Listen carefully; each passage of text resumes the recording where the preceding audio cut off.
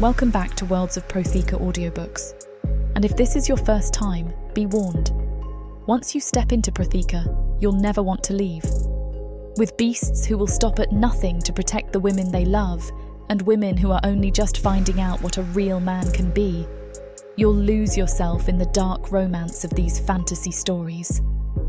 To bring you these free full audiobooks, we have to listen to this platform's guidelines, and they say that Protheka's steamiest scenes aren't allowed. But you can still get them from the unabridged version of any Prothekan audiobook. All you have to do is go to worldsofprotheka.com. With promo code YouTube30, we're offering you the opportunity to get 30% off of any audiobook, ebook, or bundle. We appreciate you subscribing to the channel, as it makes bringing these free full audiobooks to you possible. Don't forget to like and comment to let us know what you think. Protheka's magic is eternal, and this story is just the beginning.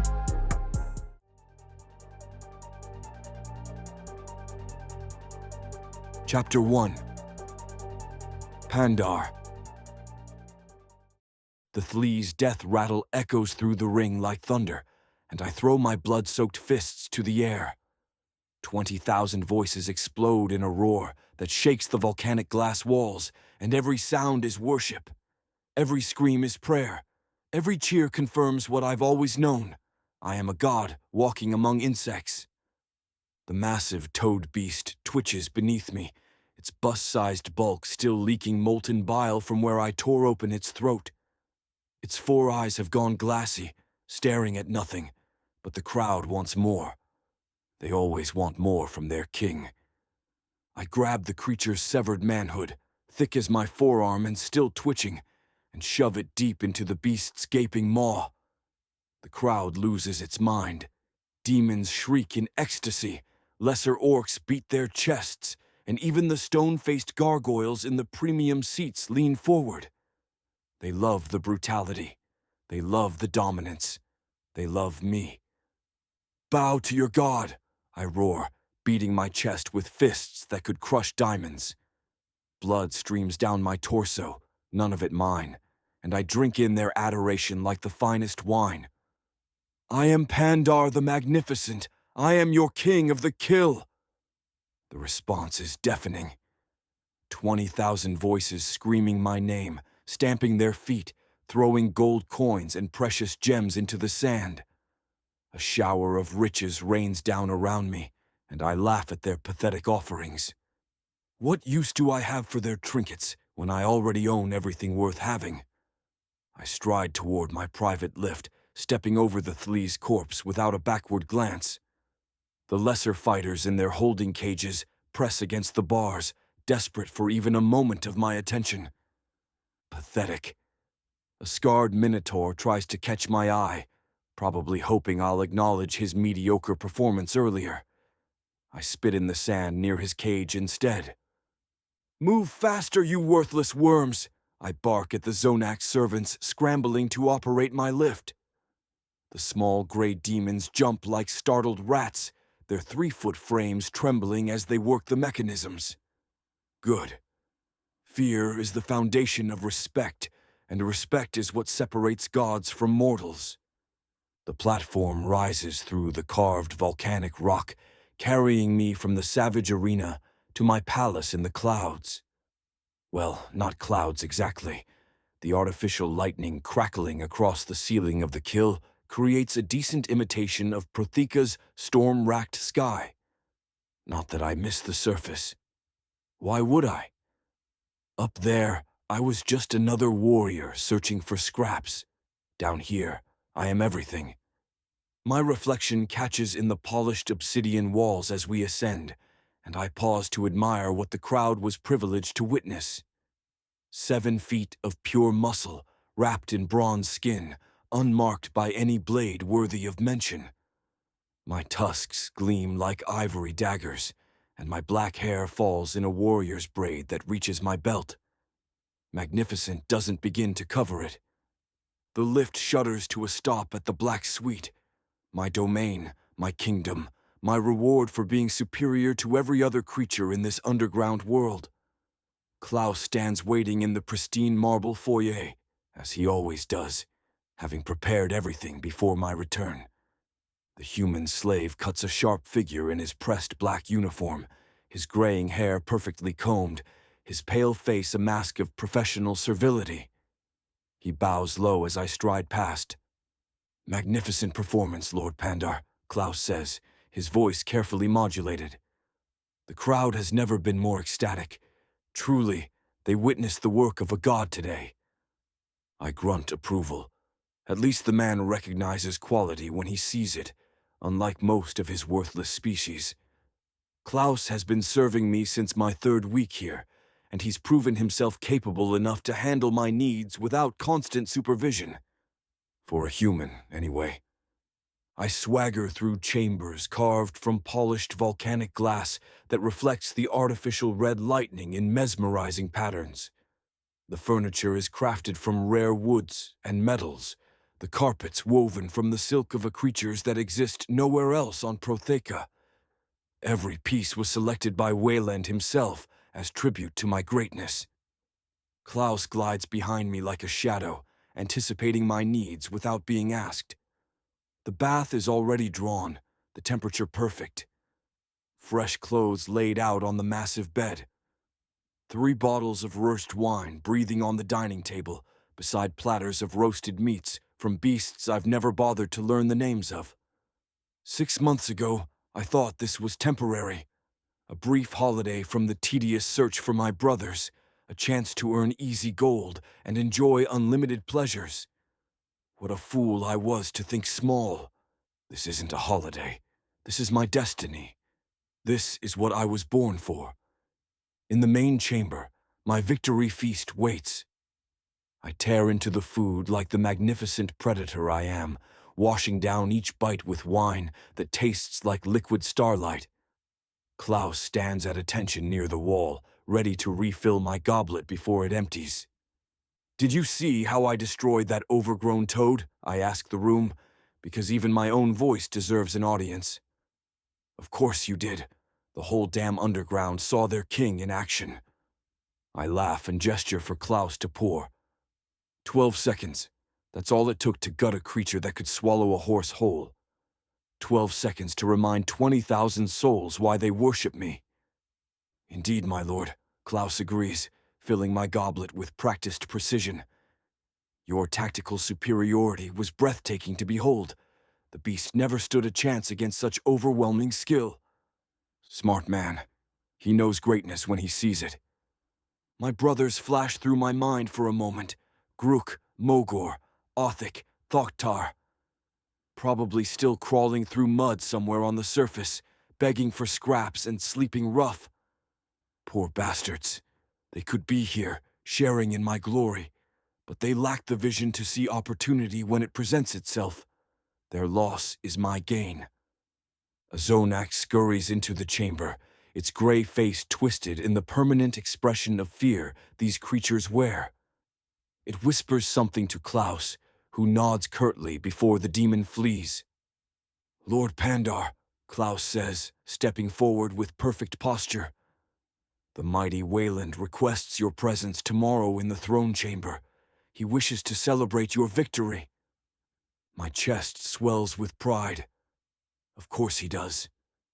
Wayland appreciates quality when he sees it, unlike the surface dwellers who wouldn't recognize greatness if it bit them on their worthless asses. The demon warlord has been nothing but generous since I arrived. This palace, unlimited food and wine, the finest weapons, and all the pleasures a king could desire. "Tell his lordship I'll graciously accept whatever tribute he wishes to offer," I declare, already imagining what new luxury awaits me. Perhaps a larger suite. New weapons forged from metals that don't exist on the surface. Maybe even a title to match my obvious superiority. Klaus bows. "I shall convey your gracious acceptance, my lord." I sink back in my throne-like chair, surveying my domain through the glass walls.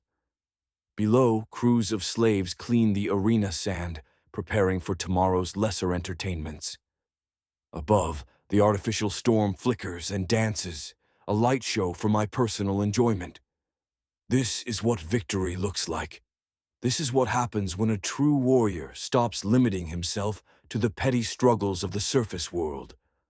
My brothers can keep their honor and their clan loyalties. I'll take power, luxury, and the worship of thousands any day. I drain my wine and slam the goblet down with a grin that would terrify armies. Klaus, I command, bring me 14 of the finest from the whole pit, and make sure the one without her legs is among them. Oh yes, my lord certainly can go deep into her, Klaus says. He glides away to make the arrangements, and I settle back to wait. I wish my clan brothers could see me now. The luck a shipwreck has laid at my feet. The best food, the best wine, and soon, the best women Protheka has to offer.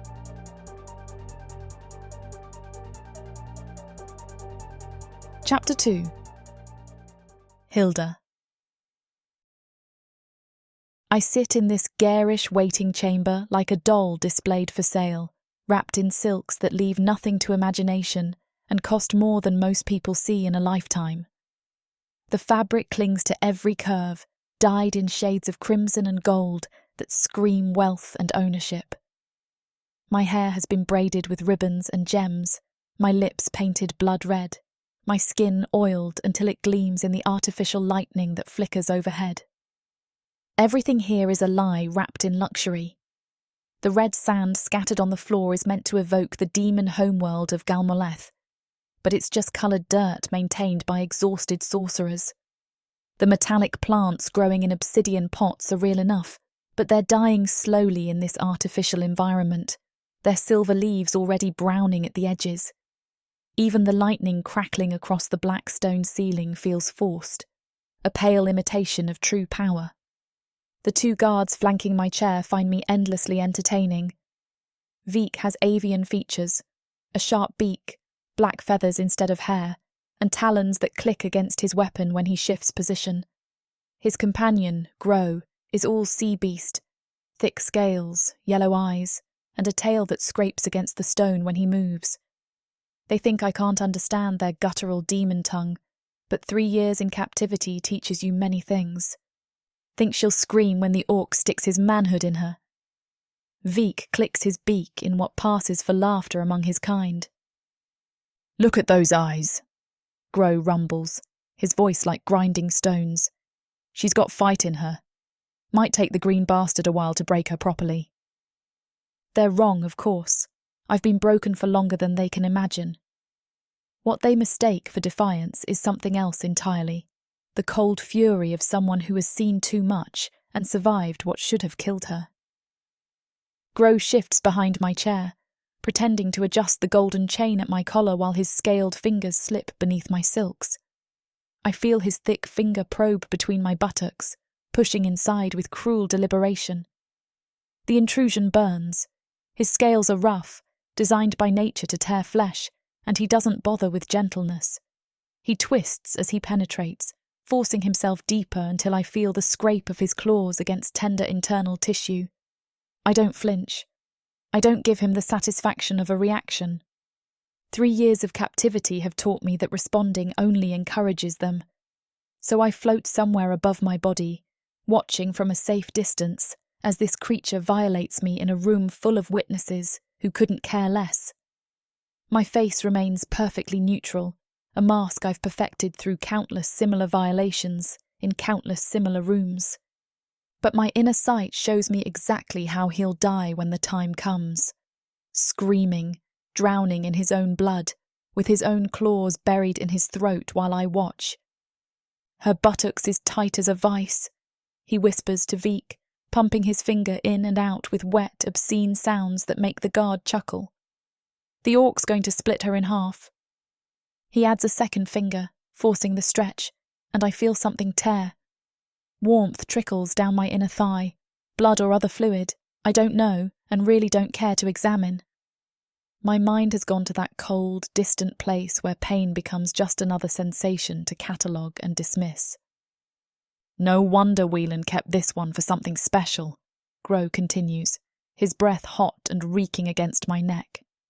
His fingers curl inside me, searching for nerves that will make me want to cry out. Veek cackles. Oh, what I'd give to stick my manhood on her, I tell you. Give us a sniff of those fingers. Gro pulls his fingers out from my buttocks and parades them under Veek's nose, who sniffs them like it is a glass of fine wine. Meanwhile, Gro's other hand brushes my shoulder, sliding down to cut my breast through the thin silk. He squeezes hard enough to bruise, his claws pricking through the fabric to draw tiny beads of blood. And still I don't react. Still I float above my body, watching this happen to someone else. Someone who isn't me. Someone who stopped being a person years ago and became just another object to be used and discarded. But the visions come anyway, sharp and clear through my seer sight. I see Veek's future, darkness, crushing weight, the moment his own talons close around his throat in confused agony. I see Gro's death in perfect detail, the way his yellow eyes will widen when he realizes what's happening, the gurgling sound he'll make as his own claws puncture his windpipe, the exact shade his blood will turn as it pools on black stone. These visions are the only thing keeping me sane. The promise that someday, somehow, every violation will be repaid with interest. His taloned hand brushes my shoulder, and I see flashes of his future. Darkness, crushing weight, the taste of his own blood. The visions come easier here in the kill, where violence saturates every stone and death has soaked into the very air. This place is a wound in the world, and my seer sight bleeds through it like water through cracked earth. The massive doors groan open, and Gro withdraws his finger with a satisfied grunt. I'm hauled to my feet by silk leashes attached to my wrists. The throne room beyond is a monument to desperate nostalgia. Black spires that grow like tumours from the floor, trying to mimic the organic architecture of Tilith. The artificial storm overhead casts everything in hellish red light, and the air tastes of ozone and delusion. Wayland slouches on his crystal throne like a broken king, his massive horns casting jagged shadows across his gaunt face. Noble demons in elaborate court dress cluster around him, their pale skin and aristocratic features marking them as high-born Volvath. They watch the proceedings with the bored amusement of predators observing lesser creatures fight over scraps. A woman in purple silk moves through the chamber with mechanical grace, refilling wine goblets with practiced precision. She's human, beautiful, her dark hair braided with silver thread. But her eyes are dead, not the tired dead of exhaustion, but the empty dead of someone who's been hollowed out and worn like a costume. Then he walks in, and I see exactly what kind of monster I'm being fed to.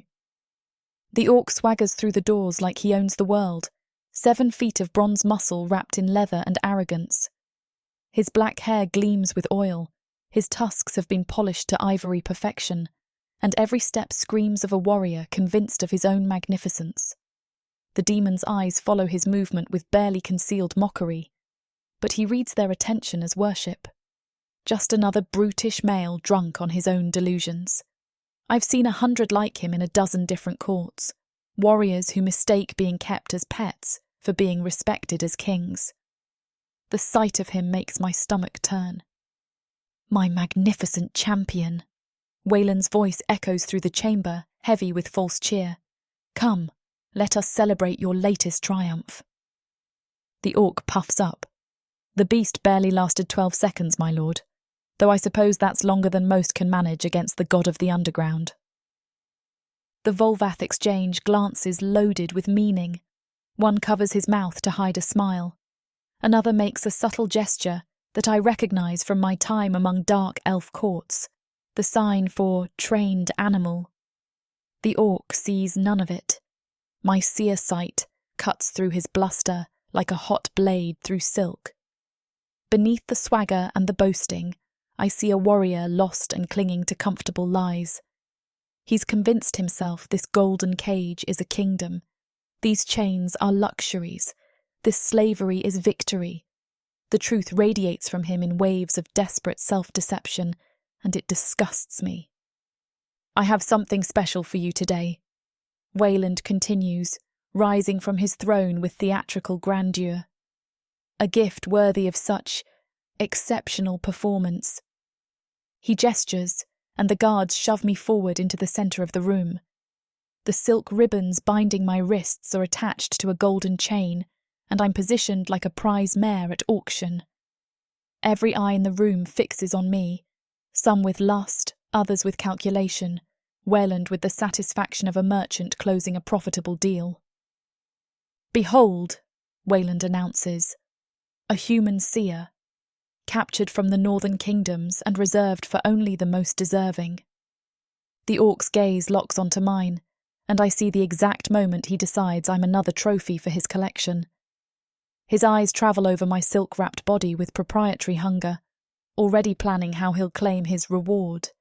He expects me to cower or simper or play the grateful rescued maiden.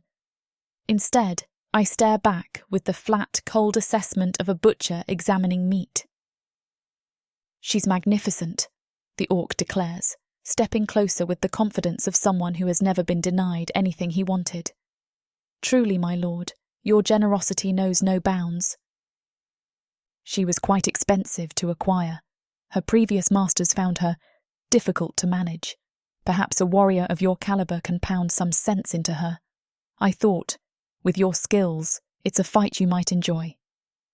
"She won't be able to talk, let alone walk, when I am finished with her," Pandar states. His words make me sick, just like the drool that hangs from his oversized mouth. I have never seen a more ugly creature in my life. A Volvath noble rises from his cushioned seat near Welland's throne, wine goblet in hand. He approaches the woman in purple silk with casual ownership, one hand already reaching. "More wine, pet," he commands. She moves to comply, bowing with mechanical precision. His hand drops to grab her buttocks as she paws. The slap echoes through the chamber like thunder. Everyone freezes. The woman, Iris, I hear someone whisper, stands with her hand still raised, her eyes wide with the horror of reflex. The noble stares at her in shock, wine dripping from his goblet. Forgive me, my lord." Her voice breaks with terror. "Krivax," Wieland calls, his voice cold. A massive Trollvor commander steps from the shadows. "Take her to the testing room. Tell the twins she requires remedial instruction." "No," Iris whispers, as scaled hands close around her arms. "Please." They drag her toward a side exit. She doesn't fight, but the terror in her dead eyes speaks volumes. The Volvath murmur among themselves, placing quiet bets on how long I'll survive. I give her 1 night. I heard he screwed 3 to death in the last month alone. She looks like she can take it. A month, I say. They're all wrong. The orc reaches out to touch my face, and when his fingers brush my cheek, my sight shows me exactly what he is. A deluded fool playing dress-up in a demon's dollhouse, calling slavery freedom and degradation glory. The spiritual stench of his self-deception makes me want to vomit. "What's your name, little bird?" he asks, his voice rough with anticipation. "Hilda," I say, and my voice carries none of the submission he expects. "And I am not your gift." The room goes silent. Even the sheet lightning seems to pause. The orc's smile widens, mistaking my defiance for spirit that will make breaking me more entertaining. "I know, little bird, you are my prize."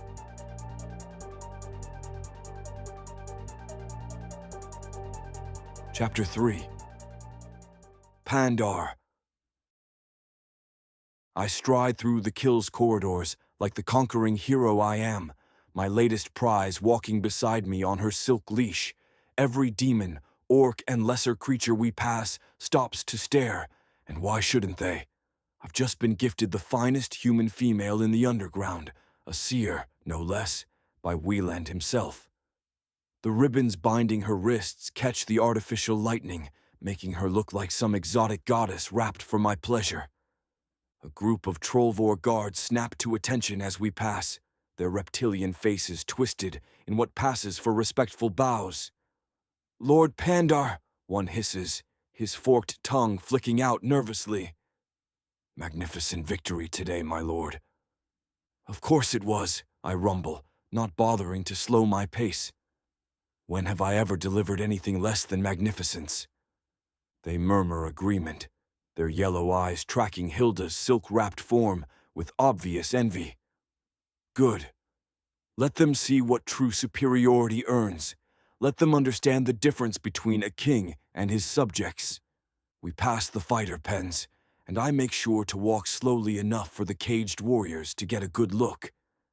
The scarred minotaur from earlier presses his bull face against the bars, his dark eyes fixed on my prize with undisguised hunger.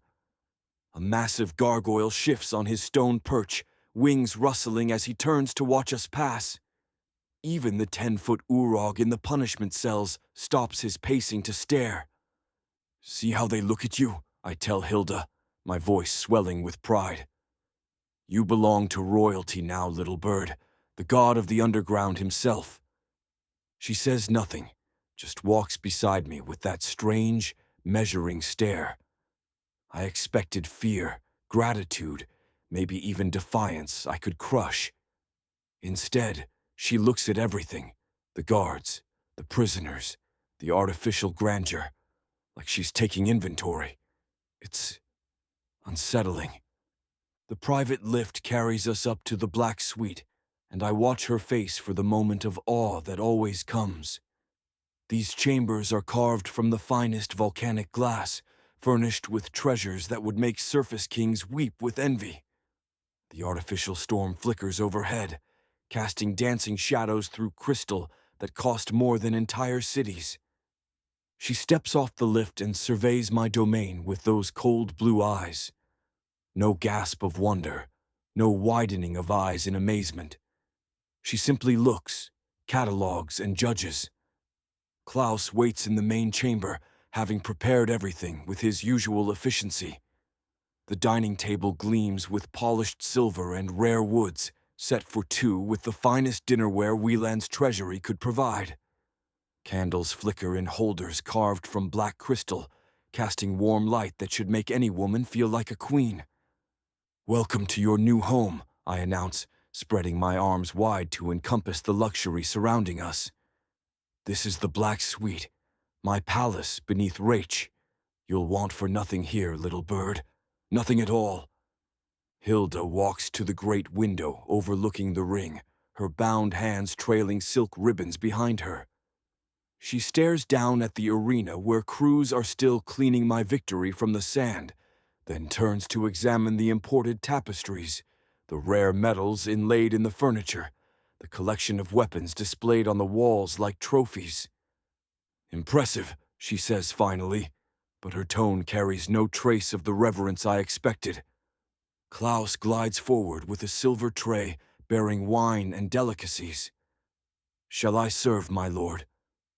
Of course. I settle into my chair at the head of the table and gesture to the seat across from me. Come, Hilda, you must be hungry after your journey. She doesn't move toward the table.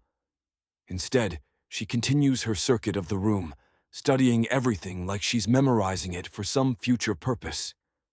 I said sit, I command, letting steel creep into my voice. You are mine now.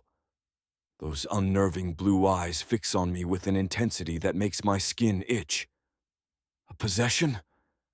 The question catches me off guard. You're whatever I decide you are.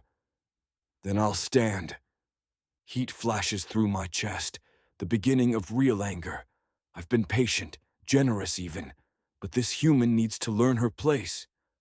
I rise from my chair, letting my full 7 feet of muscle and power fill her vision. Most creatures cower when I loom over them like this. Most realize exactly how easily I could break them in half. Hilda tilts her head back to meet my gaze, and her expression doesn't change by a hair. You will sit, I growl, stepping close enough that she has to crane her neck to look at me. You will eat what I provide, drink what I offer, and show gratitude for the luxury you've been given. Do you understand me, little bird? I understand perfectly. Her voice remains perfectly level, perfectly calm. You're a well-fed dog who thinks his jeweled collar makes him a king. The words hurt me like a physical blow. For a moment, I can't process what she said. No one has spoken to me like that since I arrived in the kill. Even Wayland treats me with respect, recognizes my worth. What did you say? My voice comes out as a whisper, deadly quiet. You heard me. She doesn't back down, doesn't look away.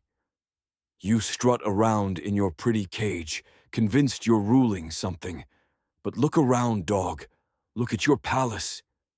She gestures at the volcanic glass walls, the imported luxuries, the artificial storm overhead.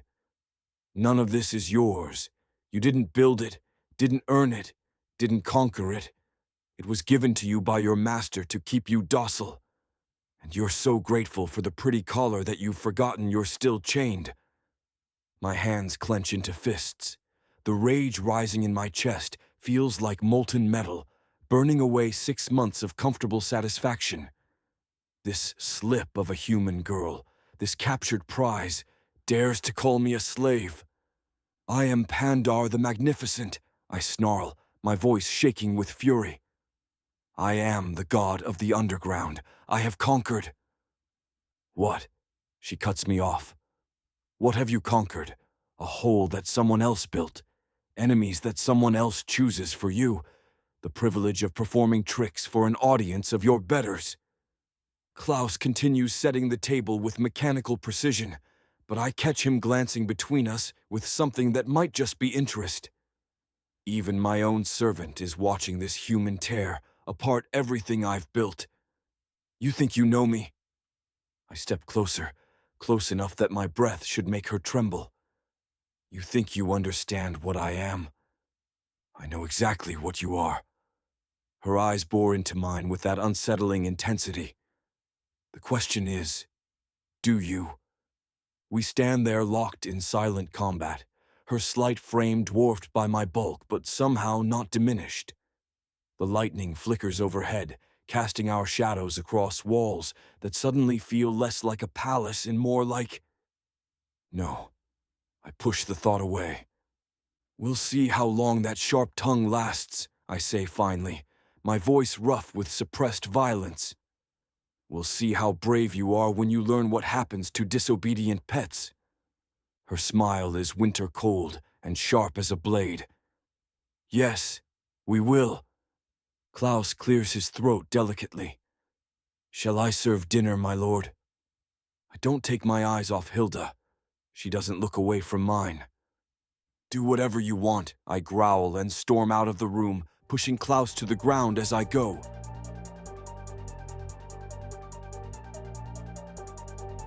Chapter 4. Hilda. The silence that follows Pandar's dramatic exit feels heavier than the artificial storm crackling overhead. I stand in the centre of his precious palace, surrounded by luxury that reeks of desperation, and finally allow myself to truly see what I've been dropped into. My seer sight slices through the illusion like a knife through silk. The volcanic glass walls aren't just beautiful, they're a barrier, keeping the occupant contained as much as protected.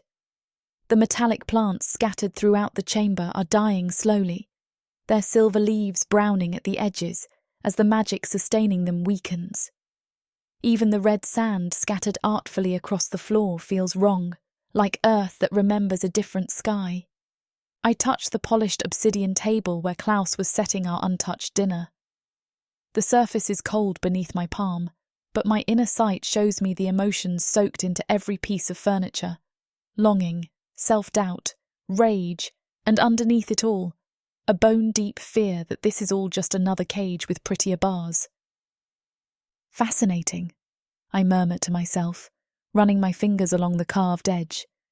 He's convinced himself this is a kingdom, but the walls know better. Klaus pushes himself up from where his master shoved him, straightening his black uniform with the practiced efficiency of someone who's taken worse and survived. There's no anger in his movements, no resentment, just the mechanical precision of a man who's learned to endure whatever's required. I watch him with genuine interest. In my 3 years of captivity, I've seen every type of slave and servant. Most break completely, becoming hollow shells who perform their duties without thought.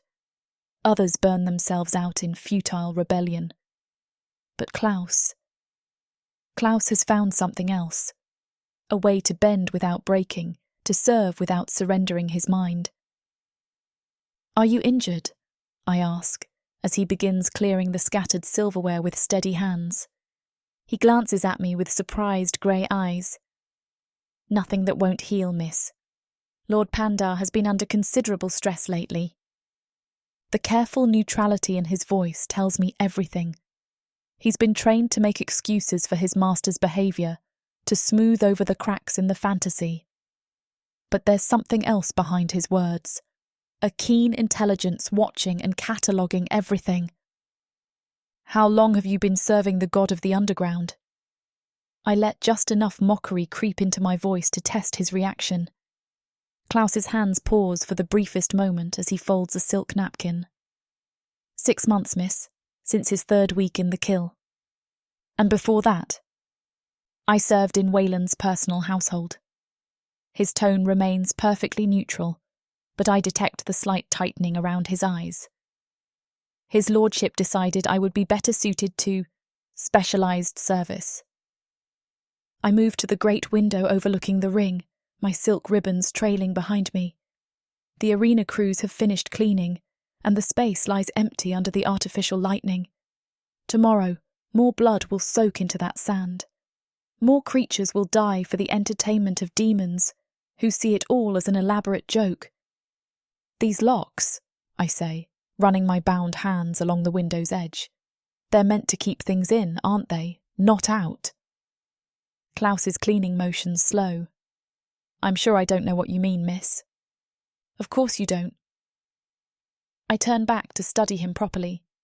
Mid-40s, greying hair kept in perfect order, pale skin that speaks of a life spent in the shadows. But his posture is too straight for a broken man. His movements too precise for someone who's truly given up hope. What happened to the last gift Pandar received? The question hangs in the air like smoke. Klaus sets down the silver goblet he was polishing and meets my gaze directly for the first time. "There have been several gifts over the months," he says carefully. "Lord Pandar appreciates variety." "That's not what I asked."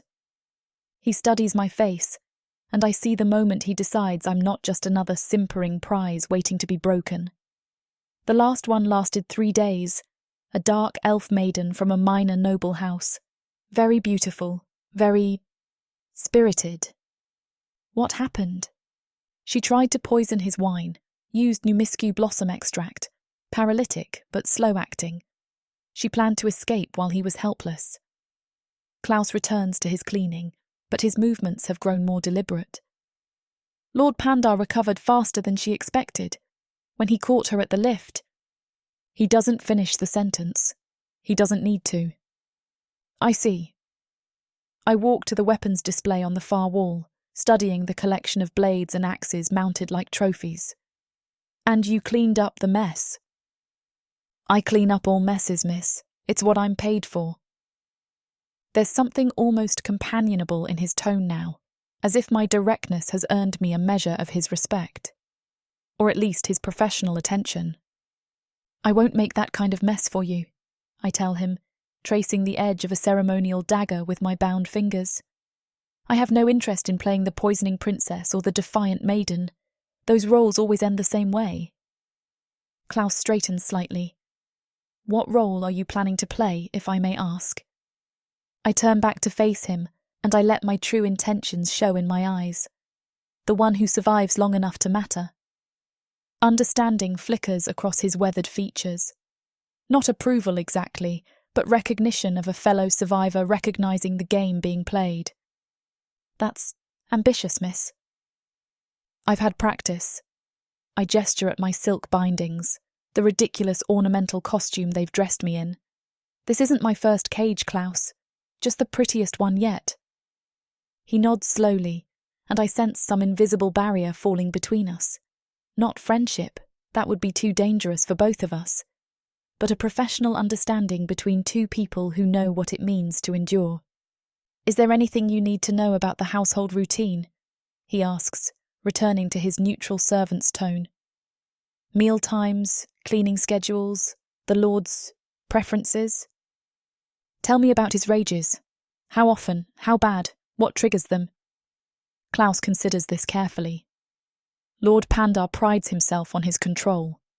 He rarely loses his temper completely. But when he does, he forgets his own strength, miss, and he doesn't always remember to pull his punches. Klaus meets my eyes steadily. The walls are thick, and sound doesn't carry well through volcanic glass, if you understand my meaning. I understand perfectly. No one will hear me scream. Thank you for the warning. I move back toward the window, already planning my next moves. I assume he'll return eventually. Within the hour, I expect. He'll have visited the training pits to work off his anger, then the wine cellars to drown what's left. Klaus folds the last napkin and places it precisely beside the untouched plates. He'll be calmer when he returns, for tonight at least. Good. I settle into one of the carved chairs, finally accepting the luxury around me. Not as a grateful recipient, but as a temporary occupant studying the terrain. Then we have time to discuss how this is going to work. Klaus raises an eyebrow. Miss, you want to keep serving a master who doesn't take his failures out on his staff. I want to survive long enough to achieve my goals. I think we can help each other. Klaus allows himself a small, genuine smile. I believe you may be right, miss. You're certainly different from previous gifts. Good different or bad different? That remains to be seen. He collects the last of the scattered dinnerware with practiced efficiency. But different nonetheless. And in a place like the Kill, different is usually the only thing that keeps you breathing. I settle back in my chair and watch the artificial lightning dance across the ceiling, already feeling the first pieces of my survival strategy falling into place. Pandar thinks he owns a broken bird in a golden cage. He's about to learn exactly how wrong he is.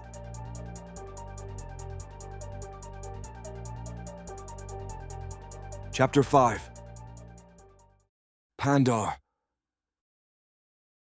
The rage from Hilda's words still burns in my chest like molten iron as I storm through the corridors toward the training pits. Well-fed dog. The phrase echoes in my skull with every step, making my hands clench into fists that could crush stone. I need to hit something. I need to remind myself, and anyone watching, exactly the kind of beast I am. The descent into the lower levels takes me away from the polished luxury of the Black Suite and into the raw honesty of the Kill's fighting heart. Here the walls are scarred volcanic rock instead of gleaming glass, stained dark with old blood that no amount of scrubbing can remove. The air tastes of sweat, leather, and violence, a perfume I understand better than any imported flower. Training weapons hang from iron racks like instruments of worship, their edges worn smooth by countless hands. Practice dummies stuffed with sand and sawdust stand in neat rows, their surfaces beaten to pulp and rebuilt so many times they've become abstract sculptures of destruction. The sand covering the floor isn't the decorative red dust of Wayland's throne room. It's honest brown grit that drinks blood without pretense. Other fighters move through their routines with the focused intensity of predators preparing for the hunt. A pair of Trollvor demons practice with curved blades, their scales gleaming with perspiration as they dance around each other in lethal spirals.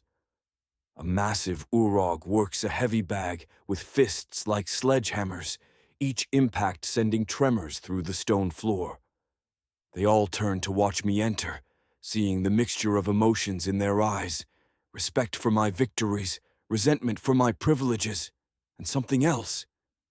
Pity, amusement. I dismiss the thought. Look what crawls down from the palace, a deep voice rumbles from the central sparring ring. The mighty champion graces us with his presence. I turn toward the voice and see him, Asterios, the disgraced Minotaur noble who's been eyeing my crown since the day he arrived in the kill. He stands 7.5 feet of bull-headed arrogance, his massive frame wrapped in the kind of muscle that comes from a lifetime of disciplined training. His equipment marks him as nobility fallen from grace, a gladiator's trident and weighted net, weapons that require skill instead of brute force. Beside him crouches something that might have once been elvish, but has been changed into a living weapon by dark magic. The Daezoneth's limbs are too long, its fingers ending in razor-sharp talons, and its face is a smooth mask of obsidian black chitin. When it moves, it flows like liquid death, every motion perfectly calculated for maximum lethality. They've been sparring together, I realize, watching how they position themselves with the easy coordination of partners who've fought side by side for months. The thought rankles me. I fight alone. I win alone. I don't need anyone. Asterios, I acknowledge, not bothering to hide the contempt in my voice. Still playing with toys instead of fighting real opponents. The Minotaur's laugh is like grinding millstones. Real opponents? You mean the parade of beasts Wieland feeds you to maintain your reputation? He hefts his trident with casual expertise. When was the last time you faced something that could actually think, pet? The word hits me like a slap. Pet. The same dismissive tone I heard in Hilda's voice, the same contempt wrapped in false respect. Careful, bull, I growl, stepping into the ring. Your horns won't save you if I decide to use them as handles. The Daezoneth makes a sound like clicking beetles, its version of laughter. When it speaks, the voice is a whisper that somehow carries across the entire training floor. The master's favorite toy thinks it has teeth. How amusing. Around us, the other fighters stop their training to gather at the ring's edge. Word spreads quickly in places like this, the promise of violence drawing them like flies to carry on. I see coins changing hands as they place bets on the outcome, and the sight of it feeds my fury. They're wagering on me like I'm some performing animal. You want to see teeth? I snarl, stripping off my silk shirt and tossing it aside. My torso gleams with oil and sweat, every muscle defined by months of arena victories.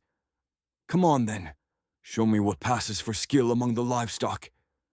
Asterios' eyes narrow, but he doesn't rise to the obvious bait. Instead, he shifts his stance, balancing the trident in one massive hand while his other grips the weighted net. Gladly, champion, but let's make this interesting. He launches himself forward with surprising speed for something his size, the trident leading in a perfectly executed thrust aimed at my center mass.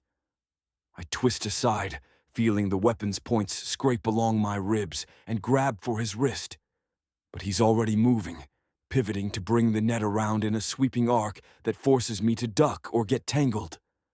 This isn't the wild, desperate fighting of arena beasts. This is technique, strategy, the kind of disciplined combat that comes from noble training and years of experience. The realization should worry me, but instead it only feeds my rage. How dare this fallen aristocrat think his pretty skills can match raw power? I feint left and dive right, catching him off guard long enough to land a crushing blow to his ribs. The impact would shatter the bones of any human, but Minotaur physiology is designed for punishment. He grunts and brings an elbow around toward my temple, forcing me to release him and roll away. Is this what impresses Wieland?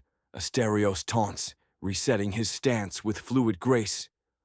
Clumsy brawling. A child with a stick could show more finesse.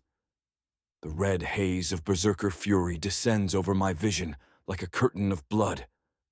I roar, a sound that echoes off the stone walls like thunder, and charge straight at him without regard for technique or strategy. He tries to catch me in his net, but I barrel through it, tearing the weighted cords apart with my bare hands.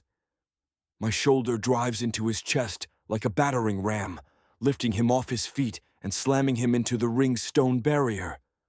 The crowd cheers and screams as I pin him there, my hands wrapping around his thick bull neck. His trident clatters to the sand, forgotten, as he claws at my wrists. "Call me pet now," I snarl into his face, squeezing until his eyes bulge. "Say it again, you broken-horned piece of trash." His mouth works soundlessly, trying to form words that won't come. Good. Let him feel what it's like to be helpless, to be dismissed and mocked by his betters. Let him understand exactly what. Enough. The voice cuts through my rage like a hot knife through silk, cold and absolute. I know that tone, recognize the authority behind it even before I turn to see Wayland standing at the ring's edge. The demon warlord's pale face is set in lines of mild irritation, as if he's watching a misbehaving puppy chew the furniture. "Release him, Pandar," Wayland says calmly. "You're damaging my property." The words slap me like ice water. Property. Not fighter, not warrior, not even prisoner. Property. I look down at Asterios, still gasping in my grip, then at the crowd of fighters watching with expressions that suddenly seem different. Not awed by my power, entertained by my loss of control, not respectful of my strength, amused by my predictability. My hands loosen automatically, and the Minotaur slumps to the sand, coughing and rubbing his throat. "Good boy," Wayland continues, his tone carrying the kind of patronizing approval you'd use on a trained animal. "Now return to your quarters. We wouldn't want you to injure yourself before tomorrow's performance." Performance. Not fight. Not test of skill. Performance. The crowd begins to disperse, already losing interest now that the show is over. Some collect their winnings, others console themselves for betting against the house favorite. The Dazoneth helps Asterios to his feet, both of them watching me with expressions I can't quite read. I want to rage, to scream, to prove that I'm more than their entertainment. But Wayland's pale eyes are fixed on me with the patient expectation of someone waiting for obedience, and I find myself stepping out of the ring without conscious decision. "Excellent," Wayland says with satisfaction. "Klaus will have your evening meal prepared. I trust you'll find it adequate compensation for your exertions." He turns and walks away, his court robes flowing behind him like dark water. The message is clear. Training time is over. The pet needs to return to its cage. I stand there for a moment, my chest heaving with exertion, and something else I don't want to name. Around me, the other fighters return to their routines as if nothing happened, as if I'm not worth the attention. The walk back to the suite feels longer than usual, and I can't shake the feeling that something fundamental has shifted. Not just in how others see me, but in how I see myself. When the lift doors close and carry me back toward my gilded prison, I catch my reflection in the polished metal. For just a moment, I don't see a king, or a god, or even a warrior. I see exactly what Hilda called me. A well-fed dog returning to his kennel after performing tricks for his master's amusement.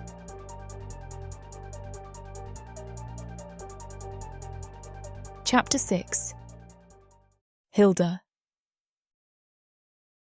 I'm alone in the black suite when I first hear it. Pandar has been summoned to the training pits for what Klaus called conditioning exercises, leaving me to explore my gilded cage without supervision. The old servant tried to warn me with his eyes before departing, some unspoken caution that I didn't understand at the time. The sound is faint at first, muffled by tons of volcanic rock and the constant background hum of magical machinery that keeps this artificial paradise functioning. But my seer abilities have always made me sensitive to suffering, and this particular flavour of agony cuts through stone and steel like a sword through silk. It's a woman's voice, hoarse from screaming, breaking on notes that speak of damage beyond the merely physical. And underneath the raw sound, I can feel the spiritual resonance, terror so absolute it's transcended into something else entirely. I should ignore it. Should return to the silk cushions and rare wines and pretend I heard nothing. 3 years of captivity have taught me that curiosity about forbidden things leads only to fresh trauma. But I've never been good at self-preservation. I shut my eyes and let my seer sight unfold, following the spiritual signature of that suffering back to its source. My abilities have always been broader than simple prophecy.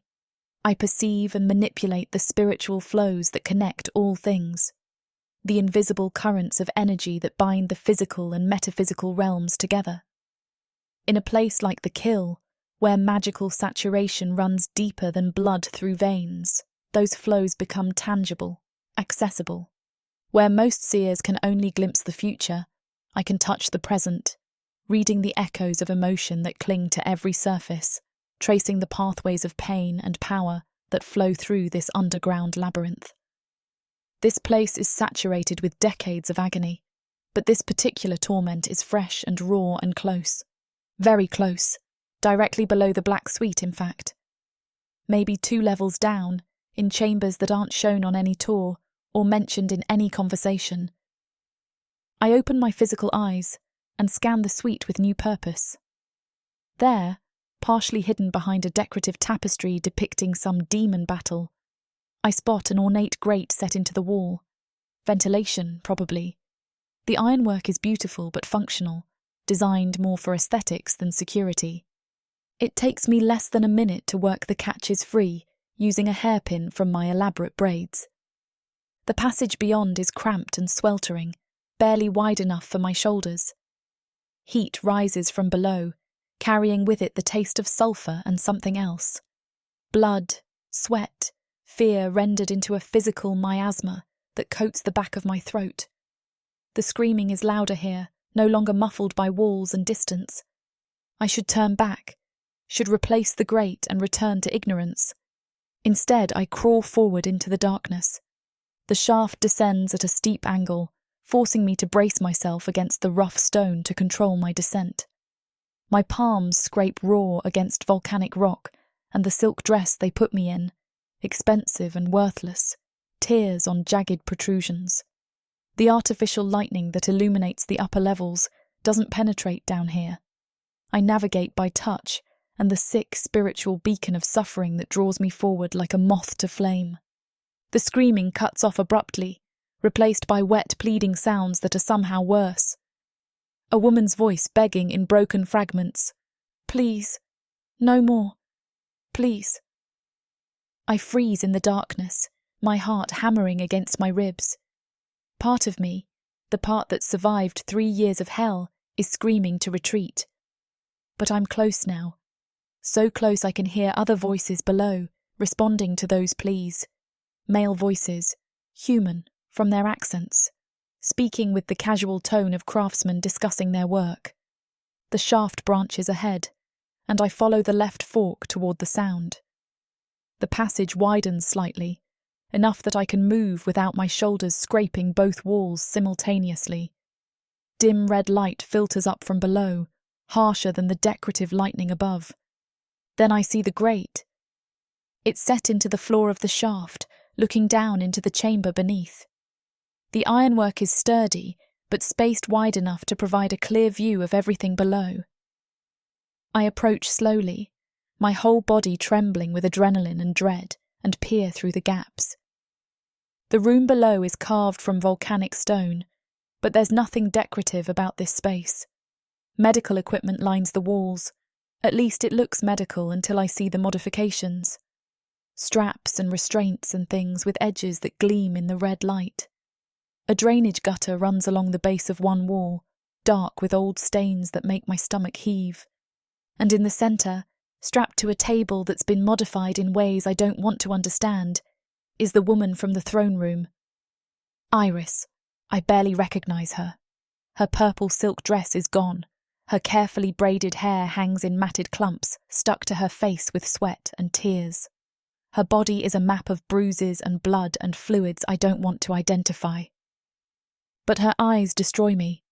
They're open but not seeing, staring at the ceiling with the absolute emptiness of someone whose mind has fled to escape what's being done to their body. Two figures move around the table with the practiced efficiency of craftsmen at work. I've never seen anything like them. They're massive, easily 300 pounds each, and grotesquely identical. Mirror images in every revolting detail. Both are bald, their heads gleaming with sweat under the harsh red light. Their skin is the pale, greasy colour of things that live underground, never seeing sun. They wear butcher's aprons over stained leather, the fabric dark with substances I really don't want to examine. One of them, the one on the left, with a small scar above his eye, moves between Iris's legs with clinical precision. The other stands at her head, holding something that looks like a medical instrument but wrong, modified for purposes I can't quite grasp. "She's stopped responding," the scarred one says, his voice wet and wheezing like speaking through phlegm. "That's 3 hours, not bad for remedial training." "Check the damage," the other replies. "Master Wieland wants her functional by tomorrow. Can't have her bleeding out before the lesson takes." The systematic brutality continues for what feels like hours, but must be only minutes. I force myself to watch, to bear witness, because if I don't see it, if I don't let it burn itself into my memory, I might convince myself this isn't real. When I finally pull back from the grate and begin my desperate scramble through the ventilation system back to my chamber, every scrape against stone and every torn piece of silk feels like penance for my voyeurism. But the knowledge I've gained is worth the spiritual cost. I understand now what happens to the women who fight back, the ones who slap nobles or resist their masters or show any spark of defiance. They go to that room, and those twins spend days systematically destroying everything that makes them human, until what returns is a perfect, compliant shell. By the time I scramble back through the ventilation system to my chamber, I understand exactly what this place is and what my defiance will cost if I'm caught. But I also understand something else, something that will guide every choice I make from this moment forward. My seer abilities aren't just about glimpsing the future anymore. In this place of concentrated magical energy and spiritual saturation, I can do more than just predict what's coming. I can read the flows of power that sustain Wayland's kingdom. I can trace the connections between his artificial paradise and the suffering that maintains it. And when the time comes, I can use those connections to bring it all crashing down. The promise settles into my bones with the weight of absolute conviction.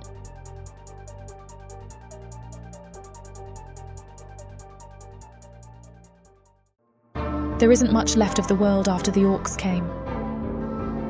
Savage. Brutal. Merciless. If you're a woman, you're property. Even to other humans. What happens when an orc stakes his claim on a human woman? Who would dare to stop him? Me.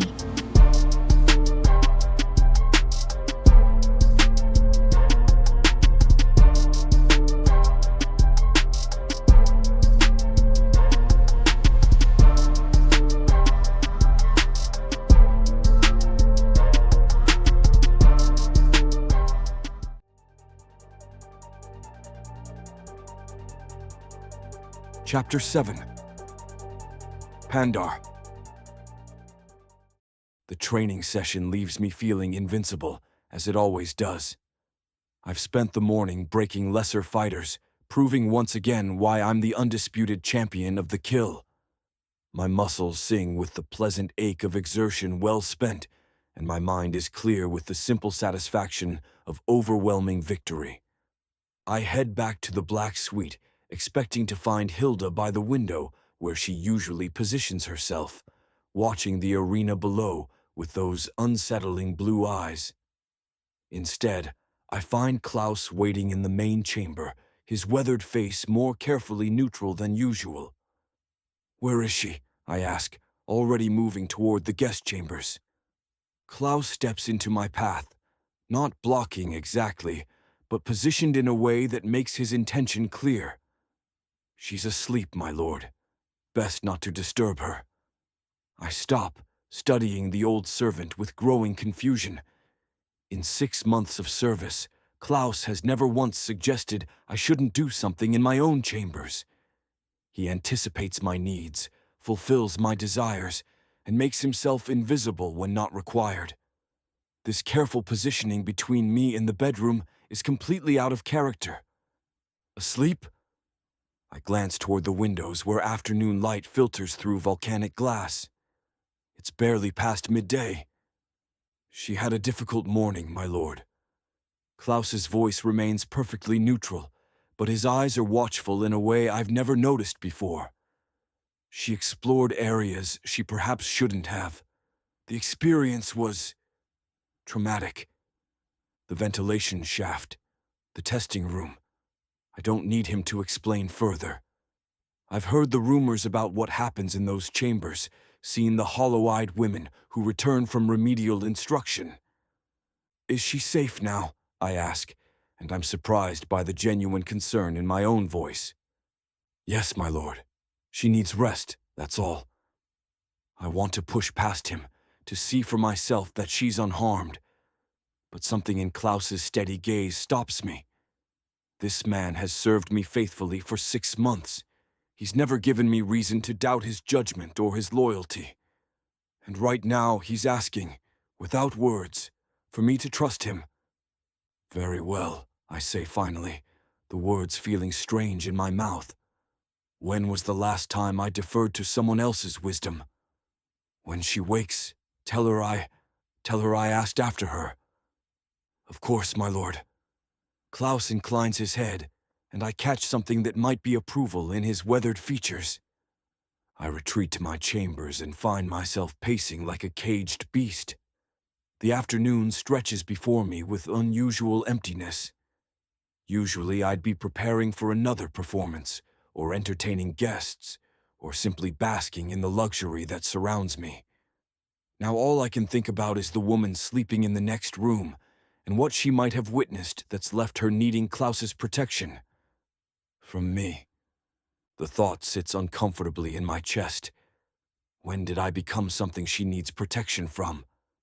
I pour myself wine, expensive Rösid that normally tastes like liquid starlight, and settle by the window overlooking the ring. Below, crews prepare for the evening's entertainments. Tomorrow, there will be more fights, more blood, more crowds screaming my name. But today, something feels different. Wrong. I drink and watch the artificial lightning play across the ceiling, and for the first time in months, I allow myself to wonder if the god of the underground is really as magnificent as he believes. Evening comes, and Klaus brings dinner. Just for me. Hilda still hasn't emerged. How is she? I ask as he sets the silver platters on the table. Resting, my lord. She asked for writing materials. Writing materials? She said she needed to document what she saw, to remember it clearly. Klaus pours my wine with his usual precision. I provided them. I nod slowly.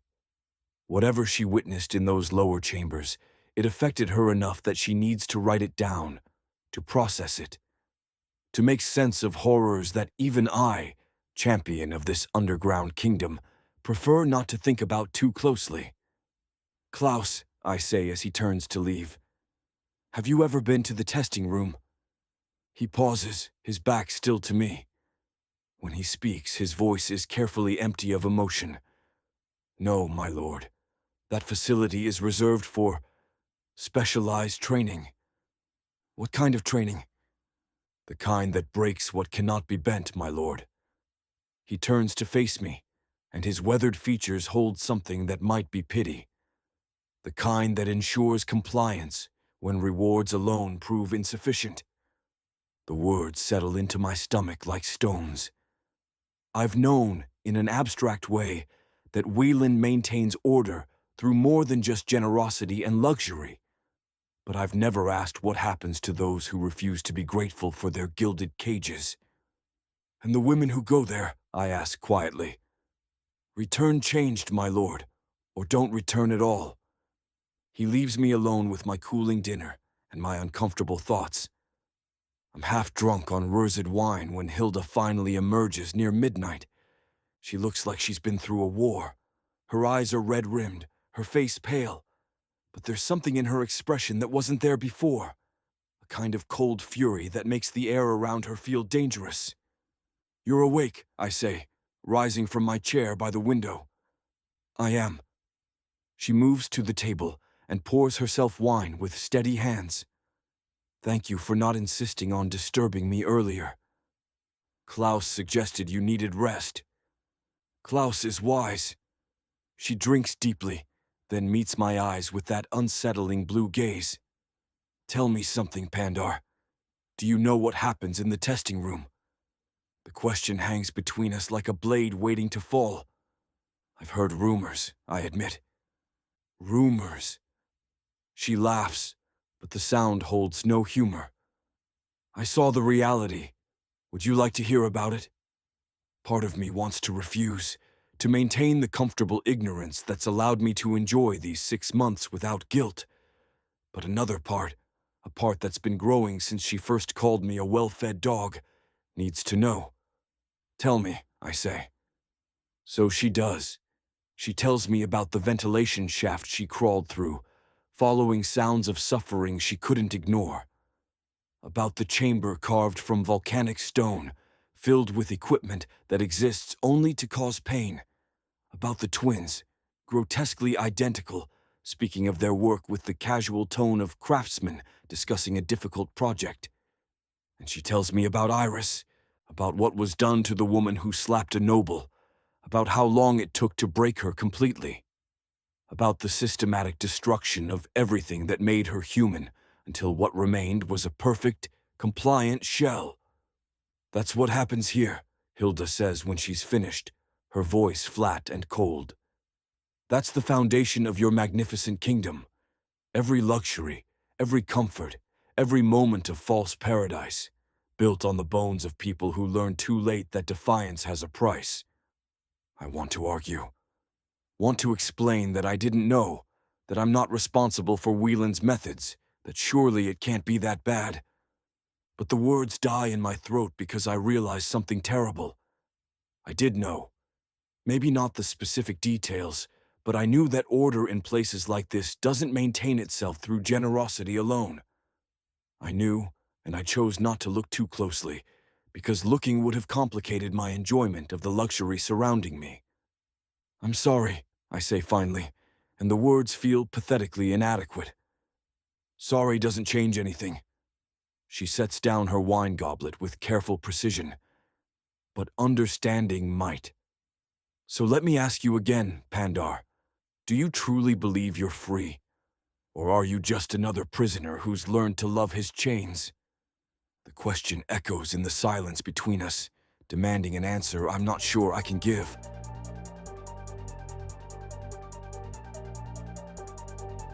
Chapter 8. Hilda. I wake in the early hours before dawn, my body aching from yesterday's journey through the ventilation shafts, and my mind still replaying what I witnessed in the testing room. The silk sheets that once felt luxurious now seem obscene, purchased with the same coin that pays for torture chambers and systematic brutality. Klaus left the writing materials as promised: good parchment, expensive ink, a proper quill. I light a candle and begin documenting everything I saw, forcing myself to record each detail with clinical precision. The layout of the chamber, the equipment, the twins' casual cruelty, Iris's empty eyes. If I'm going to tear this place down, I need to remember exactly what I'm tearing down and why. The words flow onto parchment like poison draining from a wound. I don't soften anything, don't shield myself from the full horror of what Wieland has built in these depths. Every violation, every calculated cruelty, every moment designed to break rather than merely hurt, all of it goes into my written record. By the time I finish, the candle has burned low and morning light filters through the volcanic glass windows. My hand cramps from writing, and my eyes burn with exhaustion. But the documentation is complete. Hidden between innocent-looking pages about Protheka's history and magical theory, I now have a detailed map of Wayland's methods of control. Knowledge is a weapon. I've just forged the first blade. Klaus appears with breakfast, his weathered face showing nothing but professional concern as he sets the tray beside my writing desk. "How are you feeling, miss?" he asks quietly. "Angry," I reply honestly. "Furious, but functional." He nods, glancing at the stack of parchment covered in my handwriting. "Lord Pandar asked after you yesterday, several times in fact." "Did he?" I keep my voice neutral, but inside I'm surprised. The arrogant champion who orders women by the dozen actually noticed my absence enough to inquire about my welfare. "He seemed troubled, miss. When I told him you'd had a difficult morning, he didn't press for details. Simply asked me to convey his concern when you woke." How uncharacteristically restrained of him. "Yes, miss." Klaus's tone carries the faintest edge of something that might be approval. "He's been different since you arrived. Asking questions he never asked before, noticing things he used to ignore." I study the old servant's face, seeing past the professional mask to the sharp intelligence beneath. Klaus has survived 15 years in this place by being invisible and useful, but that doesn't mean he's blind or stupid. He's been watching, cataloguing, waiting for something to change. "He beat that flea in 12 seconds yesterday," I say. "The crowd worshipped him for it. How is that different?" "Because afterward he came back here and drank himself half unconscious while staring at nothing, miss. That's different." Klaus begins clearing away the untouched dinner from last night. A man who's comfortable with what he is doesn't need that much wine to sleep. The observation settles into my thoughts like a seed finding soil. Perhaps the god of the underground is beginning to see the cracks in his own mythology. The question is whether those cracks will shatter him completely or allow something better to grow through the rubble. "Is he here now?" I ask. "In his chambers, miss. He had a morning training session but returned an hour ago. I believe he's waiting to see if you'll emerge." I consider this. Part of me wants to stay hidden, to punish him with absence until he truly understands what his comfortable ignorance has cost. But another part, the strategic part that's kept me alive through 3 years of captivity, recognizes an opportunity. Pandar is off balance, uncertain, the perfect moment to push him further off the foundation of his delusions. "Tell him I'll join him for the evening meal," I say. "And Klaus? Thank you for yesterday, for giving me space when I needed it." "Of course, miss." He pauses at the door. "For what it's worth, I'm glad you saw what you saw, even if the knowledge hurts. Someone needs to bear witness to what happens in the places the rest of us try not to look."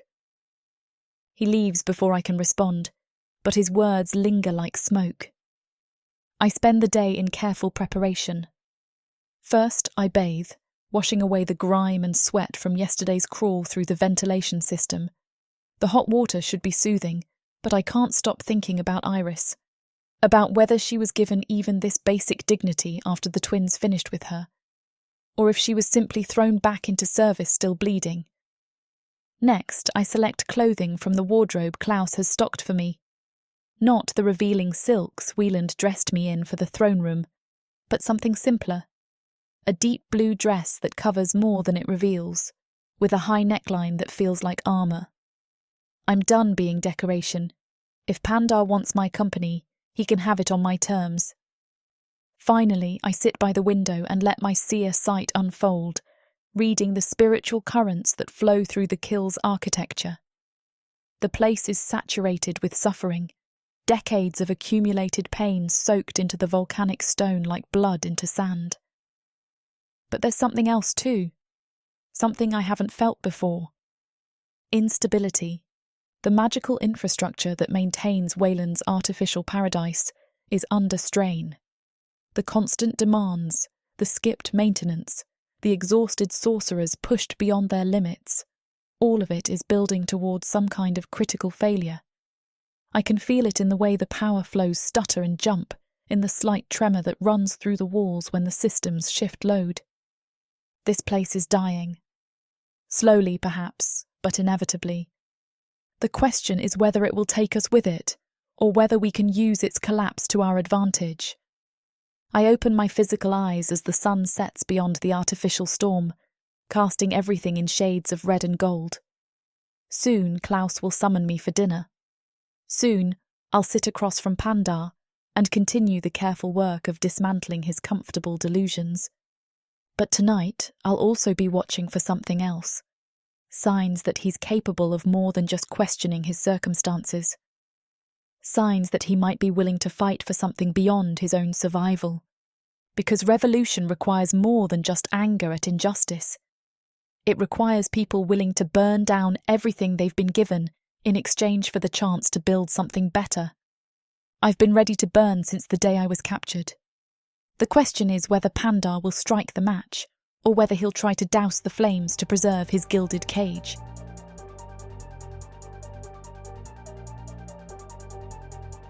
Chapter 9. Pandar. The summons comes with breakfast. A Zonak delivers it, shuffling into the chamber with a silver tray and hands that won't stop ringing together. Its eyes never rise above my chest. Lord Wieland requests your presence in the deep training chamber, it squeaks. He has arranged special preparation for the festival. Special preparation. Once those words would have thrilled me.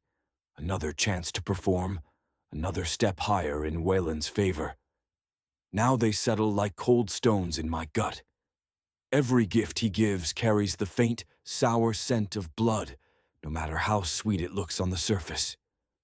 Tell his lordship I'm honored, I say, schooling my face into something warm and obedient. Inside, I count the distance between where I stand and the blade I know is coming. The Zonak bows too deeply, nearly tipping the tray, then scurries out as if relieved to escape with its life. Klaus appears a moment later. He works with the same steady efficiency he always has, fastening my training leathers, tightening straps, checking buckles. His hands are sure, his eyes are not.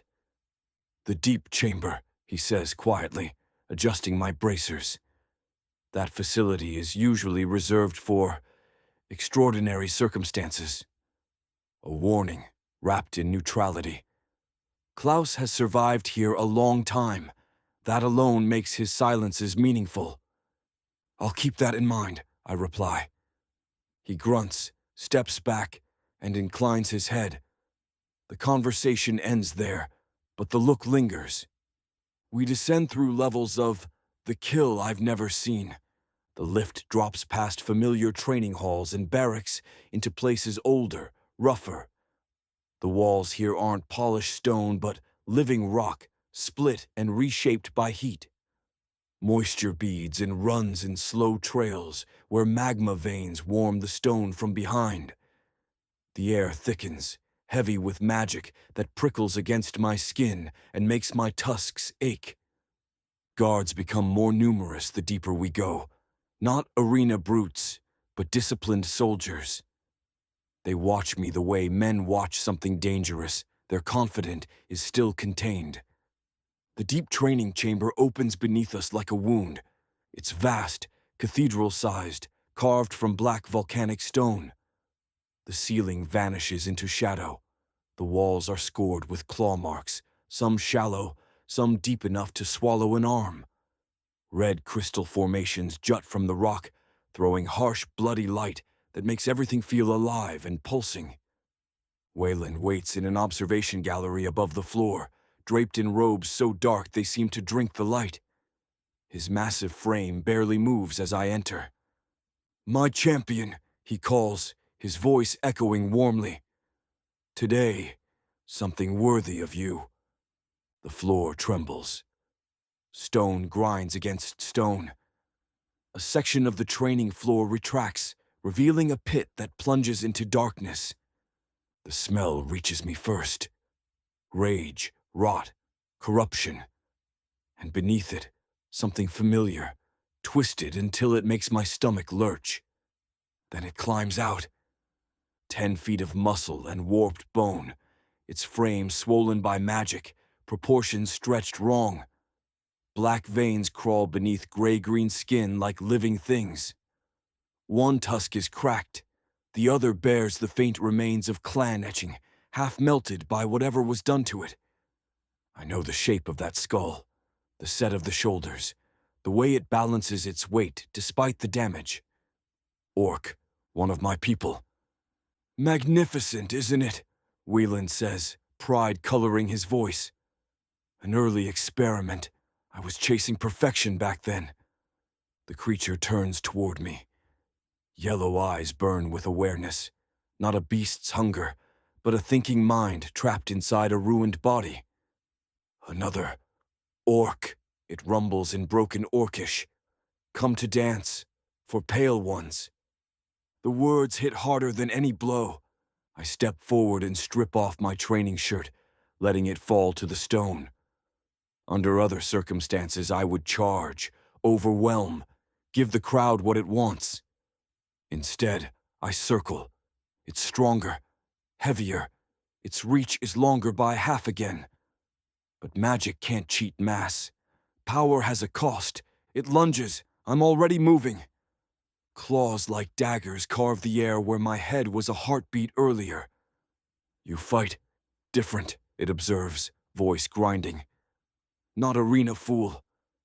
I learned, I murmur in Orshish, keeping my voice low. About what this place really is. Its eyes sharpen. Focus tightens. You know, we're livestock. A sound like bitter laughter rumbles from its chest. Centuries, many champions, all think special, all feed altars. We move as we speak, steps weaving with words. To the gallery above, it looks like a brutal sparring match, power against power, skill against force. They don't hear the truth being traded between two prisoners who understand exactly where they stand. How long have you been here? I ask, ducking under a sweeping arm that would have taken my head clean off. Lost count, it says. Long enough to see gods rise, gods fall. Wieland remains. I change tactics. No more clean exchanges. No honor.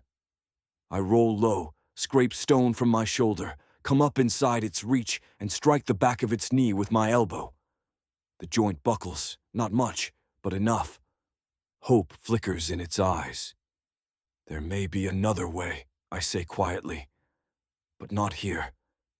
It studies me, weighing the lie of the world against the promise of choice. Choice, it says slowly.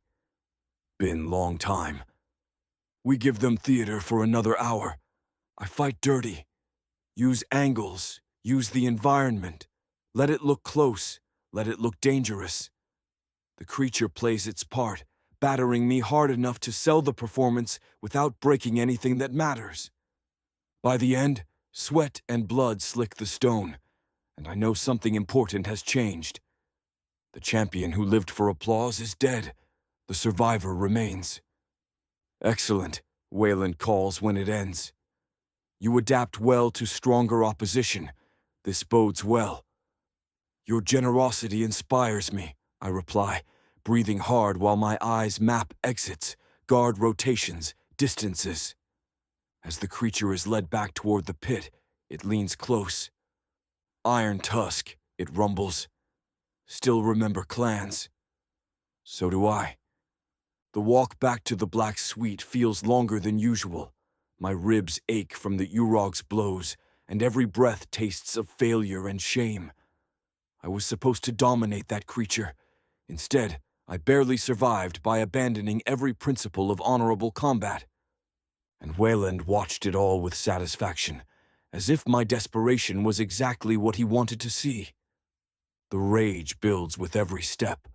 Not the clean fury of arena combat, but something uglier, the helpless anger of someone finally understanding how completely they've been played. Klaus waits in the main chamber when I arrive, but before he can speak, I brush past him toward Hilda's room. I need to see her, need to know she's safe. Need something real in this world of carefully crafted lies. My lord, Klaus starts. Not now, I snap. She's resting, my lord. Perhaps it would be better. I said not now. I reach for the door handle, and Klaus steps between me and the entrance. Not blocking me, he's too smart for that, but positioned in a way that makes his intention clear. She needs rest, my lord.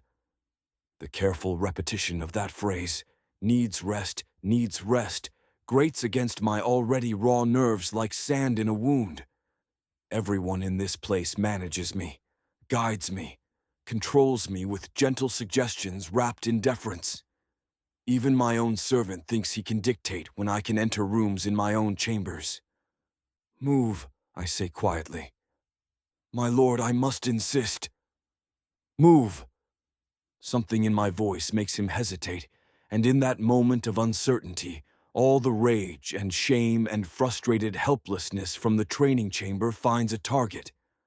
My hand closes around his collar, bunching the pressed fabric in my fist, and I shove him backward against the wall, hard enough to make the decorative tapestry swing.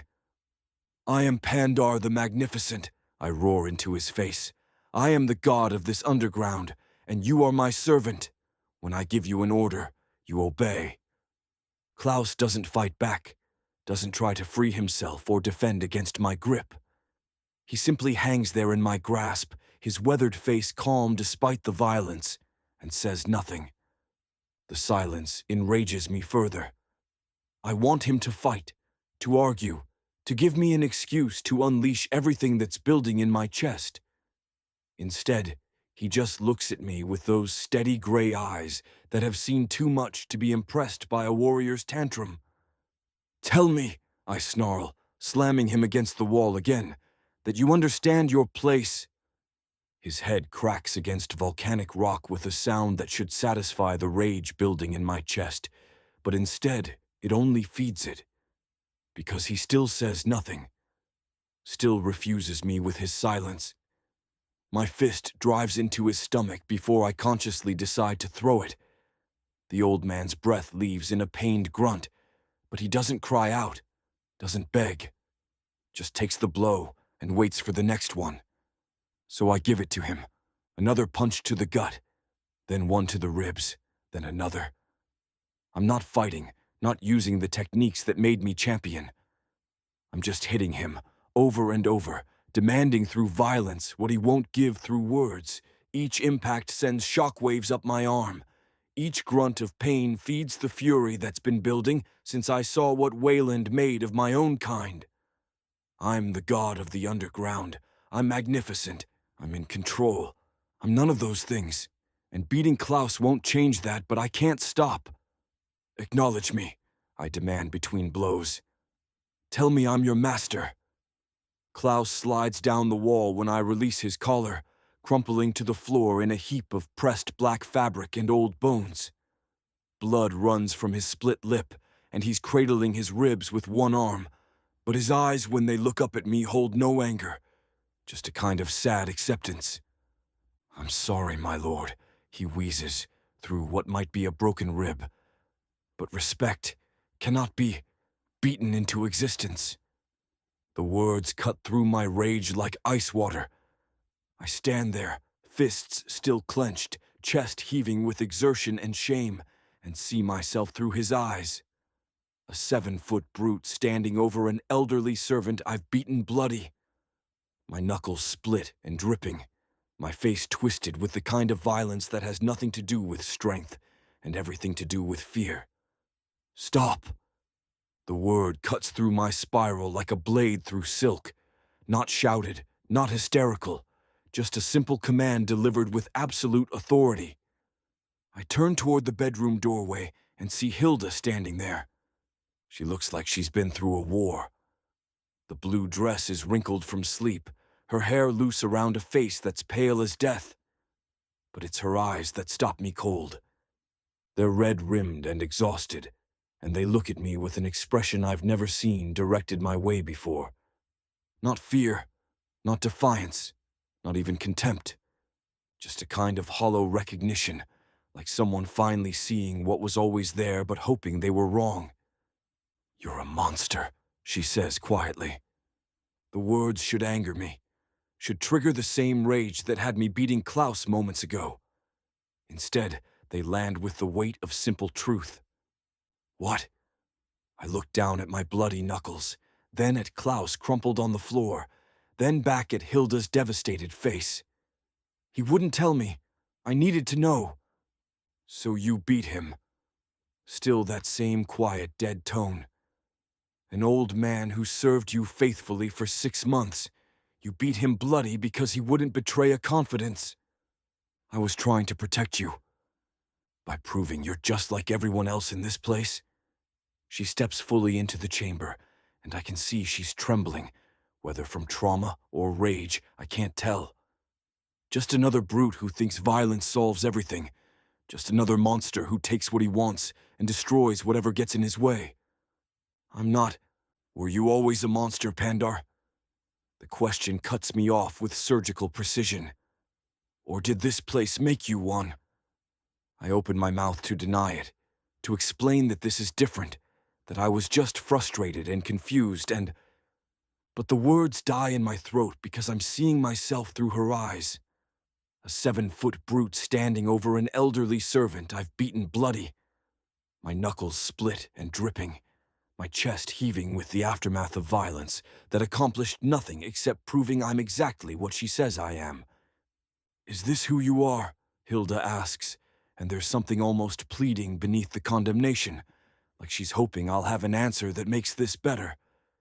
"Is this the warrior you want to be?" I look down at Klaus, who's pulled himself into a sitting position against the wall, despite what I'm sure are broken ribs. Blood runs from his split lip, and one eye is already swelling shut.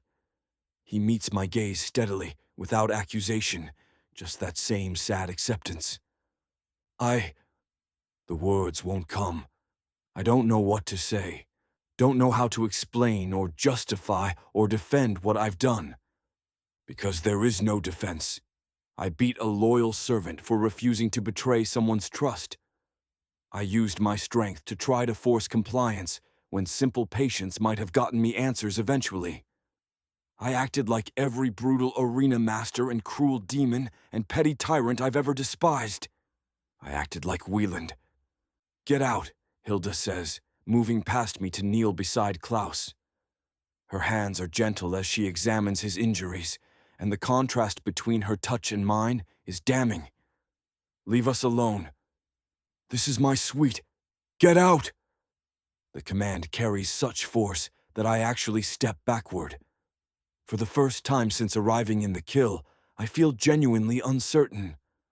Lost, like the ground has shifted beneath my feet, and I'm no longer sure which direction is up. "Hilda, please." The word is barely a whisper, but it carries more weight than her earlier shout. "Just go. I can't look at you right now." So I go.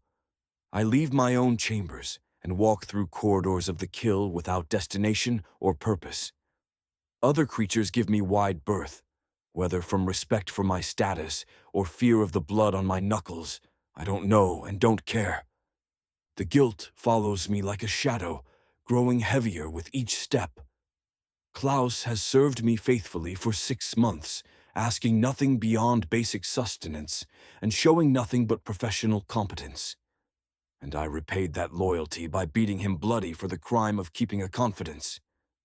The god of the underground is supposed to be magnificent. All I feel is small.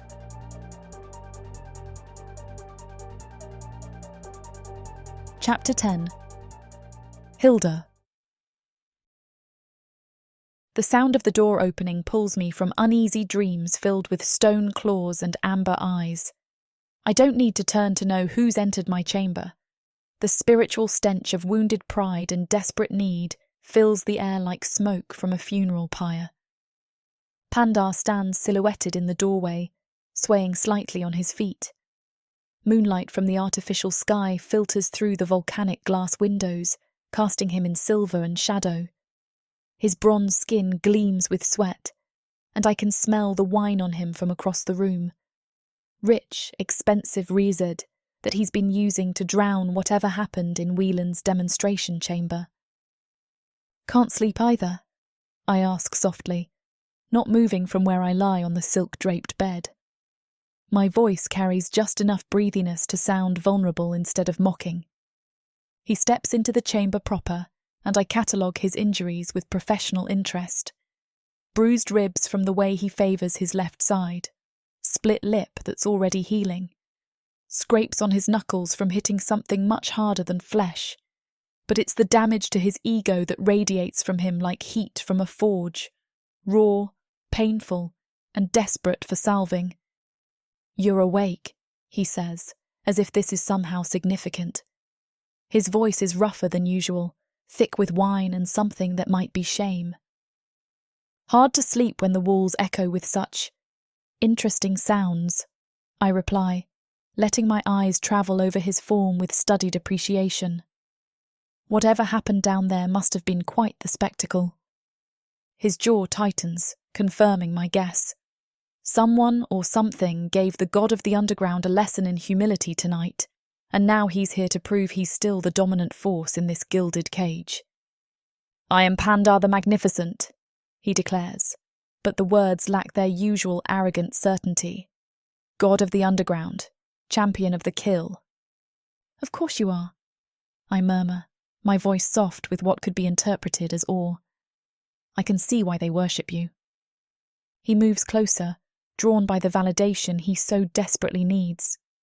The wine has loosened his usual swagger, making him clumsy and obvious, but it's also stripped away some of his mental defences. Perfect. "Do you?" he asks, stopping at the foot of my bed. "Do you see what I am?" I let my gaze travel slowly down his body, taking inventory with the kind of thorough attention that makes a man feel like the centre of the universe. Despite everything, his arrogance, his delusions, his pathetic need for worship, I have to admit his physical form is impressive. 7 feet of bronze muscle carved by months of arena combat, unmarked by any blade worthy of mention. His leather pants ride low on his hips, and even in his wounded state, there's a raw masculinity about him that speaks to something primal and unwelcome deep in my chest. "I see a warrior," I say, my voice dropping to a purr. "Strong, powerful, magnificent, as you say." I pause, letting the words sink in. I see someone who could take whatever he wants, whenever he wants it. His breathing deepens, and I watch with clinical fascination as my words begin to have their intended effect. The wine has made him suggestible, and the humiliation he suffered tonight has left him starving for any confirmation of his dominance. I can practically see his blood redirecting itself, responding to the sultry promise in my voice. "I could," he agrees, his voice growing rougher. "I could take you right now, make you acknowledge what I am." "Could you?" I let a note of breathless anticipation creep into my voice. "Would you be gentle with me? Or would you show me the full power of a god?" He takes another step closer, and I can see the effect my words are having on him. His leather pants strain against what is, I have to admit, an impressive endowment. The size of him is remarkable, thick and long enough to make even an experienced woman pause in consideration. Under different circumstances, in a different world, with a different man. But these are the circumstances I'm given, and this is the man I need to break. I reach out with my seer abilities, touching the edges of his wine-addled mind with the gentlest pressure. He's so focused on his physical response, so desperate for validation, that he doesn't even notice the intrusion. "Tell me," I whisper, my voice like silk and honey, "what would a god do to a willing sacrifice?" His pupils dilate as I begin to flood his consciousness with visions. Not my own memories, I have no pleasant ones to draw from, but fantasies constructed from his deepest desires. Images of conquest and submission, of power and worship, of a goddess willingly surrendering to his magnificence. "I would," he starts, then stops as the mental visions intensify. I show him fantasies of dominance played out in perfect detail, each one designed to feed his ego while overwhelming his already compromised control. His breathing becomes ragged, and I watch with fascination as his body responds to the psychic stimulation. The wine has made him suggestible, the humiliation has made him needy, and my abilities are providing exactly the kind of overwhelming sensation his battered pride craves. "I would claim you," he manages, his voice thick with arousal. "Make you mine. Show you what real power feels like." "Yes," I breathe, layering the word with promise and desire. "I can imagine it. The strength in your hands, the weight of you, the way you'd fill every empty space inside me." I intensify the mental pressure, creating a feedback loop between his imagination and his physical response.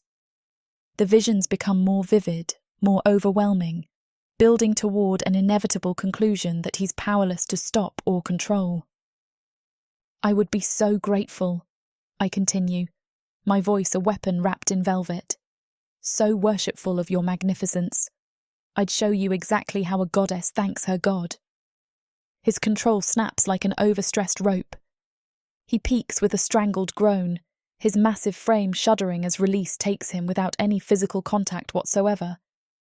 I watch with clinical detachment as the evidence of his arousal darkens the leather of his pants, his face cycling through pleasure, confusion, and dawning humiliation. The silence is deafening. Pandar stares down at himself in bewilderment, his wine-fogged mind struggling to process what just happened. He came from words alone, from the promise of touch rather than touch itself, and the implications of that vulnerability are starting to penetrate even his alcohol-numbed consciousness. "How?" he starts, then trails off, his bronze skin flushing darker with shame. "How divine," I say softly, letting just enough mockery creep into my voice to cut without being obvious. Truly, the power of a god on full display. The words hit him like physical blows. He takes a stumbling step backward, his hands moving instinctively to cover himself, though it's far too late for modesty. "What did you do?" he demands, but his voice lacks any real authority. He sounds like a confused child asking why the sky is blue. "I did nothing," I reply with perfect honesty. "You're the one who claimed to be magnificent. I simply appreciated the demonstration." He opens his mouth to rage at me, to reassert his dominance through volume and fury, but the words sit in his throat. "How do you threaten someone who just made you lose control without even touching you? How do you claim power over someone who orchestrated your humiliation with nothing but words?" That's when the vision hits me. It comes without warning, as they always do, crashing into my consciousness like a tide of blood and prophecy. The chamber around me fades, replaced by images that burn themselves into my mind with the clarity of absolute truth. Black volcanic glass, slick with blood. The artificial storm overhead, flickering and dying. A massive horn, beautiful and proud, cracking under tremendous force. The sound it makes is like the world breaking. Pandar's body sprawled in the sand, motionless, while a figure in demonic armour stands over him with a sword raised toward false stars. I gasp and nearly fall forward as the vision releases me, my hands shaking with the aftershock of prophetic sight. The future I just witnessed carries the weight of inevitability, unless something changes, unless someone acts. Pandar is staring at me with a mixture of fear and confusion, his earlier humiliation forgotten in the face of something he doesn't understand. "What?" He starts, then stops. "Your eyes. They were glowing." I look up at him, this broken warrior standing in his own shame, and feel something twist in my chest. Not pity. I don't have room for pity anymore. But something else. Something that recognizes the tragedy of what he could be versus what he's become. "You're going to die," I tell him simply. "At the festival of Axarus. Welland will sacrifice you to buy his way back to Galmoleth." The words hang between us like a sword poised to fall. Pandar's face cycles through disbelief, anger, and a kind of desperate fear that makes him look younger than his years. "You're lying," he says, but there's no conviction in the accusation. "I don't lie about visions," I reply, pulling myself upright on the bed. "I see what's coming. Your death, his triumph, the crowd cheering as your blood feeds the sand. I watch his world crumble in real time, the comfortable illusions of the past 6 months dissolving like sugar in rain. The god of the underground, the magnificent champion, the king of his gilded domain, all of it revealed as performance art designed to fatten a sacrifice for slaughter." "Why would you tell me this?" he asks finally, his voice barely above a whisper. I study his face in the silver light, noting the vulnerability that transforms his features from brutish to almost noble. The way his massive frame seems diminished by uncertainty. The confusion in his dark eyes as he struggles to reconcile what he thought he knew with what he's learning. "Because," I say, and the honesty in my voice surprises even me, "you deserve to die as a warrior, not as livestock." Something passes between us in that moment. Not attraction exactly, but recognition. Two prisoners acknowledging their shared captivity. Two broken things seeing the cracks in each other's armour.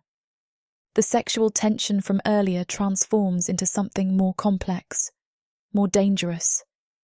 He's magnificent and pathetic, powerful and vulnerable.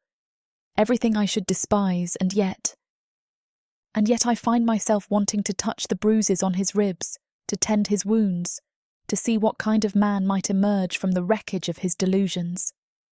The impulse repels me, but it's there nonetheless, stubborn and unwelcome as a weed growing through stone. "What do I do?"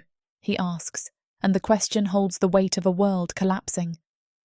I lean back against my silk pillows, studying this broken god who peeked at my words and now asks for salvation from my visions. "First," I say, "you clean yourself up. Then you listen. And then, if you're brave enough, you learn exactly what kind of cage you've been living in." He nods slowly, understanding that everything has changed in the space of a few minutes. The old Pandar, arrogant, deluded, magnificent in his ignorance, is dying. What emerges from that death will determine whether my vision comes true, or whether we can rewrite the ending before the festival of Axarus arrives. But as I watch him stumble toward the bathing chamber, still magnificent despite his humiliation, I can't shake the feeling that I've started something I might not be able to control. Something that might consume us both.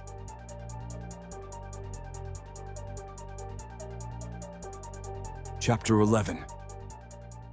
Pandar. I wake with a splitting headache and the taste of shame coating my tongue like week old meat. Fragments of last night flash through my mind in humiliating detail, her voice like honey and poison, the way my body betrayed me without a single touch, the prophecy she delivered while I stood there dripping with my own weakness. Klaus appears at my bedside with hot kapha and pain-dulling herbs, his weathered face carefully neutral. He's seen me battered from arena fights before, but this is different. This isn't the honorable exhaustion of combat. This is the hollow-eyed aftermath of being broken by words alone. "Rough night, my lord," he asks as he helps me sit upright, his tone carrying the same professional discretion it always has. But there's something else there now, something that might be pity, and the thought makes my stomach churn worse than the wine. "Fine," I grunt, accepting the steaming cup with hands that only barely tremble. "Everything's fine." Klaus doesn't comment on the obvious lie. He simply continues his ministrations, laying out fresh clothes and preparing a light breakfast that I probably won't be able to stomach. The routine should be comforting, but instead, it feels like another reminder of how carefully managed my life has become. I drain the kapha in 3 burning swallows and force myself to stand. My ribs protest from last night's beating, but that pain is familiar. honest. It makes sense in a way that nothing else from the past day does. "Where is she?" I ask, not trusting myself to say Hilda's name aloud. "In the main chamber, my lord. She requested writing materials to occupy her time." Writing materials. Of course she did. Probably documenting every weakness she's observed, every crack in the armor of my magnificence. The thought makes my jaw clench hard enough to hurt.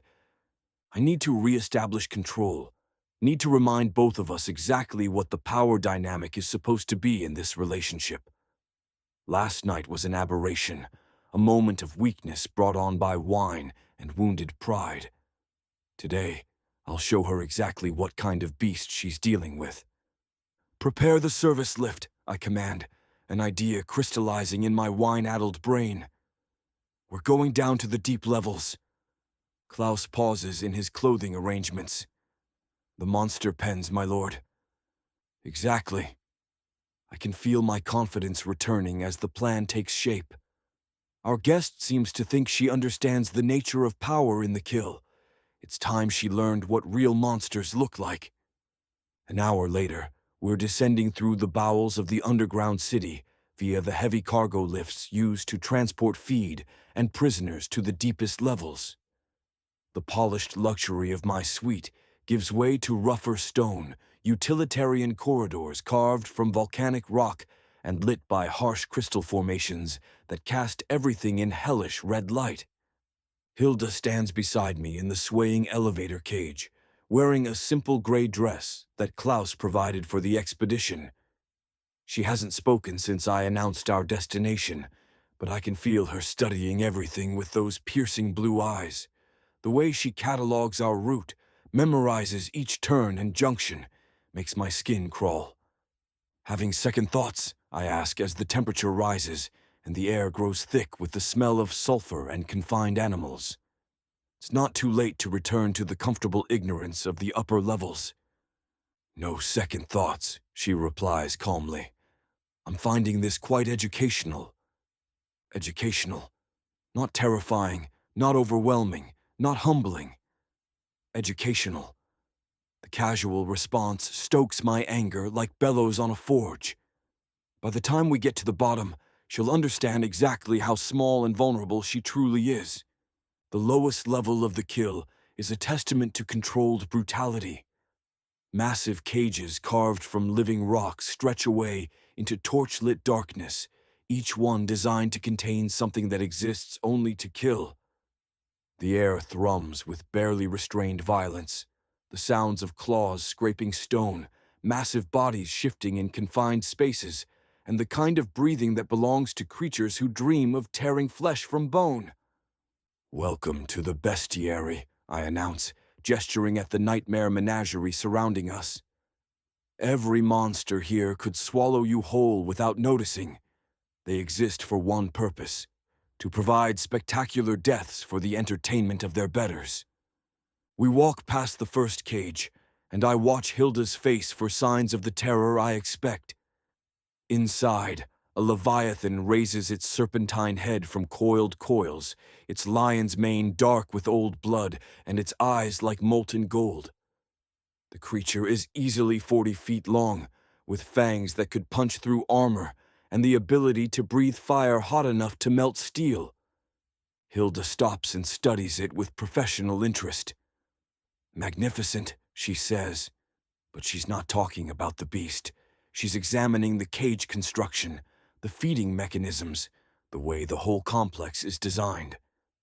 "This one killed 17 fighters before they managed to capture it," I continue, leading her past a maraca whose turtle-like shell has been twisted by magic into living armor.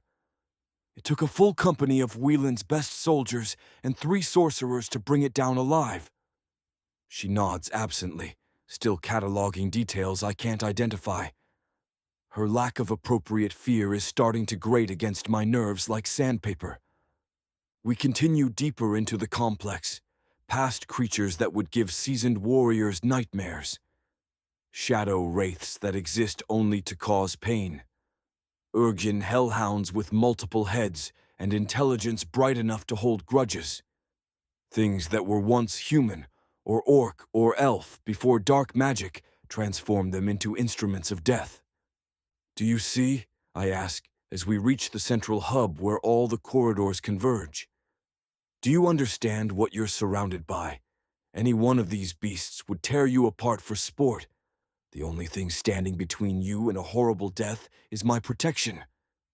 Hilda turns in a slow circle, taking in the entire complex with those calculating eyes. Then she looks up, following the structural supports and ventilation shafts that disappear into the darkness above. Interesting, she says finally. What's interesting? I demand, frustrated by her continued composure.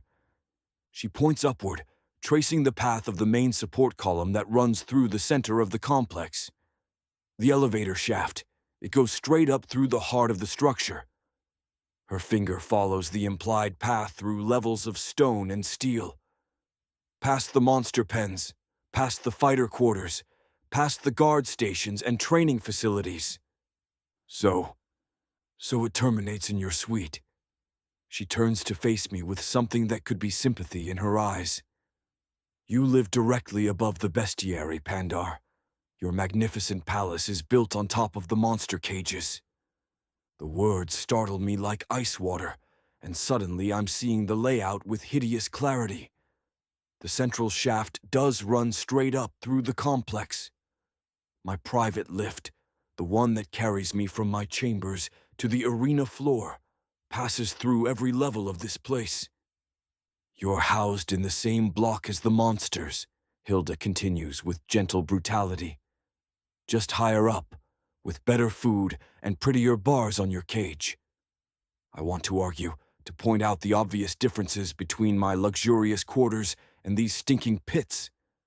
But the architectural reality is undeniable. The Black Suite isn't separate from the bestiary. It's the penthouse level of the same structure. I start, then stop, because I can't find words for the revelation crashing over me. That's the truth, Hilda finishes.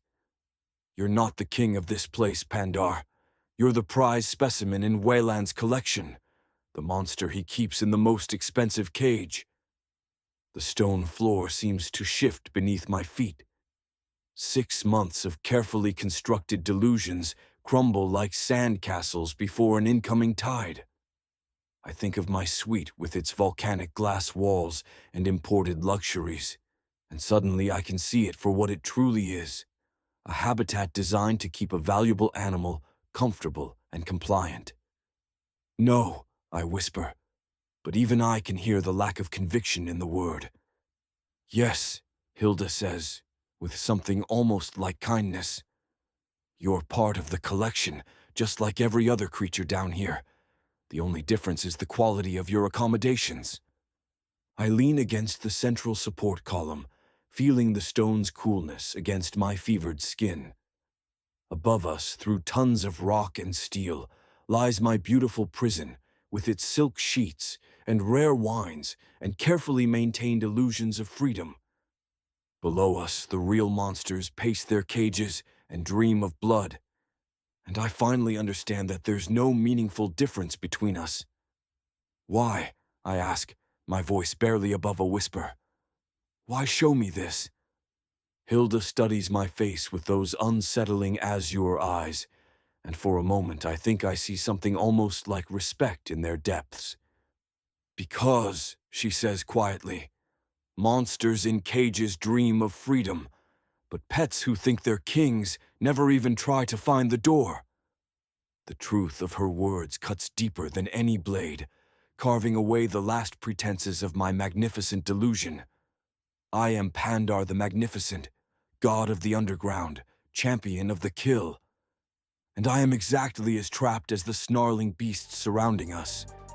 The only difference is that I've been grateful for my chains.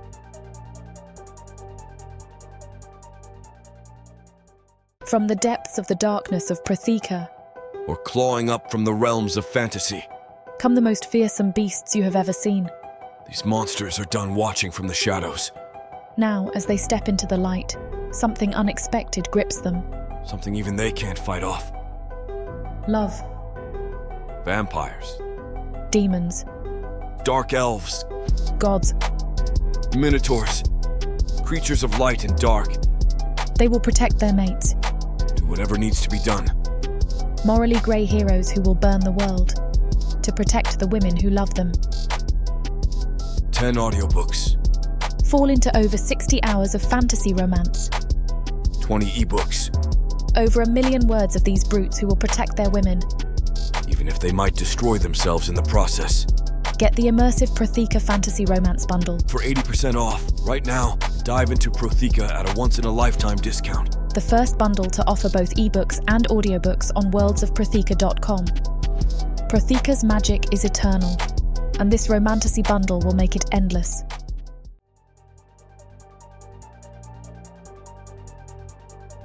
Chapter 12. Hilda. The Trollvorgard who arrives at our chambers carries himself with the casual arrogance of someone delivering inevitable news. His reptilian features gleam with moisture in the artificial lightning, and his forked tongue flicks out to taste our fear. He finds mine absent, and Pandar's carefully masked behind a facade of imperial boredom. "Lord Welland requires your presence in the grand demonstration chamber," he announces, his voice like grinding scales. "Immediately." Pandar straightens, but I can see the tension in his shoulders. Yesterday's revelation about his place in Wayland's bestiary still sits heavy on his mind, colouring every interaction with new and unwelcome clarity. "Of course," he replies with forced magnanimity. "The Lord honours us with another opportunity to display our magnificence." The guard's yellow eyes flick between us with predatory amusement. "Indeed, there are visiting dignitaries who wish to observe the quality of the Kill's attractions." Attractions, not champions, not warriors, not even gladiators. Attractions, like trained animals performing tricks for the entertainment of their betters. Klaus appears with clothing appropriate for a formal demonstration, leather and silk that strikes the perfect balance between combat practicality and visual appeal. For me, he produces a gown of midnight blue that flatters without being vulgar, along with a silver circlet that marks me as valuable property rather than common chattel. "Will the lady be participating?" the guard asks, eyeing me with the kind of interest that makes me anxious. "The lady will observe," Pandar says firmly, "from the safety of the viewing galleries."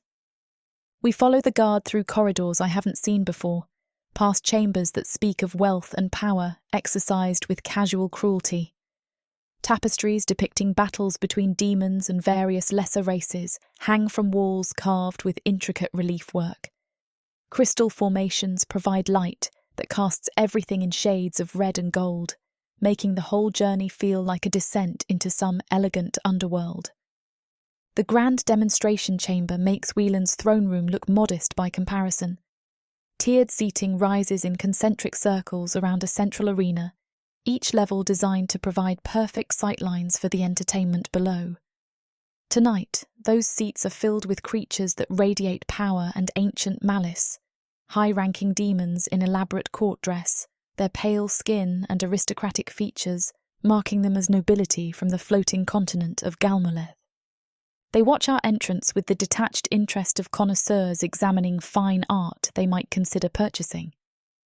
Conversations pause as we pass, and I catch fragments in demonic tongues that translate roughly to assessments of quality, breeding potential, and market value. I'm escorted to a viewing box positioned to provide an excellent view of the arena floor, while keeping me safely separated from the action. Silk cushions and crystal decanters wait on silver trays, the kind of luxury designed to make valuable observers comfortable during the proceedings.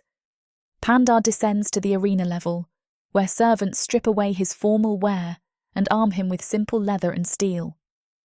Even from my elevated position, I can see the change in his posture. The confident swagger has been replaced by something more alert, more genuinely dangerous. Yesterday's revelations have burned away some of his comfortable delusions, leaving behind something that might actually be a warrior instead of a performing animal. Wieland rises from his crystal throne, his massive frame draped in robes that shimmer like oil on water. His voice carries easily through the chamber as he addresses his distinguished guests. "Honoured colleagues," he begins, "tonight I present one of the Kill's finest specimens, a surface orc who has adapted remarkably well to our underground paradise." Specimen. The word hangs in the air like smoke from a funeral pyre. "For tonight's demonstration," Wayland continues, "we have prepared something special. A creature that exists partially outside normal reality, immune to conventional attack methods. Observe how natural instinct and raw power fare against otherworldly opposition." He gestures, and a section of the arena floor begins to sink, revealing a pit that descends into absolute darkness. The air grows cold despite the chamber's warmth, and shadows begin to pool and writhe like living things. What emerges makes my blood freeze. The woad rises from the pit, like smoke given form and malevolent purpose. Its body shifts constantly between solid and ethereal, never quite settling into a definitive shape. One moment it appears to be a tall humanoid, wrapped in tattered shadows. The next, it's a writhing mass of darkness with too many arms and eyes like burning coals. The demon nobles lean forward in their seats, suddenly more interested. This isn't a simple test of strength. It's a puzzle that can only be solved through intelligence and adaptation. The kind of challenge that separates true survivors from lucky animals. Pandar circles the creature warily, his usual charge and overwhelm tactics clearly inadequate against something that might not even be entirely present in this reality. When he lunges forward with a testing strike, his fist passes through the woad's torso like it's striking smoke. The wraith's response is immediate and devastating. Shadow claws materialize just long enough to rake across Pandar's ribs, drawing blood and sending him stumbling backward. The crowd murmurs appreciation, not for his safety, but for the quality of the entertainment. "Magnificent," one demon noble says to his companion, his voice low. "See how it adapts. Most surface dwellers would be dead already." They're betting on his survival, I realise, wagering on whether their entertainment will last long enough to be worthwhile. Pandar tries again, this time attempting to grapple the creature. Again, his arms close on empty air, while very real claws tear strips from his leather vest. The woad flows around him like liquid shadow, striking from angles that shouldn't exist and vanishing before he can retaliate. Blood streams from a dozen cuts, and his breathing grows laboured from the effort of fighting an opponent he can't touch. The demon nobles are taking notes now, commenting on his endurance and adaptability like scholars observing an interesting specimen. That's when I realise what needs to happen. My seer sight cuts through the woad's shifting nature to perceive the pattern beneath its apparent randomness. The creature exists partially in our reality and partially in the shadow realm, but there's a rhythm to its manifestation. Moments when it becomes solid enough to strike, windows of vulnerability that last only seconds. "Left!" I shout from my viewing box, timing the call to coincide with the wraith's materialization. "Strike left, now!" Pandar's head snaps up at my voice, confusion flickering across his face. But desperation makes him listen. He throws himself left just as the woad solidifies, his fist connecting with what feels like solid flesh for the first time in the fight. The creature shrieks and dissipates momentarily, reforming several feet away with what might be surprise in its burning eyes. "Again!" I call, reading the pattern of its movements. 3 seconds, centre mass." This time Pandar doesn't hesitate. He counts under his breath and strikes precisely where I direct, his fist finding solid shadow flesh and driving deep. The woad staggers, its form flickering like a candle in strong wind. The demon nobles have gone silent, their attention split between the arena and my viewing box. Some are clearly displeased that their entertainment is receiving outside assistance, while others seem intrigued by this unexpected development. "Behind you, drop and roll." Pandar moves without question, trusting my sight over his own instincts. The woad's claws whistle through empty air where his head had been, and he comes up with an uppercut that catches the creature just as it solidifies. We fall into a rhythm, my sight providing targeting information while his strength delivers the punishment. The woad grows increasingly frustrated as its advantages disappear, its movements becoming more erratic and desperate. "Now!" I shout as the creature makes one final desperate lunge. "Everything you have, right through its centre." Pandar doesn't hold back. He puts every ounce of his considerable strength into a single devastating blow that punches through the woad's core just as it achieves maximum solidity. The creature's shriek echoes through the chamber as it dissolves into harmless shadows that fade like morning mist. The quiet that follows is deafening. Then Wayland begins to applaud, and the demon nobles follow suit with polite appreciation. But their attention is focused entirely on Pandar, as if my guidance had been merely an interesting acoustic phenomenon.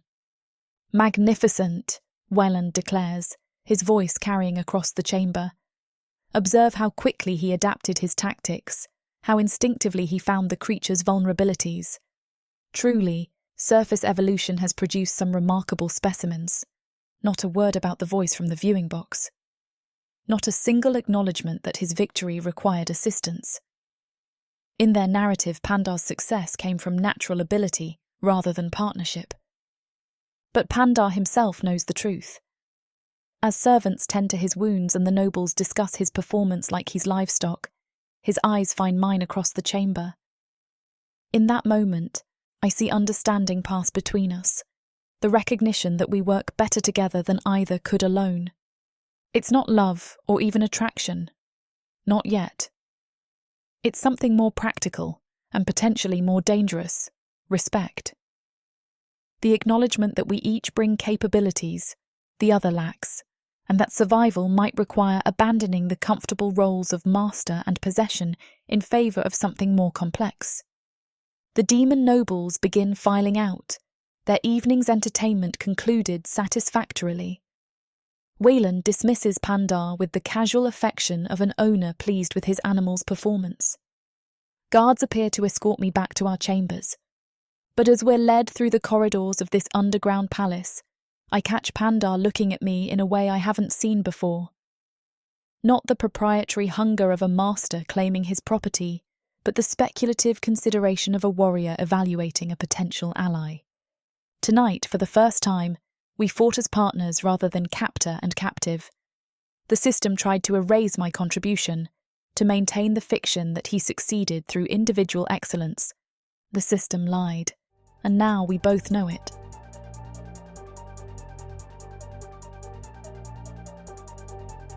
Chapter 13. Pandar.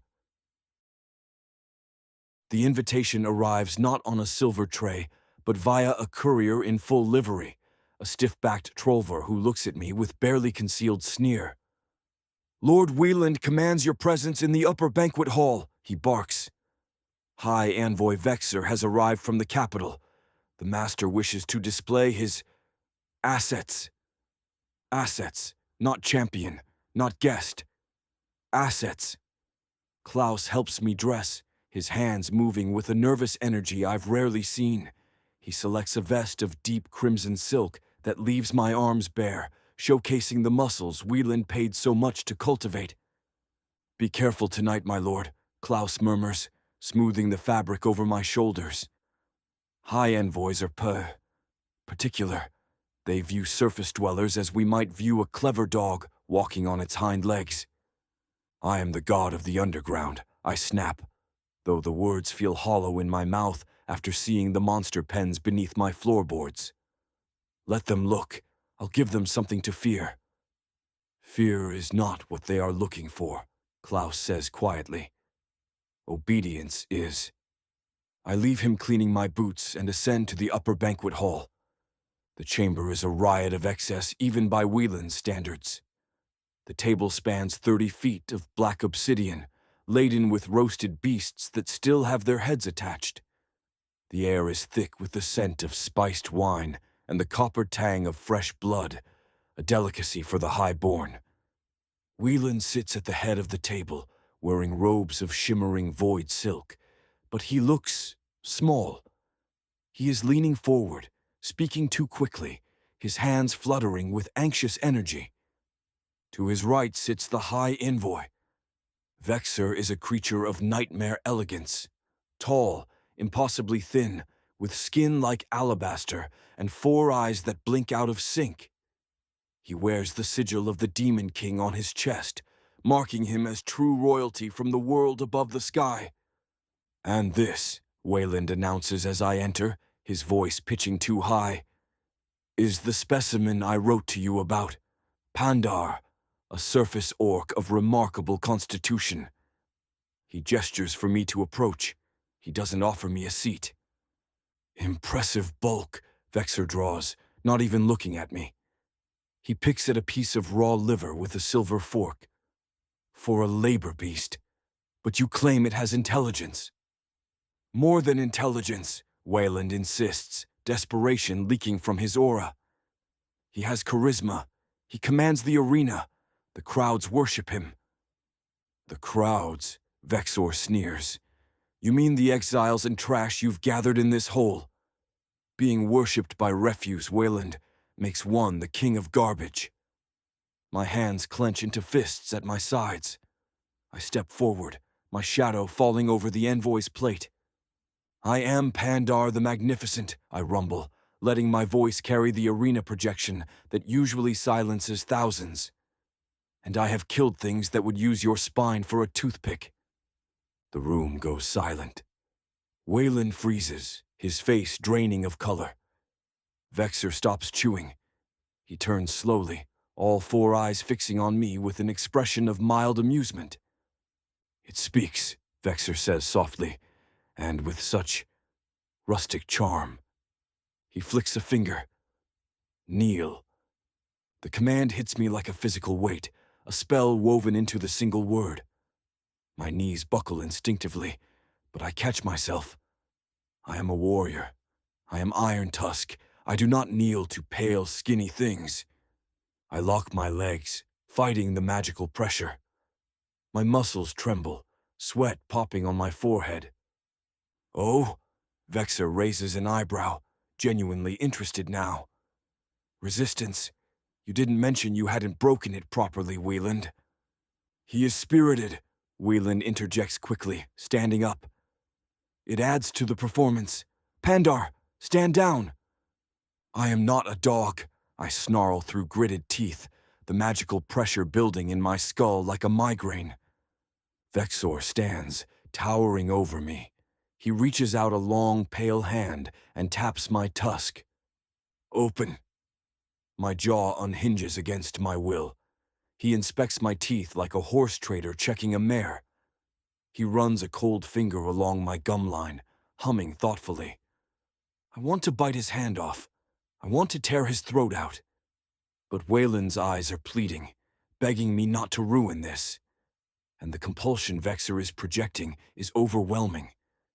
Good bone structure, Vexor concludes, wiping his finger on my silk vest. But the temperament is messy. You've let him believe his own press, Wayland. That's dangerous. It's necessary for the arena, Wayland argues, sounding like a child explaining a bad report card. He needs to believe he is a king, so the crowd believes it. A king, Vexor laughs, a dry clicking sound. Look at him. He's shaking because I haven't given him permission to stand still. He sits back down and waves a hand dismissively. You can put it away now. I've seen enough. Put it away. Like I'm a toy. Go, Pandar, Wayland says, his voice tight. Return to your quarters. I stand there, vibrating with rage. I could kill them both. It would take seconds. I could snap Vexor's neck before his guards moved. But then I look at Wayland, the demon warlord, the master of the kill. He is sweating. He is terrified of this envoy. He isn't a god. He's a middle manager begging for a promotion from corporate. The realization hits me harder than the humiliation. I have been worshipping a coward who is terrified of his own kind. As you command, I say, my voice dead flat. I turn and walk out. I don't bow. He didn't bow, I hear Vexer note as the doors close. He's rustic, Wayland apologizes again. Please, envoy, let us discuss the terms of my return. The heavy doors seal shut, cutting off the sound of Wayland begging. I walk to the lift, tearing the silk vest from my body and throwing it on the floor. I rip the gold bands from my arms. The lift carries me down, past the arena, past the cheering crowds I can't hear, down to the black suite. Hilda is waiting by the window. She takes one look at my face, at the shame burning in my eyes, and she knows. He paraded you, she says softly. He tried to sell me, I correct, pouring a goblet of wine and downing it in one swallow. To an envoy from Galmolith. Wayland wants to go home, Hilda, and he thinks showing off his assets will buy his ticket. Did it work? No, I say, crushing the silver goblet in my hand until the metal shrieks. The envoy laughed at him, called him the king of garbage. I look at her, the wine dripping from my hand like blood. Wayland is desperate, and desperate men do terrible things to prove their worth. Hilda nods, her blue eyes dark with calculation. Then we don't have much time. If the sales pitch failed, he'll move to the next option. The sacrifice, I guess. We need to know when, she says, and we need to be ready to make sure that when he tries to spend you, the coin is counterfeit. I stare out at the fake lightning, feeling the rage settle into something cold and hard in my gut. I'm done being an asset, I whisper. Next time I enter a room, I'm the one who decides who kneels.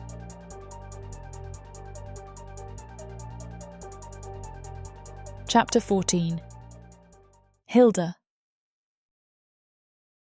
I hear the lift doors seal behind him long before his heavy footsteps reach the main chamber. The artificial storm has quieted to a sullen flicker, as though the entire suite is holding its breath. I stand at the window in nothing but one of his black silk shirts, the fabric cool against my skin, hem brushing the tops of my thighs. I stole it from his wardrobe while he was gone, part provocation, part armour. If he wants to pretend he's still the god of this place, let him see what his possessions look like when they decide to wear him instead. He stops just behind me. I feel the heat of him, the barely leashed violence radiating off his bronze skin like furnace glow. He says nothing at first, but I can taste his turmoil, rage, shame, and something dangerously close to need. Did the pits help? I ask without turning. Did beating lesser fighters make you feel big again, Pandar? Or did Welland's pat on the head still sting? A low growl rumbles from his chest. Then his hands are on me, big, calloused, clamping around my hips and spinning me to face him. His dark eyes burn, tusks catching the red light as he looms over me, 7 feet of furious orc trying to intimidate a woman half his size. It almost works. Keep pushing, little bird. He warns, voice gravel and smoke. See what happens. I tilt my chin up, meeting his glare. I already know what happens. You rage, you break things, you screw me like you're trying to erase the truth I keep shoving in your face. My fingers find the laces of his breeches, tugging them loose with deliberate slowness. So go ahead. Try again. His hand snaps around my wrist, crushing hard enough to bruise. For a heartbeat, I think he'll shove me away, or worse. Instead, he yanks me against his chest, the silk shirt riding up as my body collides with unyielding muscle. His mouth crashes down on mine, all teeth and fury, tusks scraping my lips as he devours me. I bite back, tasting blood, his or mine, I don't care, and he groans into the kiss like I've struck him. Sorry for the interruption. I know you were gearing up for a steamy scene, but it's way too hot for this platform. If we want to keep sharing our stories for free, we have to abide by this platform's guidelines. To get the full unabridged audiobook, go to worldsofprotheka.com. Browse through unabridged audiobooks, countless ebooks and bundles offered at a discount. the thought of me whispering all the dirty details into your ear isn't enticing enough, use discount code YouTube30 to get 30% off of all digital products. Story after story, audiobook after audiobook. The worlds of Protheka are waiting for you. Protheka's magic is eternal. But unabridged, it's unforgettable. You didn't make me say it, I whisper against his skin. His laugh is low, ragged. Didn't I? I close my eyes, feeling the steady thunder of his heartbeat under my palm. He's still a monster, still deluded in so many ways. But tonight, for the first time, he screwed me like a man who's starting to listen, and that terrifies me more than any cage ever could.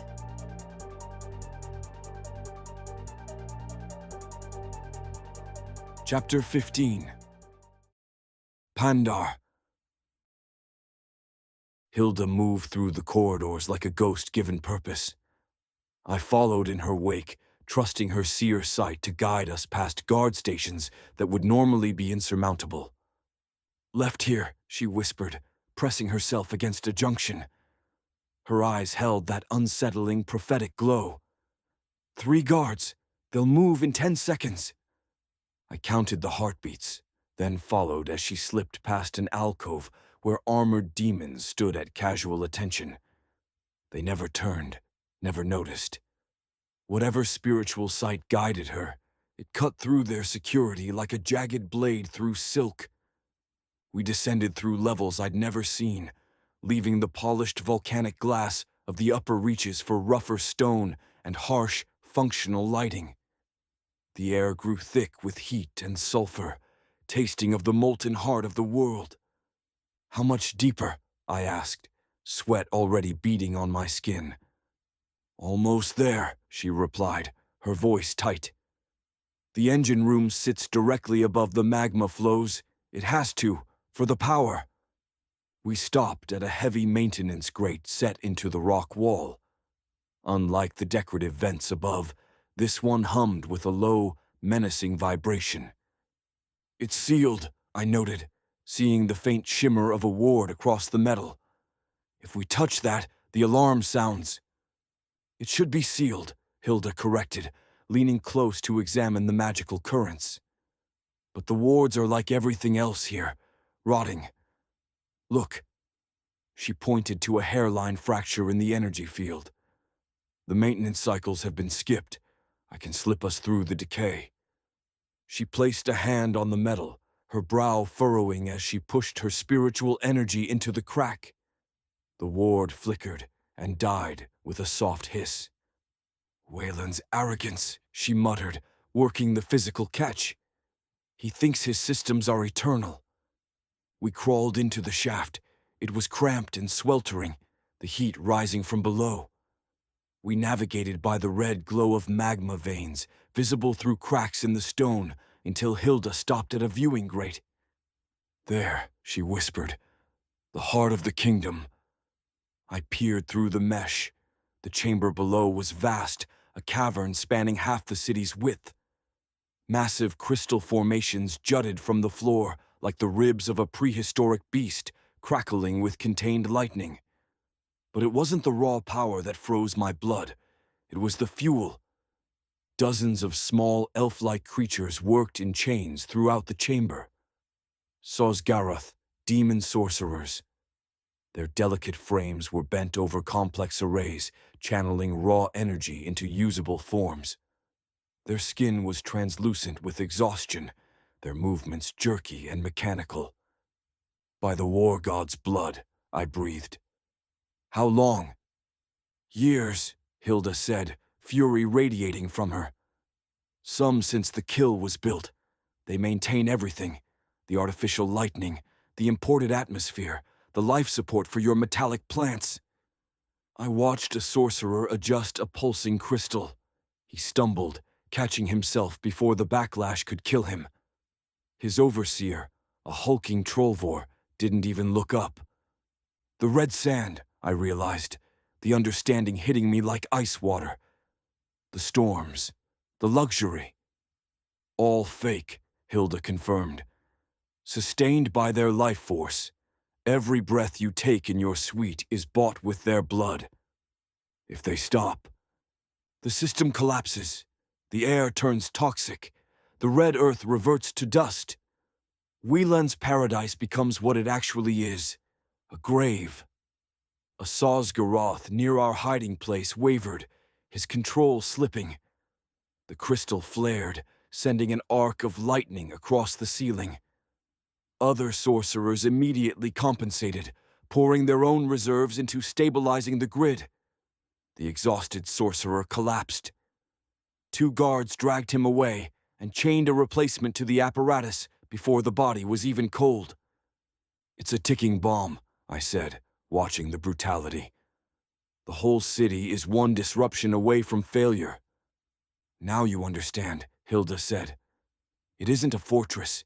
It's a desperate man's fantasy, held together by torture." We watched for another hour, cataloging the layout. I saw the stress fractures in the crystals, the skipped maintenance on the cooling ducts, the fragility of the conduits. Wieland hadn't built a kingdom. He had built a machine that devoured lives to hide his own failure. "We have to help them," I whisper. "We will," Hilda said, pulling me back from the grate. "But not today. Today, we remember." The climb back to the upper levels felt heavier than the descent. Every luxury I passed, the polished walls, the soft carpets, the perfect air, felt like an accusation. When we finally reached the black suite, I slumped into my chair. The artificial lightning crackled overhead, no longer impressive, just desperate. "How long?" I asked Hilda. "How long before it fails on its own?"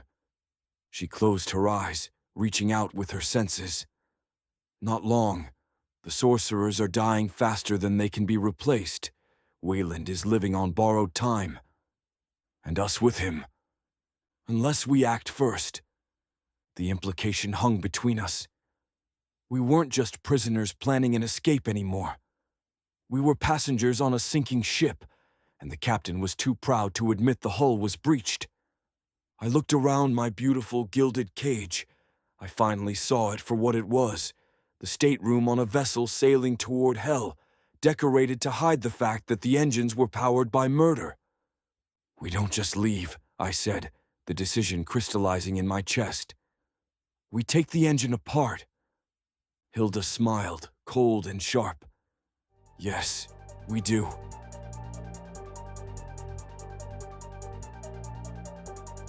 Chapter 16. Hilda. The vision hits me like a physical blow while I'm studying the magical residue that clings to our chamber walls. One moment I'm tracing the spiritual patterns left by months of artificial atmosphere. The next I'm drowning in prophetic sight so intense it feels like my consciousness is being torn from my body and hurled through time itself. Red banners snap in electrical wind, each one emblazoned with symbols that hurt to look at directly. Thousands of voices chant in unison, their words in demonic tongues that my mind translates automatically. "Glory to Axarus, blood for the god of war, let the sacrifice feed the divine." I try to surface from the vision, to return to the familiar safety of our chambers, but the sight has me in its claws now. This isn't one of my usual flashes of insight. This is a full prophetic immersion, the kind that leaves seers changed forever or dead from the experience. "Hilda?" Pandar's voice seems to come from across vast distances, though he's sitting only feet away. "Your eyes are glowing. What do you see?" I can't answer. Can't even acknowledge his presence. The vision pulls me deeper, showing me scenes that burn themselves into my memory with the clarity of absolute truth. The arena floor has been transformed into a temple. Black stone altars rise from the sand, their surfaces carved with intricate reliefs, depicting battles between demons and the gods themselves. At the centre stands the largest altar, its top stained dark with the blood of previous offerings. Above it all, a massive statue of Axarus dominates the scene, a warrior god wreathed in flames, his stone eyes seeming to track every movement below. The crowd that fills the kill stands isn't the usual mix of demons and lesser creatures come to watch gladiatorial entertainment. These are pilgrims, worshippers, high-ranking nobles who've travelled from across Protheka to witness something sacred and terrible. Their faces glow with religious fervour as they await the culmination of their holiest festival. Wayland stands before the altar in ceremonial armour that gleams like liquid shadow. His usual melancholy has been replaced by desperate hope, and when he speaks, his voice carries the weight of 3 centuries of exile and shame. Great Axarus, god of war, lord of the battlefield, I offer you the greatest warrior this realm has produced. Accept his heart, his strength, his life force, and grant me the redemption I have sought for so long. The crowd's chant grows louder, more frenzied. I can feel the spiritual weight of their combined will pressing against reality itself, calling to powers that exist beyond the normal world. This isn't just a religious ceremony. It's a massive magical working designed to tear holes between realms and bargain with the gods themselves. And then I see him. Pandar enters the arena, but not as the confident champion I've come to know. His hands are bound with chains that gleam with their own inner light, magical restraints that would hold a dragon. His usual leather and steel have been replaced with ceremonial wrappings that mark him as a sacrifice rather than a warrior. When he looks up at Wayland's altar, his dark eyes hold no hope of victory, only the grim acceptance of a man facing inevitable death. No, I whisper, though whether the word exists in the vision or in our chamber I can't tell. Not like this. The opponent they've chosen for him isn't another gladiator or captured beast. It's a Gilak, one of the massive armoured juggernauts that demons summon for their most serious wars. The creature stands 12 feet tall, its carapace gleaming with magical enhancement, its strength boosted to levels that would make it dangerous even to other demons. Pandar will face this monstrosity with nothing but his bare hands and whatever skills he can muster. The fight, when it comes, is brutal and short. Pandar gives everything he has, every technique Klaus has taught him, every dirty trick learned in the Iron Tusk clan.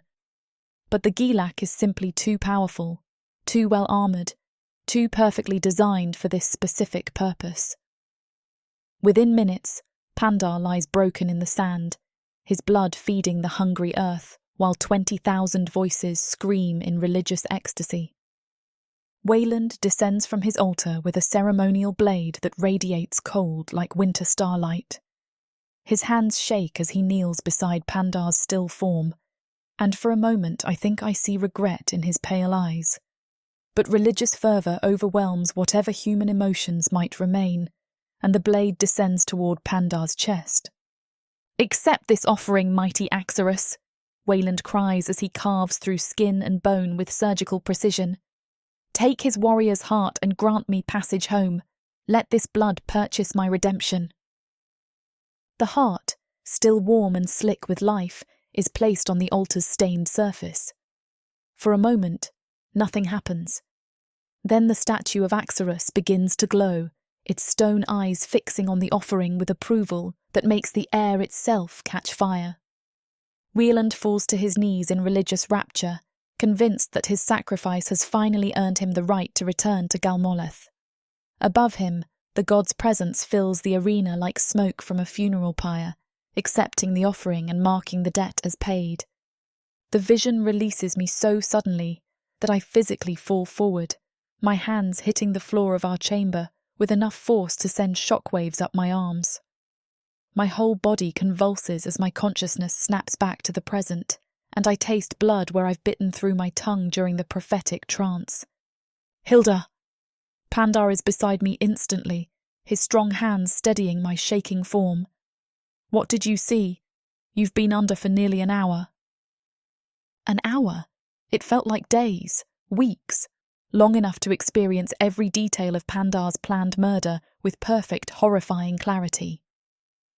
"The Festival of Axarus," I gasp, my voice raw from whatever sounds I made during the vision.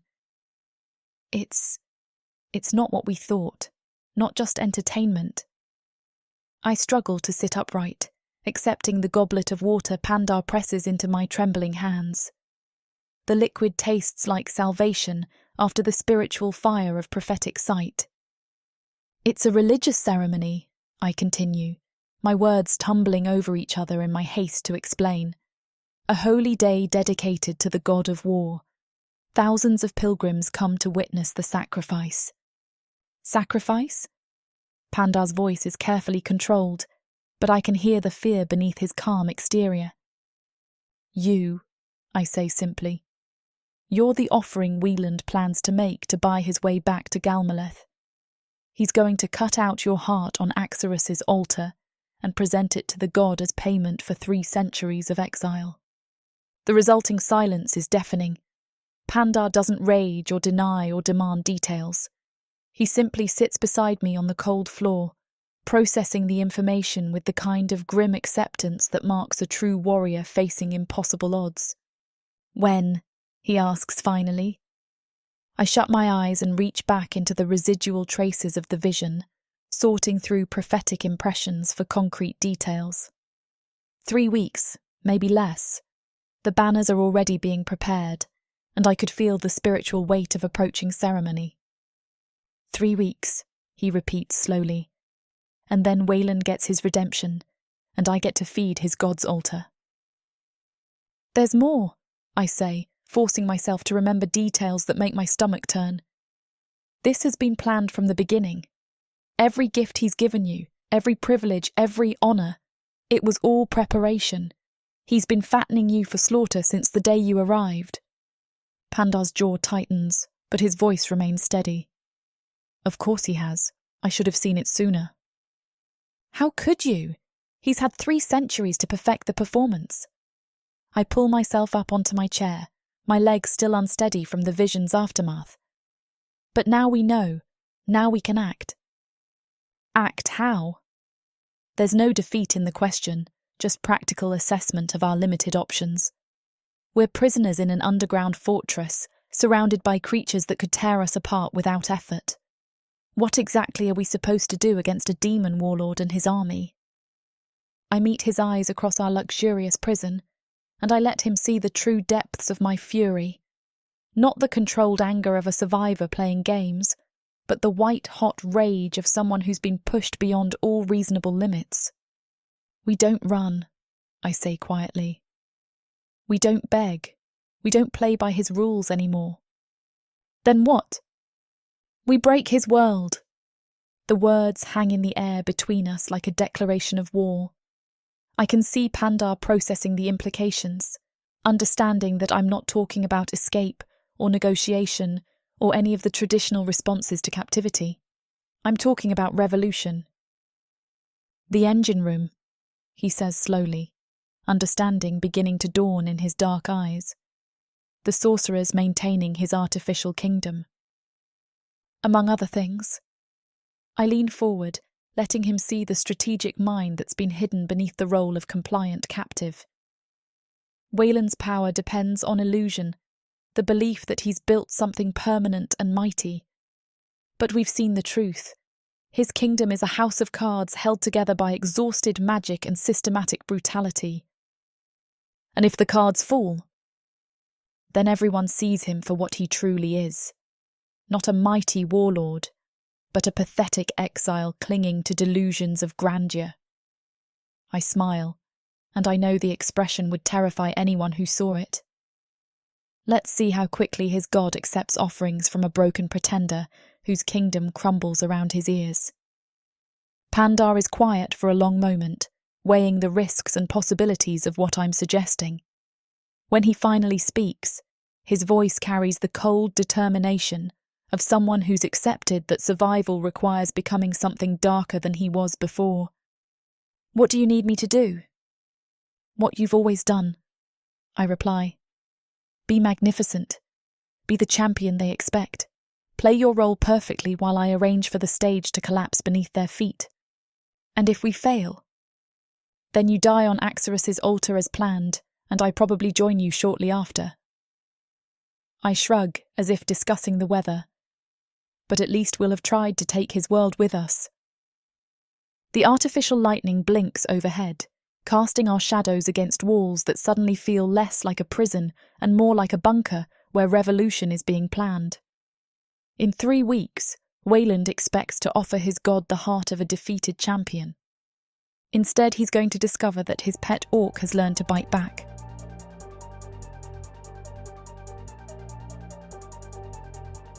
Chapter 17. Pandar. Hilda, I call, but she's gone, lost in whatever future she's witnessing with perfect, horrifying clarity. The trance lasts nearly an hour. When she finally returns to herself, gasping and shaking, the words that spill from her lips turn my blood to ice. The festival of Axarus, she manages between ragged breaths. You're the sacrifice. Wieland plans to cut out your heart on the god's altar to buy his way back to Galmolith. The knowledge settles into my bones like winter frost. Of course, every gift, every luxury, every privilege, all preparation for slaughter. When, I ask. 3 weeks, maybe less. I should rage, should roar my defiance and break furniture like the beast they think I am. Instead, something colder crystallizes in my chest. Strategic thinking, planning. What do we do? We break his world, she says simply. As we discuss our options, Klaus enters with the evening meal. His movements are precise as always, but I catch a slight hitch in his breath as he lifts the heavy silver tray, a lingering reminder of the ribs I broke weeks ago. The conversation dies. I watch him set the table, his eyes averted, his demeanor the picture of professional invisibility. Guilt, sharp and acrid, rises in my throat. I'm sitting here plotting a revolution against tyranny, yet I am the tyrant who beat a defenseless old man because my ego was bruised. Klaus, I say. My lord? He doesn't look up, continuing to arrange the cutlery. Leave the table. He pauses, a flicker of confusion crossing his face. Is the setting unsatisfactory? The setting is fine, but I cannot eat. I stand up. I'm 7 feet of orcish muscle. He is a human made of graying hair and fragile bones. The disparity sickens me. Klaus, look at me. He straightens slowly, smoothing his vest. He meets my eyes, his expression a perfect, impenetrable mask. My lord, I broke your ribs, I say. The words hang heavy in the luxurious silence. I split your lip. I beat you bloody because you wouldn't betray a confidence. Klaus says nothing. The mask holds. I acted like a monster, I continue, forcing myself not to look away. I acted like Wieland. I told myself I was a king disciplining a servant, but I was just a frightened animal lashing out at the only thing I could hurt. I take a step closer, opening my hands to show they are empty. There is no excuse. I am ashamed, and I am sorry. The silence stretches, taut as a bowstring. Hilda watches from the window, motionless. Then, the mask cracks. Klaus lets out a long exhale, his shoulders dropping an inch. The deferential servant vanishes, replaced by a tired, sharp-eyed man who has survived 15 years in hell. You cracked 2 ribs, Klaus says, his voice devoid of its usual subservient polish. And dislocated my jaw. It still clicks when the weather changes. I should have done better, I say. You should have, he agrees. His gray eyes narrow. I could have killed you, you know, 12 times since that night. A little extra nightshade in your wine, a loosened bolt on the lift. Why didn't you? He studies me, searching for something in my face. Because I watched you after. I watched you look at yourself in the mirror with disgust. Wieland hurts people and smiles. You hurt me and hated yourself for it. He gestures to Hilda. And because she believes you are worth saving, I trust her judgment more than my own anger. We aren't just trying to save ourselves anymore, Hilda says, turning from the window. We're going to take the whole place down, Klaus. The engine room, the arena, all of it.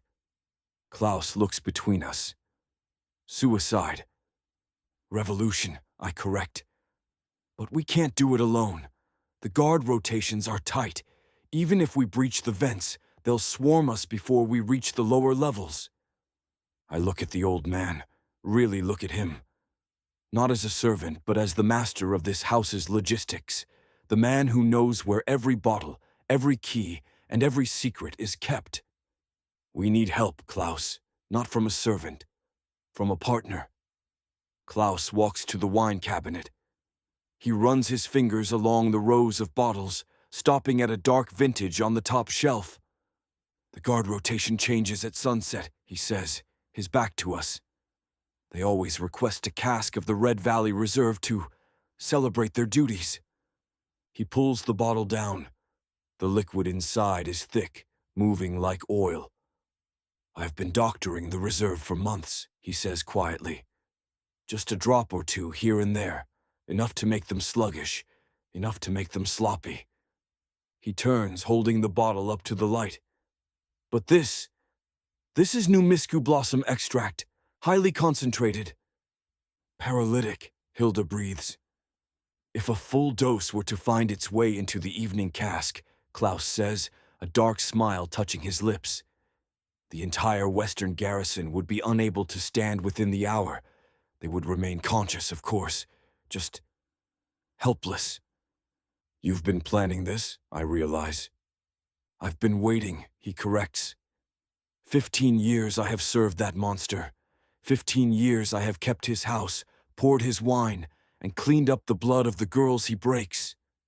His voice trembles, not with fear, but with a rage that matches my own. I had a daughter, Pandar, before this place. She would be about Hilda's age now.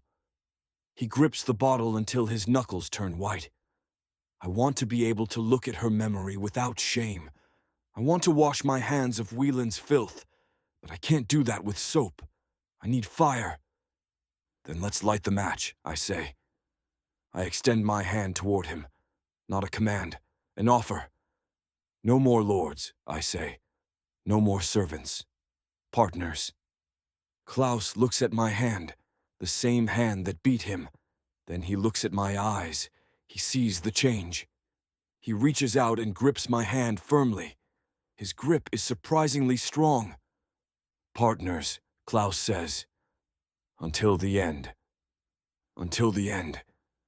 As Klaus unstoppers the poison and begins to explain the logistics of the guard rotation, the final piece of our strategy clicks into place. We aren't just prisoners plotting an escape anymore. We are an insurgency. In 3 weeks, Wieland expects a sacrifice.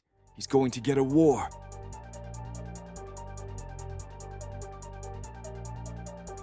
Chapter 18. Hilda.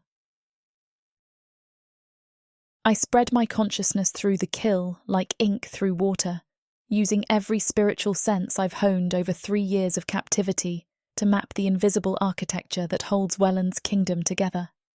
My seer sight cuts through stone and steel to reveal the true skeleton of this place, not the physical structure, but the network of magical energy that flows through its bones like blood through veins. Pandar sits across from me in our chamber, watching with fascination as my eyes take on that telltale glow of prophetic vision. But this isn't prophecy. This is reconnaissance on a level that no conventional spy could achieve. I'm reading the spiritual imprints left by centuries of magical manipulation, tracing power flows that run from the engine room's enslaved sorcerers to every luxury and convenience in the levels above. "What do you see?" he asks quietly, understanding that interrupting my concentration could be dangerous. "Everything," I whisper, my voice distant as my awareness spreads through corridors I've never walked. The whole system, laid out like a diagram drawn in light and shadow. The engine room pulses at the centre of my vision like a beating heart, the formations channeling raw magical force into dozens of separate systems.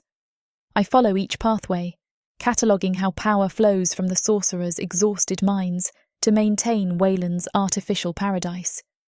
The imported red earth that covers the floors above, the metallic plants struggling to survive in obsidian pots, the electrical storms that dance across chamber ceilings in endless imitation of Galmoleth's sky, all of it connected. All of it dependent on the continued suffering of creatures chained to magical apparatus they dare not stop maintaining. The ventilation system, I say, my awareness following the air circulation shafts that snake through every level. It's not just for breathing, it's part of the magical infrastructure. I trace the paths with spiritual fingers, understanding how the atmospheric control works. The sorcerers don't just maintain the electrical storms and imported environment, they regulate the very air we breathe, keeping it at precise magical resonance frequencies that support the more complex illusions above. The shafts provide access, I continue, mapping routes through maintenance areas that guards rarely patrol. Narrow passages, but large enough for someone my size, maybe even you if you don't mind tight spaces. I've crawled through worse, Pandar says grimly. What else? I push my sight deeper, following the network of power conduits to their most critical junctions. Every magical system has vulnerabilities, choke points where disruption would cascade through the entire network like cracks spreading through glass. 3 primary formations, I report, my voice growing more certain as the tactical picture becomes clear. They're load-bearing structures for the magical architecture.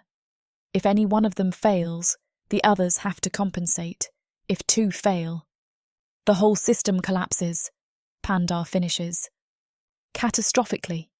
The containment fields around the most dangerous prisoners would fail first. Then the atmospheric controls. Then the structural magic holding up some of the carved chambers. I open my physical eyes, meeting his gaze across our luxurious prison. It would be chaos on a scale that makes arena riots look like children's games. He nods slowly, understanding the implications. And the sorcerers? This is the most delicate part of the plan, the element that requires psychological manipulation rather than simple sabotage. I reach out with my empathic abilities, touching the spiritual signatures of the Sosgaroth chained in the depths below. What I find makes my heart ache with sympathetic fury. They hate him, I say simply. Every one of them burns with the desire for revenge. They're held in place by magical compulsions and physical restraints, but their minds are furnaces of rage that's been banked for decades. Can we free them? Better than that, we can turn them. I lean forward, excitement building as the strategy crystallizes in my mind. They don't need to be freed, they need to be convinced that rebellion is possible, that the magical chains holding them can be broken from within if they all act together. Pandar raises an eyebrow. And how do we convince enslaved sorcerers to risk everything on the word of 2 prisoners they've never met? We don't convince them with words, I reply, my smile turning predatory. We show them visions. My empathic abilities can share experiences directly, mind to mind. I can make them feel what we've felt, see what we've seen. Show them that Wieland's power is built on lies and maintained by fear. I close my eyes again, reaching out toward the engine room with tendrils of psychic energy. The connection is difficult to establish at this distance, requiring more spiritual strength than I've used since my capture. But gradually, I begin to touch the edges of their collective consciousness. The response is immediate and overwhelming. Decades of suppressed rage crystallized into something harder than diamond and twice as sharp. These creatures haven't just been enslaved.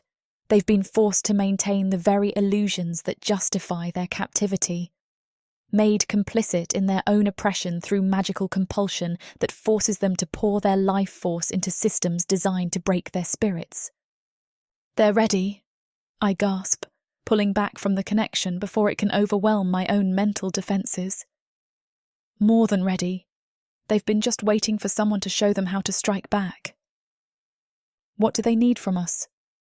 Coordination, a signal that tells them when to stop maintaining the systems and start tearing them apart from within. I map out the timing in my head, calculating how long each phase of the collapse would take. It has to be precise, too early, and Wayland's security forces will have time to respond. Too late, and we'll be caught in the chaos we're trying to create. Pandar considers this, his tactical mind working through the logistics of coordinated rebellion. How do we get to them? How do we establish communication? The ventilation shafts, I say, pointing toward a maintenance grate near the chamber's ceiling. They connect directly to the engine room's cooling systems. I can reach them physically, establish stronger psychic contact, and plant the suggestions that will turn their forced labour into active sabotage. And if you're caught? The question hangs between us like a blade waiting to fall. We both know the answer. If I'm discovered in the engine room, there won't be a trial or interrogation.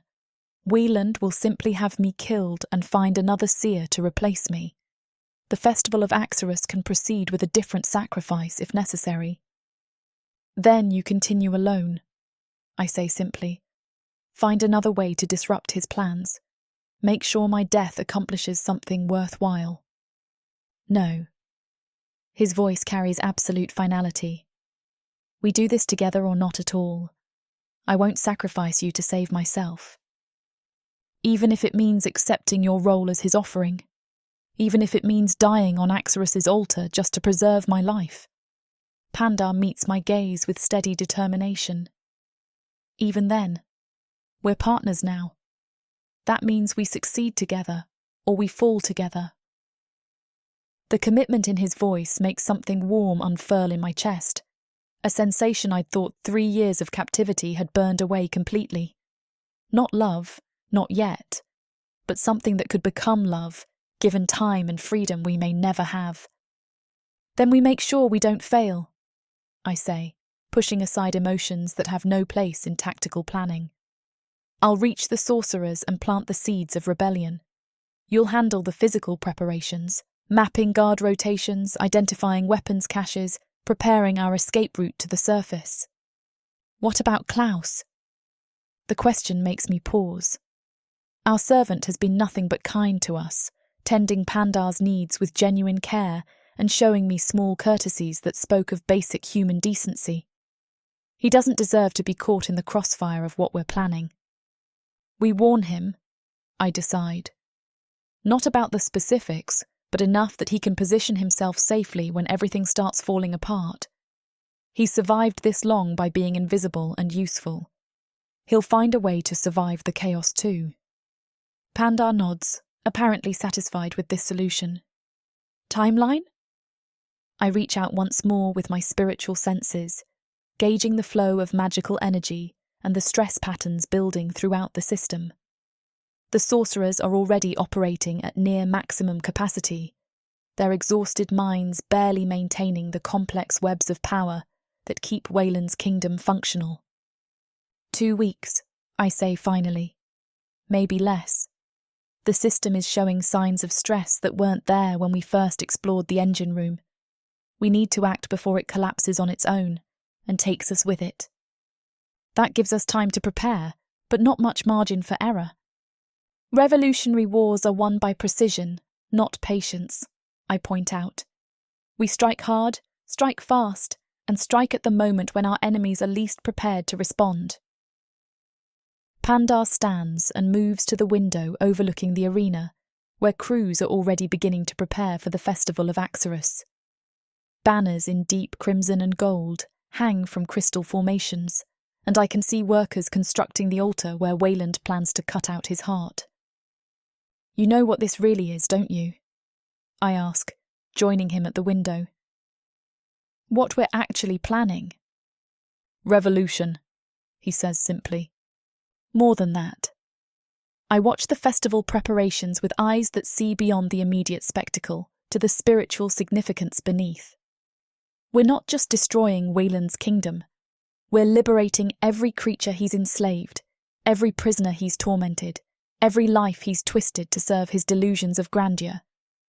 Justice, Pandar observes. justice served by those who understand the price of injustice. I turn away from the window, my mind already shifting to the practical details of what needs to be accomplished. We don't just escape Pandar, we don't just survive, we break his world so thoroughly that it can never be rebuilt. And if innocent people get caught in the destruction, then we make sure there are as few innocent casualties as possible while ensuring that guilty ones pay the full price for their crimes. I meet his gaze steadily. This isn't about revenge. It's about ending a system that treats sentient creatures as disposable resources for one demon's nostalgic fantasy. Pandar nods slowly, understanding the moral framework that will guide our actions. Revolutionary war with a conscience. The only kind worth fighting. The lightning flickers overhead, casting our shadows across walls that suddenly feel less like a prison and more like a command center where impossible strategies are being forged into workable tactics. In 2 weeks, we'll either be free or dead. But either way, we'll have made sure that Wayland's kingdom of lies burns to the ground behind us. "When do we start?" Pandar asks. I smile, and I know the expression would terrify anyone who saw it. We already have.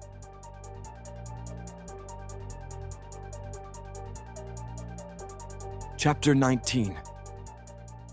Pandar. 2 weeks have bled away in a blur of feigned obedience.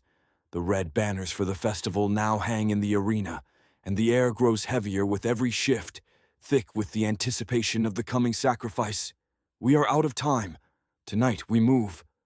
The corridors of the kill are never truly silent, but at the 3rd hour past midnight, the breathing of the beast slows. Klaus presses a heavy iron ring into my palm. "The master key for the fighter levels," he whispers. "And the shift rotation for the inner guard. You have 40 minutes before the patrol loops back."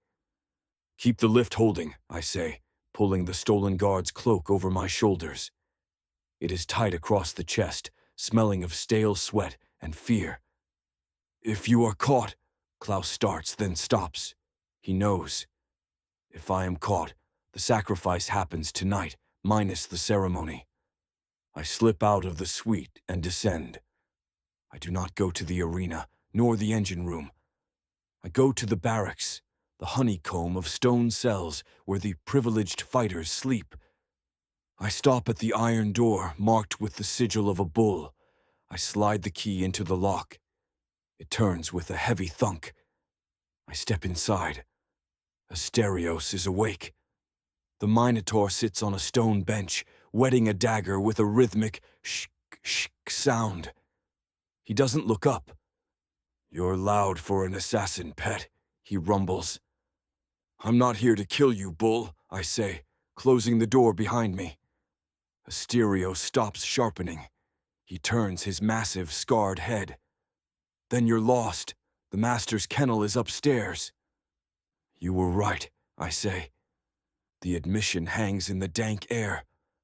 Asterios blinks, his dark eyes narrowing. "About what?" "I was a pet," I say, stepping into the light. "I was a well-fed dog performing tricks for scraps. I thought I was a king, and I was just livestock waiting for the butcher." Asterios stands. He towers over me, 7.5 feet of muscle and cynicism. He sniffs the air near me. "You smell like fear," he says, "and expensive wine." "I smell like a man who knows he is going to die in 3 weeks," I correct him. "Wayland plans to sacrifice me at the festival. He's going to cut my heart out to buy a ticket home." Asterios laughs, a low, grinding sound. Fitting.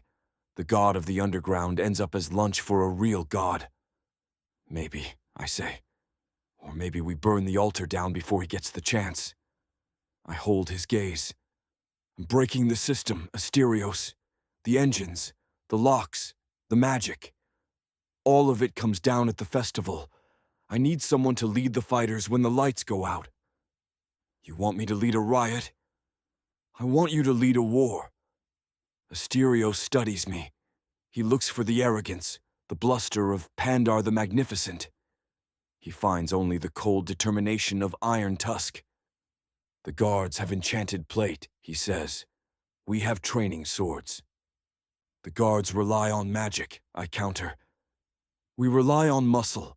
When the magic fails, their armor becomes a coffin. Asterios hefts his dagger, testing the edge with his thumb. A slow, cruel grin spreads across his bovine face. I've wanted to kill the watch commander for 6 years, he muses. Give me your word, and he's yours. Asterios extends a massive hand. When the lights die, Pandar, we paint the sand red. Red, I agree, clasping his forearm. I leave him and descend further. The air grows hotter, sulphurous. These are the deep cells, reserved for the monsters too dangerous or too broken for the barracks. I find the pit where they keep the Urog. It is huddled in the corner, a mass of mutated muscle and scar tissue. It hears me coming. Iron. Tusk. It rasps, shifting in the darkness. Come to mock. Come to wake you up, I say in Orcish. I kneel by the bars. Do you remember the clans? Do you remember the wind on the steps? The creature shudders. Pain. Only pain now. Wayland made you a monster, I say softly. He twisted your bones and broke your mind.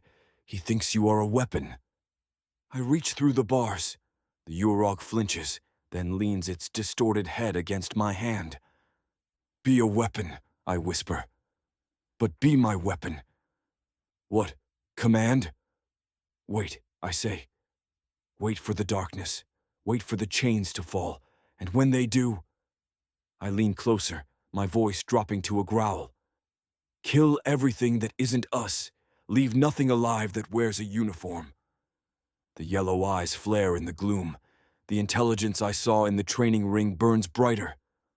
Hunt, it rumbles. Eat. Feast, I promise. I check the time. 5 minutes left. I scramble back up the service shafts, my heart hammering against my ribs.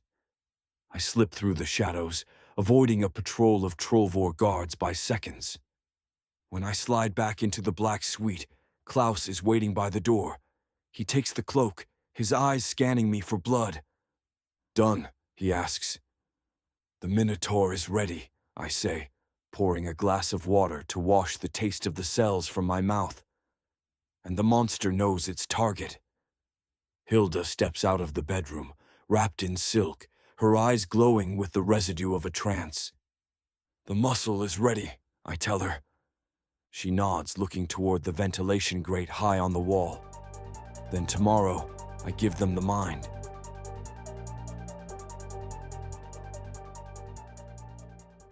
This huge orc brings out the animal in me. In a world where humans have been driven underground, living like rats is the only way to stay safe from the marauding orcs. All my life, my only job has been to make sure I have enough to eat. These orcs of the Burning Sun clan will vow to keep their human mates safe.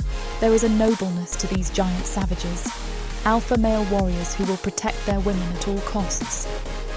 Get this complete series of books following the Burning Sun clan for 70% off. Each book is a full-length monster romance that features a giant orc with eyes for his beloved, curvy human. Happily ever after guaranteed. Protheka's magic is eternal. This bundle will show you that size really does matter.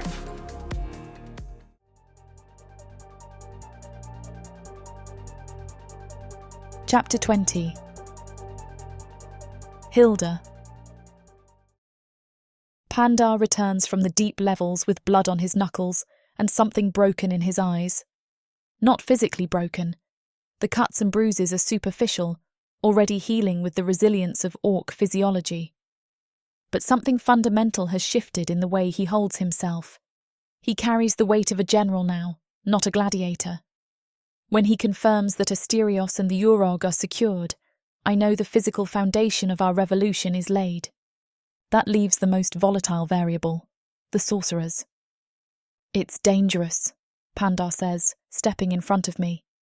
If you are caught in the deep maintenance areas, the sacrifice happens early. If I don't go, your army walks into a slaughter, I counter. The sorcerers control the doors, the lights, the very air. If they fight for Wieland, Asterios and his gladiators won't make it past the first corridor. He hates it. I can feel his protest through the bond developing between us, but he recognizes the tactical necessity. After 6 months of being told what to do, Pandar is learning to trust a partner.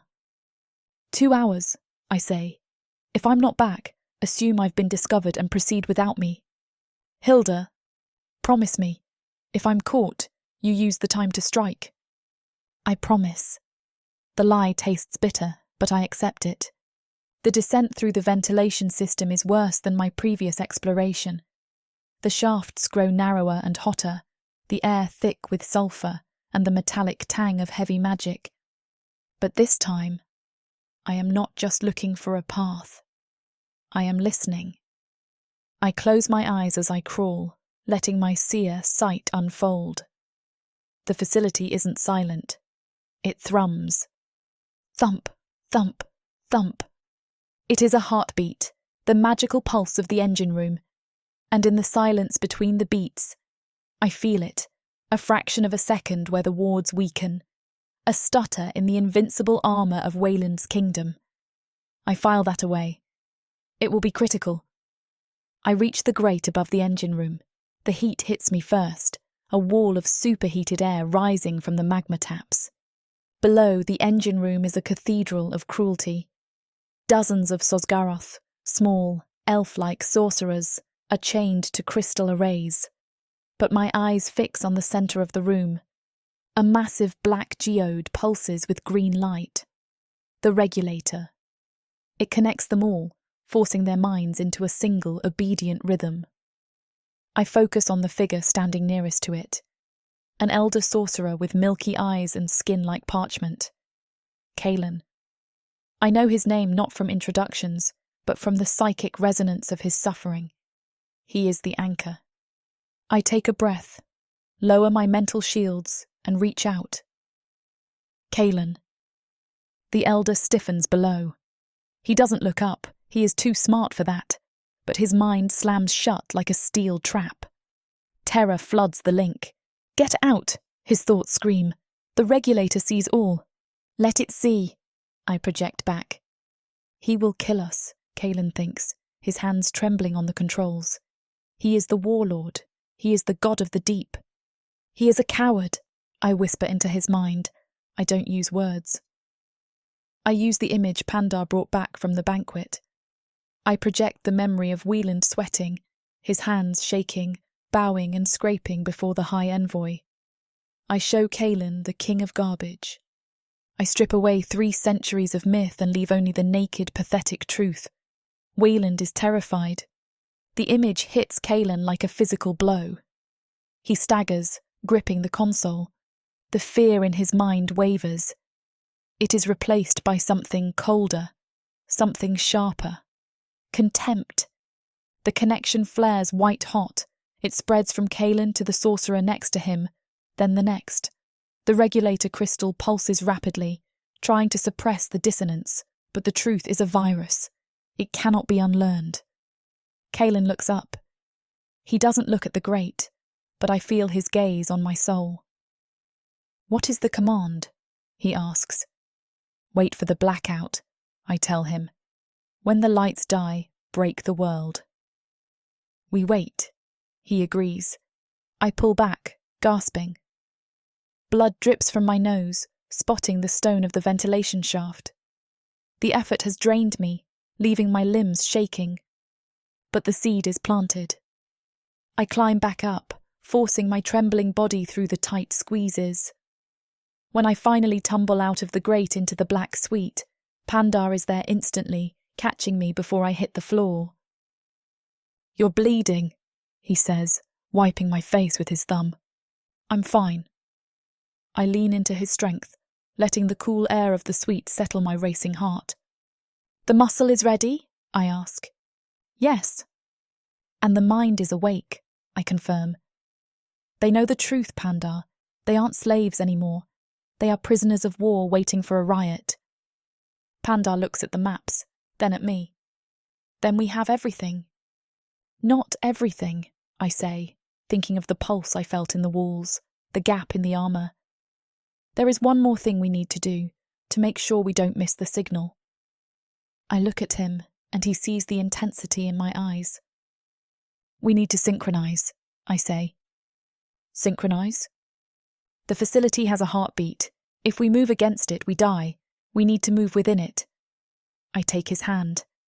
Tomorrow, we stop being two people. Tomorrow, we become one.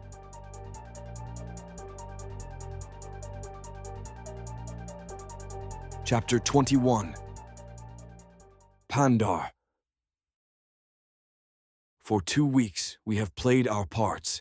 I have been the arrogant champion, and Hilda, the compliant prize. But tonight, the waiting ends, at the 3rd hour past midnight. The invitation does not arrive with a fanfare of trumpets, but with the quiet, shuffling dread of a death sentence delivered in hushed tones. It sits on a silver tray, held by a Zonac servant, whose gray skin is slick with the sweat of absolute terror. His hands tremble so violently that the heavy cardstock rattles against the metal rim, a tiny metallic heartbeat that echoes in the silence of the suite. I pick it up. The paper is thick, creamy vellum imported from the surface, embossed with Wayland's sigil in gold leaf that catches the flickering light of the artificial storm. It smells of lavender and ozone, the scent of the tower. His Lordship Wayland requests the honor of your company for a private celebration. Tonight at the 9th bell, in the Tower Observatory.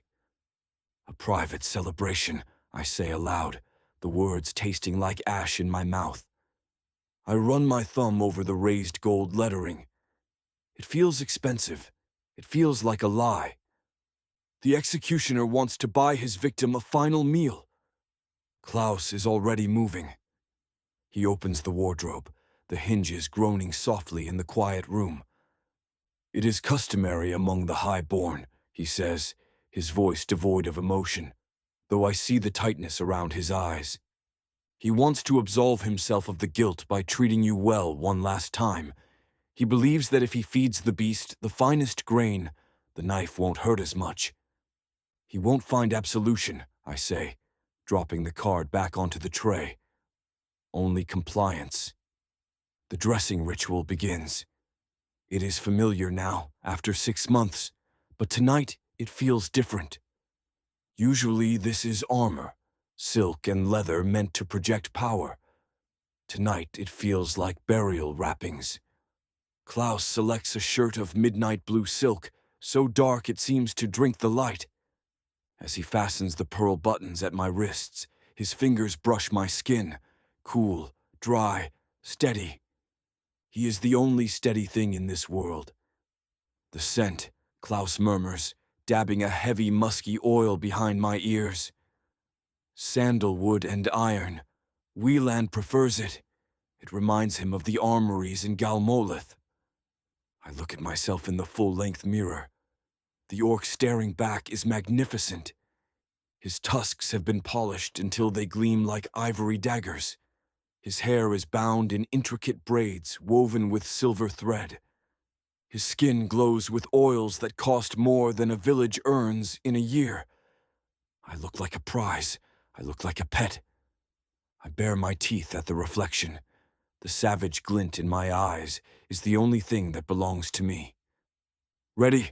Klaus asks. No, I say. But let's go anyway. The lift carries me upward, leaving the familiar hum of the black suite behind. Through the glass walls of the shaft, I watch the kill recede. The arena is quiet, but not empty.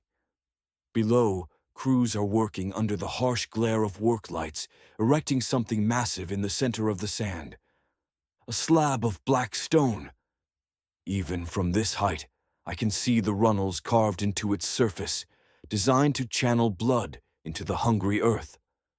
I force myself to look away, I cannot let the rage break the mask. Not yet. The lift creates a pressure in my ears as we ascend the final spire. The air grows thinner, colder, smelling of the artificial atmosphere pumped directly from the scrubbers. The doors hiss open. The observatory is a sphere of pure volcanic glass, suspending us over the abyss of the city. But it is the light that stops me. The usual purple and blue of Wayland's artificial storm are gone. Instead, the room is bathed in a deep, throbbing crimson. It paints the marble floor in the color of fresh arterial blood. Wayland stands by the curved window, his back to me, staring up into the illusion. "The red star," he whispers. His voice vibrates against the glass. I look up. A single massive star hangs in the zenith of the false sky. It doesn't look like a star.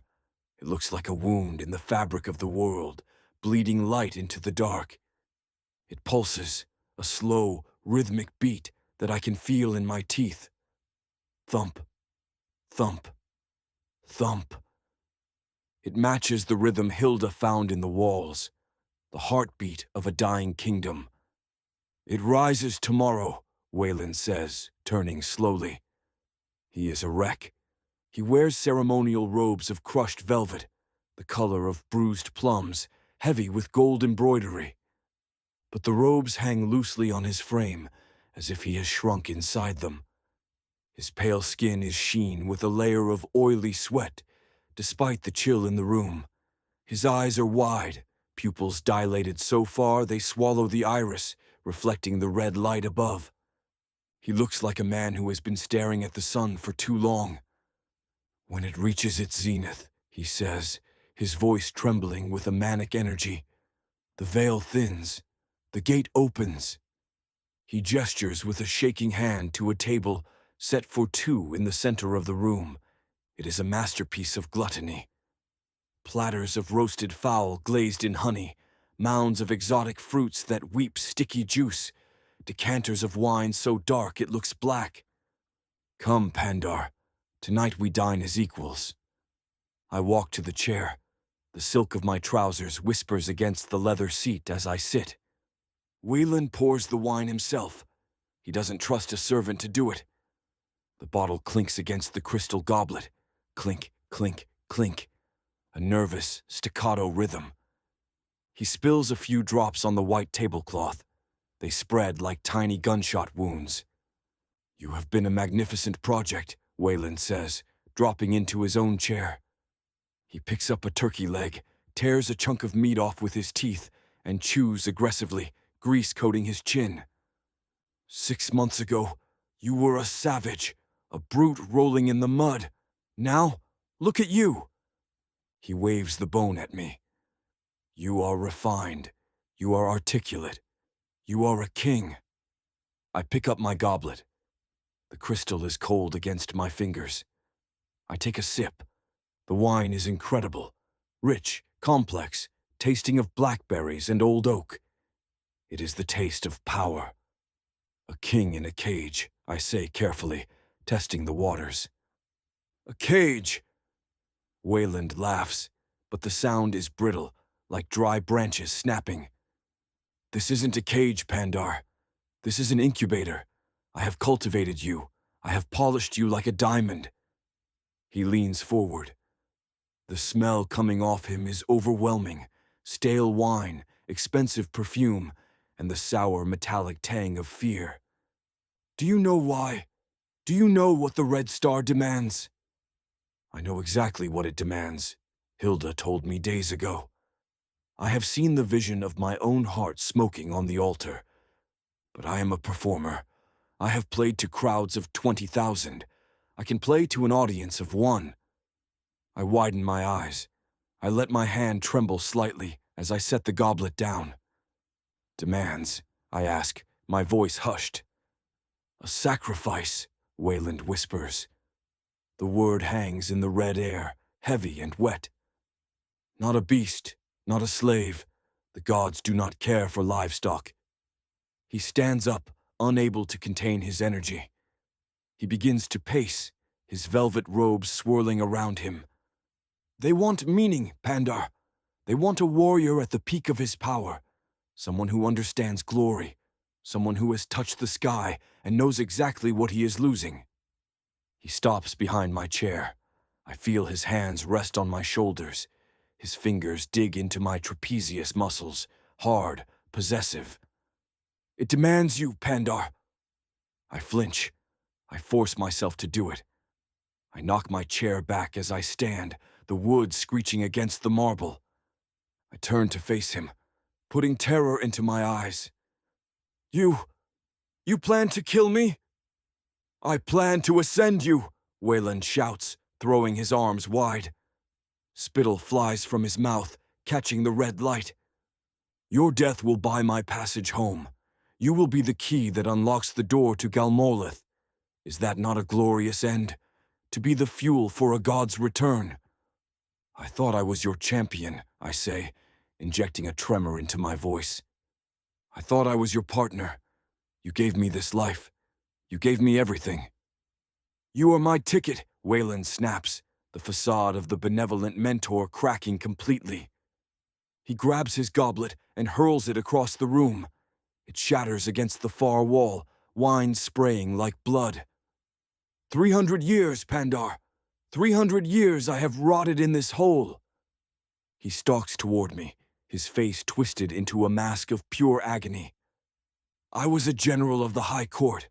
I commanded legions that darkened the sky, and they exiled me for prudence. He is crying now. Tears track through the grease on his face. They called me coward because I retreated, because I wouldn't throw my legion into a meat grinder. I saved them, and they cast me out. He grabs the front of my silk shirt, bunching the expensive fabric in his fists. He is shaking so hard his teeth chatter. But tomorrow I return, and I bring them a prize so perfect they will have to accept me. I bring them the heart of a king. I look down at him. I expected to feel fear in this moment. I expected to feel the urge to kill him right here, to snap his neck and end it. But all I feel is pity. He is small. He is terrified. He is a child who broke a vase and is trying to glue it back together before his parents get home. The fear I felt when Hilda first told me the prophecy evaporates. I cannot fear this creature. You are shaking, Wayland, I say quietly. He freezes. He looks down at his hands, still gripping my shirt. He releases me as if burned and steps back. He wipes his mouth with the back of his hand. I am excited, he lies. The power of the star, it affects the humors. You are terrified, I correct. My voice is steady, low, the rumble of a distant earthquake. You are afraid the gate won't open. You are afraid your sacrifice won't be enough. You are afraid that even if you cut my heart out, they will still close the door in your face. It will be enough, he roars, his voice cracking. You will die, and I will go home. He is breathing hard, wheezing, clutching his chest. I need to end this. I need to give him the victory he thinks he has won, so he sleeps soundly tonight. I slowly lower myself to one knee. The marble is cold against my leg. I bow my head, exposing the back of my neck, the posture of the defeated. As you say, I whisper, I am your creature, my lord. Do with me as you will. Wayland blinks. He stares at the top of my head, thrown off by the sudden submission. He expected a fight. He expected begging. My acceptance unsettles him, but his ego is too hungry to question it. A slow, wet smile spreads across his face. Good, he mutters, reaching out to pat my head like a dog. His hand is clammy. Good boy. Go now. Rest. Eat hearty. He turns back to the window, back to the bleeding star. Tomorrow is a big day. I rise. I walk to the lift. The silence in the room is heavy, suffocating. As the doors close, I catch one last glimpse of him. He is eating again, shoving fruit into his mouth with both hands, juice running down his velvet robes, staring up at the red light with the eyes of a madman. I leave him there with his expensive wine and his 3 centuries of regret. He thinks he has won. He thinks he has broken me. He has no idea that the chains he plans to put on me tomorrow have already been unlocked.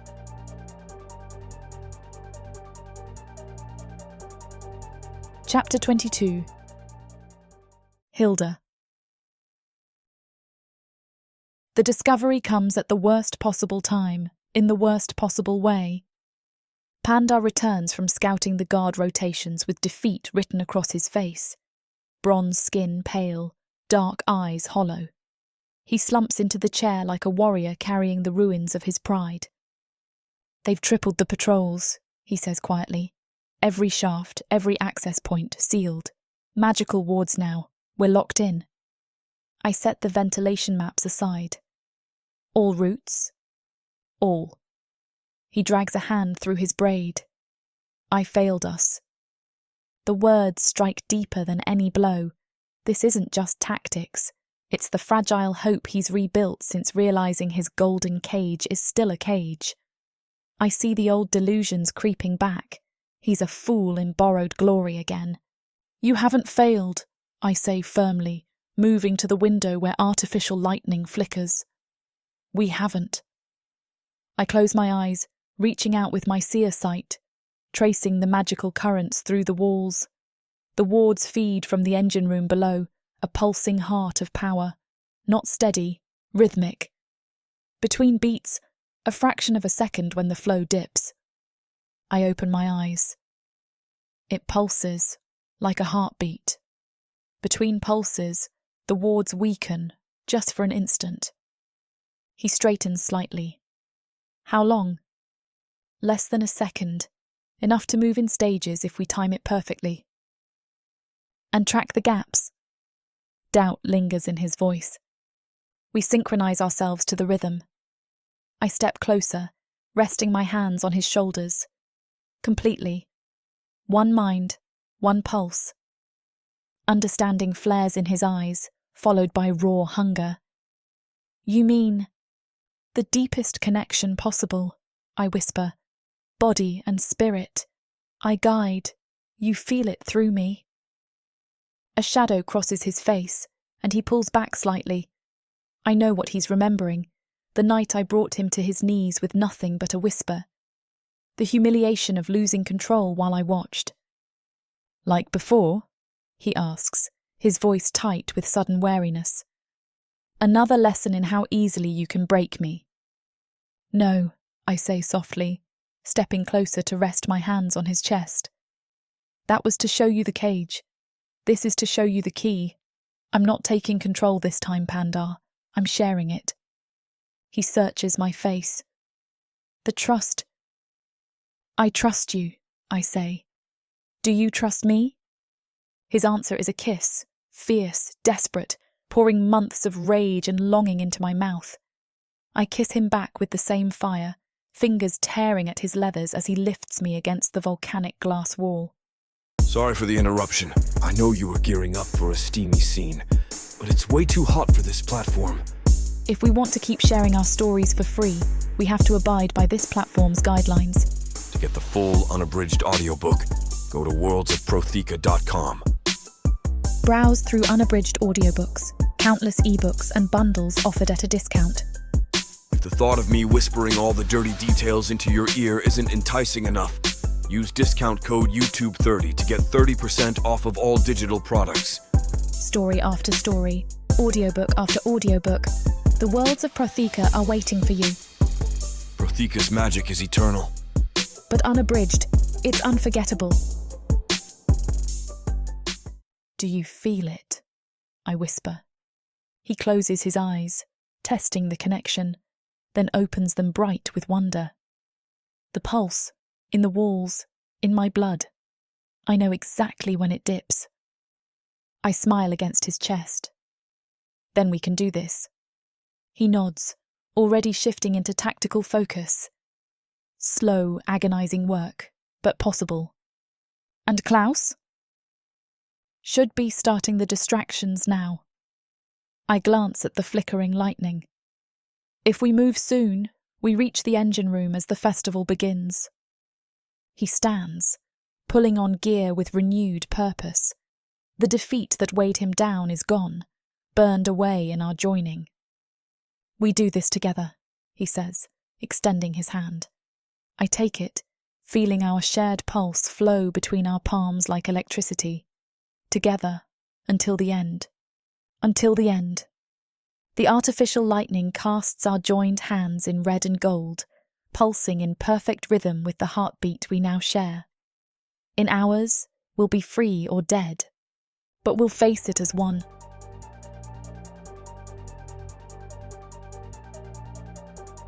Chapter 23.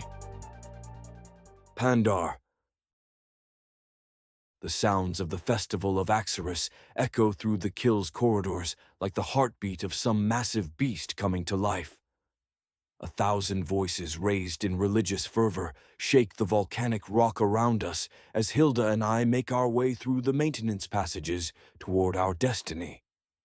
Every step takes us further from the relative safety of the upper levels and deeper into the sweltering bowels of Wayland's artificial kingdom.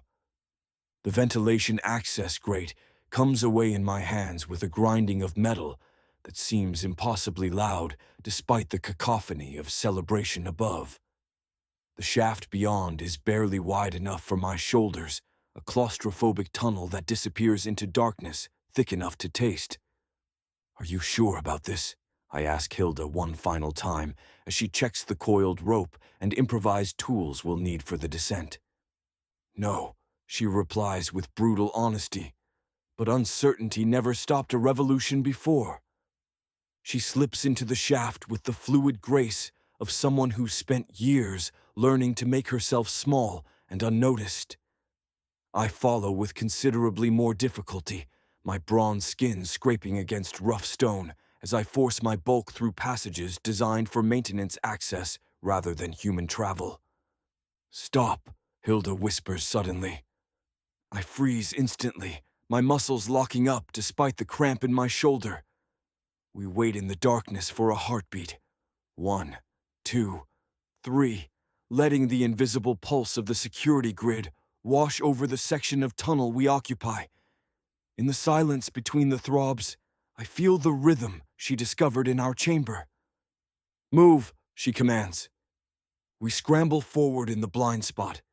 The air grows thick with heat and magical discharge as we descend, each breath tasting of sulfur and the kind of raw energy that makes my teeth ache. The festival sounds above become muffled echoes that speak of thousands of creatures gathered to witness what they believe will be the culmination of months of preparation. If they only knew what we're actually preparing for. "Left here," Hilda whispers, her voice barely audible over the hum of magical machinery. This is the junction I found when I planted the thought in Kalen's mind. The conduit should be weakened. "Just like we planned," I whisper back. "Wait for the pulse. Now." The shaft branches in 3 directions, each passage leading deeper into the Kill's hidden infrastructure.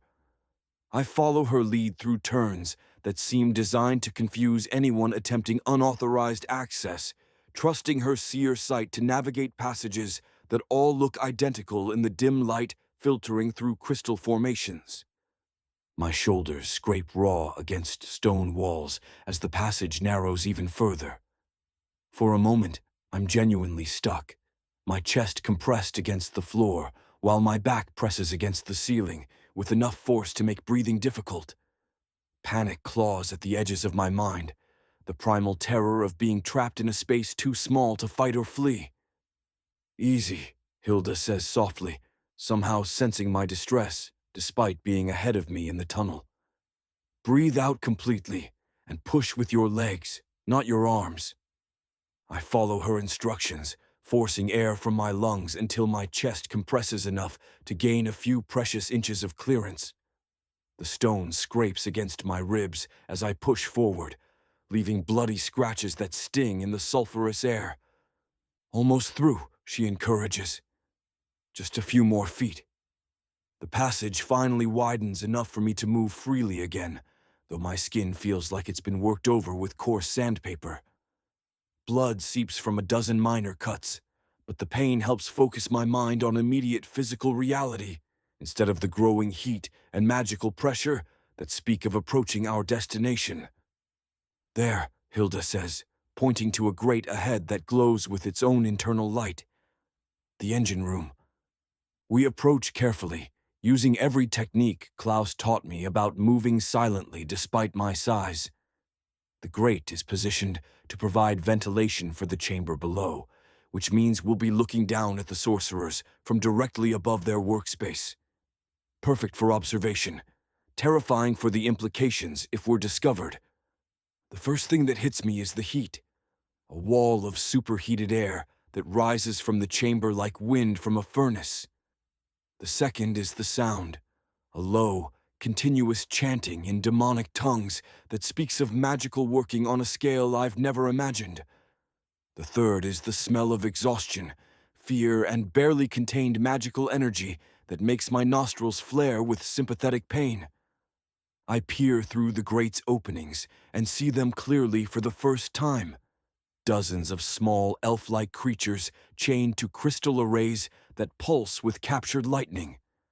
The Sazgoroth work with mechanical precision, despite obvious exhaustion, their pale skin gleaming with perspiration and magical discharge as they maintain the complex systems that keep Wayland's kingdom functional.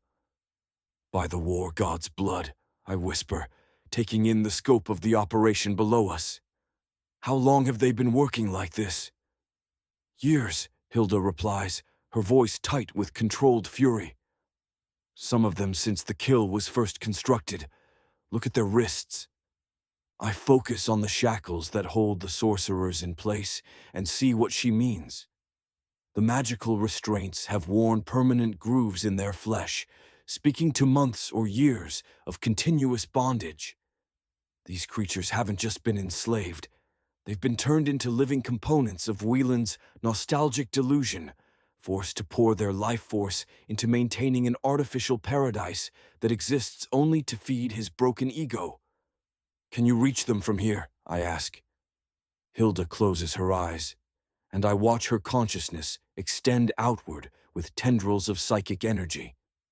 The connection is difficult to establish at this distance, requiring more spiritual strength than I've seen her use since her vision of the festival.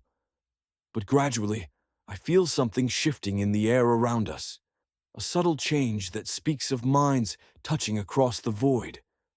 The response from below is immediate and overwhelming.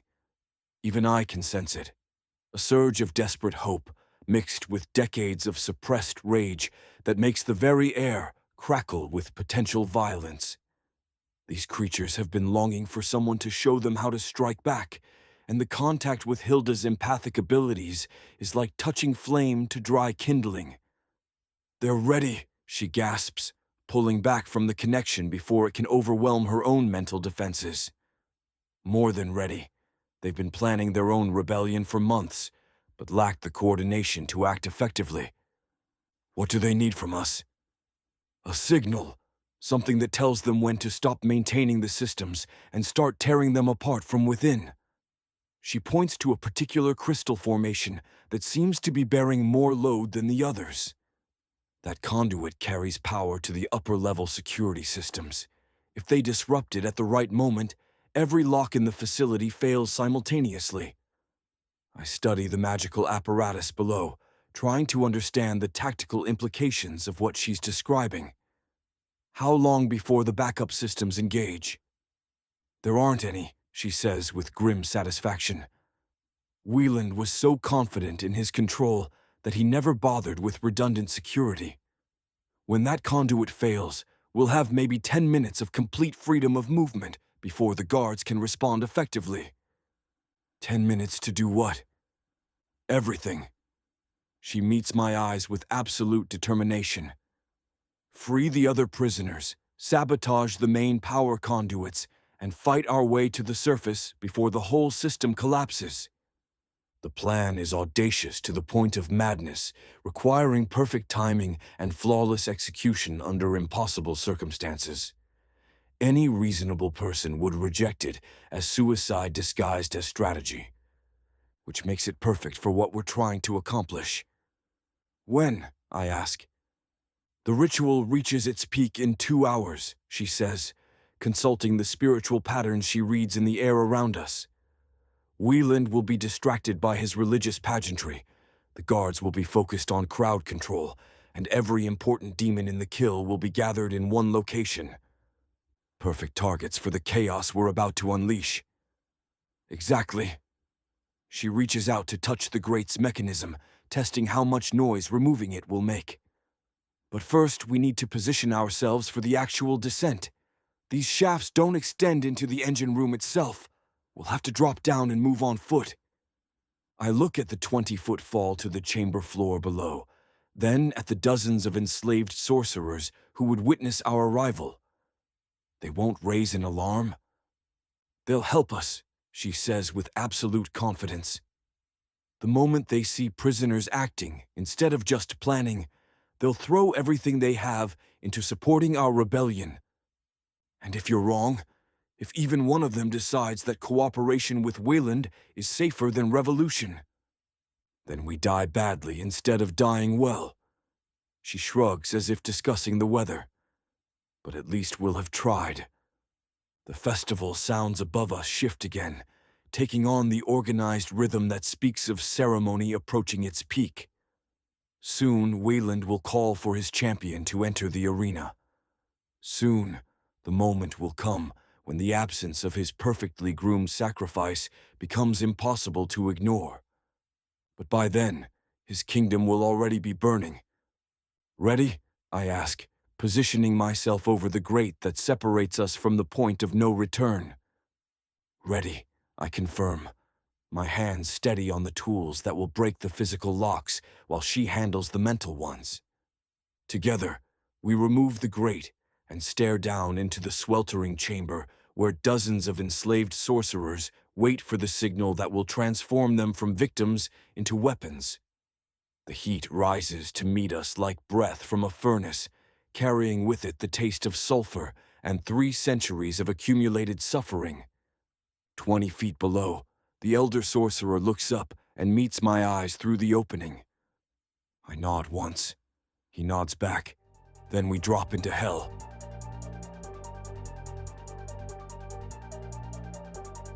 Chapter 24. Hilda. The drop is 20 feet, but the landing jars my bones like I've fallen from the sky. I hit the gratework floor and roll, absorbing the impact. Beside me, Pandar lands with a heavy metallic thud, his knife already in hand. I don't reach for a weapon. In this place, the seed I planted days ago is the only blade that matters. The heat hits me first, a physical wall of temperature suffocating enough to blister skin. But the spiritual atmosphere has changed since my last visit. It is no longer thick with despair.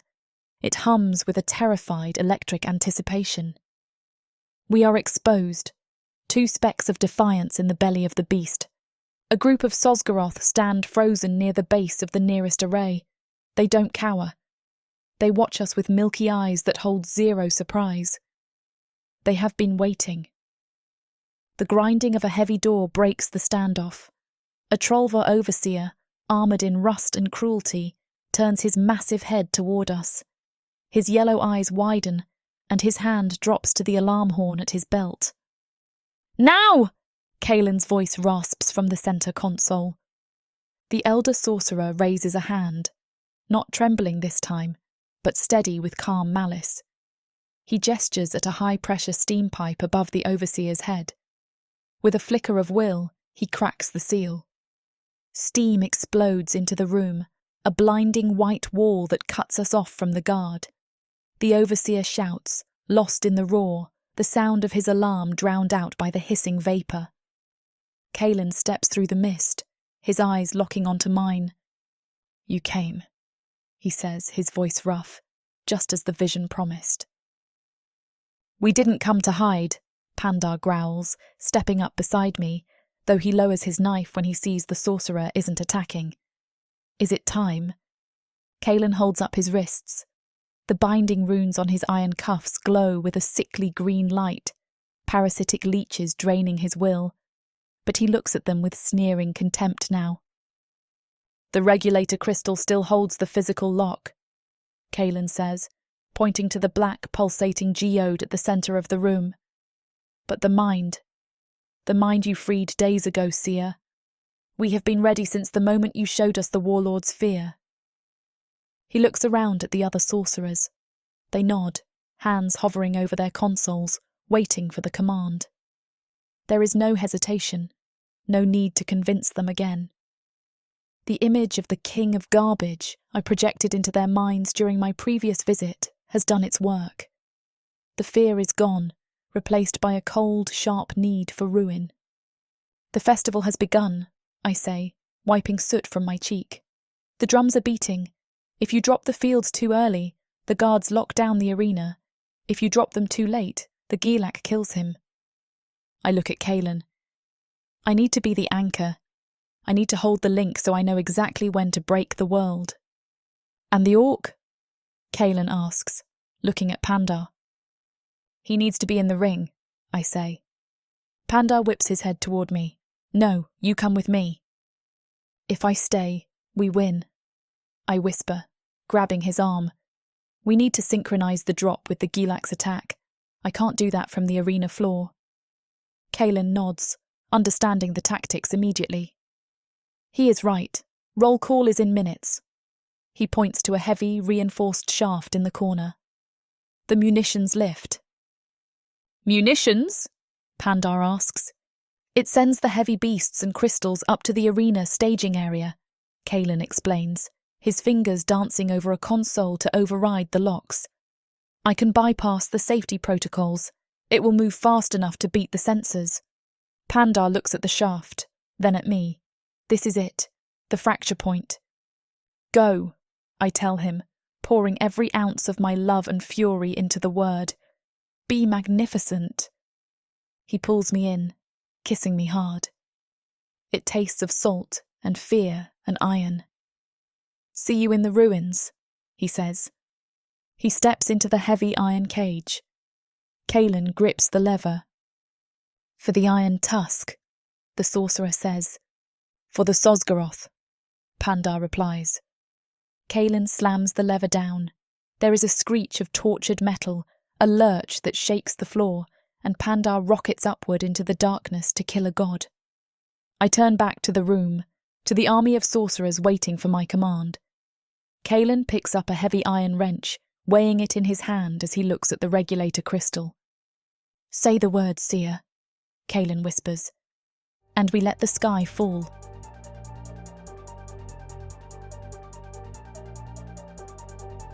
Chapter 25. Pandar.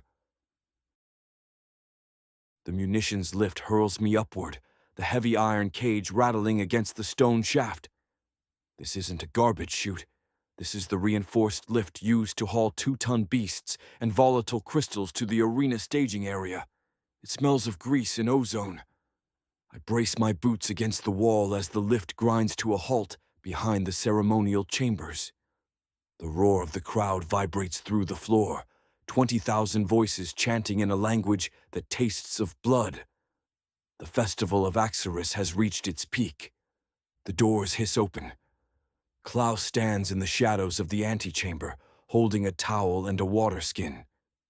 He looks perfectly calm, though his eyes burn with a cold, hard light. The wine? I ask. Delivered to the guard rotation 20 minutes ago, Klaus replies, checking a brass timepiece. Numiscu blossom extract. They should be unconscious by now. And the alarms? Triggered. Upper security is chasing ghosts on the north side. He hands me the water skin. Make it magnificent, my lord. Just Pandar, I say. Pandar, he agrees, smiling. I step into the arena tunnel. The noise hits me like a physical wall, a wall of hunger. I walk out onto the sand, and the crowd screams my name, but it isn't worship anymore. It is anticipation. They know what is coming. The arena has been transformed. Red banners hang from the crystal spikes. In the center stands the altar of Axarus, a slab of black stone carved with runnels for blood. Wieland stands beside it, resplendent in ceremonial armor that shimmers like oil. He looks up at the artificial sky, where a red light, the red star, is beginning to bleed through the illusion. "Behold," Wieland booms. "The star aligns, the gate opens, and here is the offering that will buy our passage home." He gestures to me. "The champion of the kill." The crowd roars. I stand my ground, letting them see me. Not cowering, not broken, waiting. "And now," Wayland shouts, "the test." The floor at the far end of the arena grinds open. The crowd hushes. Rising from the pit is the Gylak. 12 feet of insectoid nightmare, armored in chitin fused with steel. Its forearms end in scythes, and its compound eyes track me with cold intelligence. "Bred for this moment," Wayland announces. "A perfect executioner." Servants rush forward to attach the ceremonial chains to my wrists. These are the golden leashes. Magical bonds meant to compel me to fight, but prevent me from running. I let them click the manacles shut. I feel the hum of the compulsion magic, a subtle pressure against my mind. Fight. Die. Submit. I look up at the royal box. Asterios is there, watching. The Urog is near the gate. They are waiting. "Begin," Wayland commands. The Gylak doesn't roar. It flows across the sand, faster than anything that size should move. A scythe sweeps for my head. I duck, feeling the wind of the blow, and roll. Now Hilda, I think, sending the plea down the bond. Now. The Gylak presses, its forearms weaving a web of steel. I block a strike with my bracer, the impact rattling my teeth, and take a shallow cut across the chest. Blood hits the sand. The crowd screams in ecstasy. "Is this the champion?" The Gylak hisses, its voice like grinding glass. "You are small." "Wait for it," I mutter, dodging a thrust that would have skewered my liver. Wieland raises his arms to the red star, his face twisted in religious rapture. He is ready for his miracle. And then the world breaks. Deep below us, in the engine room, the regulator crystal shatters. The hum of the compulsion chains on my wrists dies instantly. The magical pressure vanishes. Then the lights go out. The artificial lightning dies. The red star vanishes. The arena plunges into absolute, suffocating darkness. The crowd's roar turns into a collective gasp of terror. In the dark, I smile. The Gylak hesitates, its magical sensors blind without the grid. "My turn," I whisper. Escape this world and step into one where romance and magic intertwine across realms, with stories that are not just standalone tales, but part of a vast, interconnected universe. Imagine not just one, but 100 stories, where characters, destinies, and legends cross paths in unexpected ways. 100 audiobooks from the Romantasy 100 book bundle. These aren't just isolated stories. They share themes, worlds, and threads that make every journey feel part of something grander. Fated lovers, ancient prophecies, and the delicate balance between power and passion. Get all of these stories today for a mind-blowing 90% off. That's right, 100 audiobooks for the price of 10. 800 hours of audio where these alpha males prove just how puny the human men of Protheka are.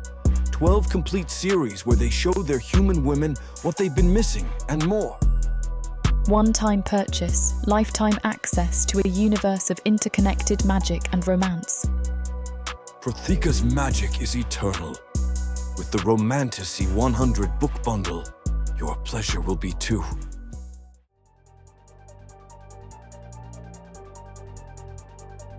Chapter 26. Hilda. Now, I whisper to Kaelin, feeling Pandar's pain spike through our psychic connection as the Gailax claws rake across his back. Do it now.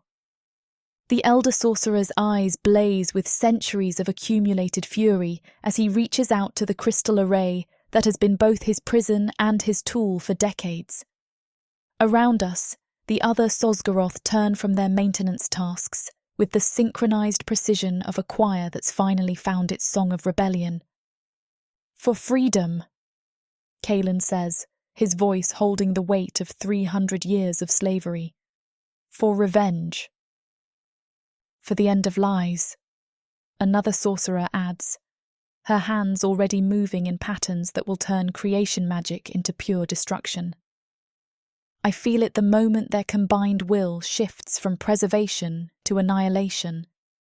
The magical energies that have flowed smoothly through the kill's infrastructure for centuries suddenly fragment like glass hitting stone. Crystal arrays overload with the sound of breaking worlds. Power conduits snap with electrical screams that make my teeth ache. Through our link, I sense Pandar's desperate relief as the ceremonial chains binding his wrists lose their magical compulsion and become mere jewelry. Above us, 20,000 voices shift from religious ecstasy to primal terror as their carefully ordered world plunges into chaos. The engine room erupts into glorious destruction. Freed from their forced labour, the sorcerers poured decades of suppressed rage into systematically demolishing everything they've been forced to build. The red sand that's maintained the illusion of Galmaleth reverts to ordinary dirt, with a sound like sighing dreams. Metallic plants wither and die as their magical sustenance is cut away, their silver leaves browning like autumn coming to an artificial paradise. The atmospheric controls, I call to a group of younger sorcerers who are gleefully watching imported crystals crack under the strain of uncontrolled discharge. Cut the atmospheric controls next. They respond with the enthusiasm of prisoners who finally found the keys to their own cells.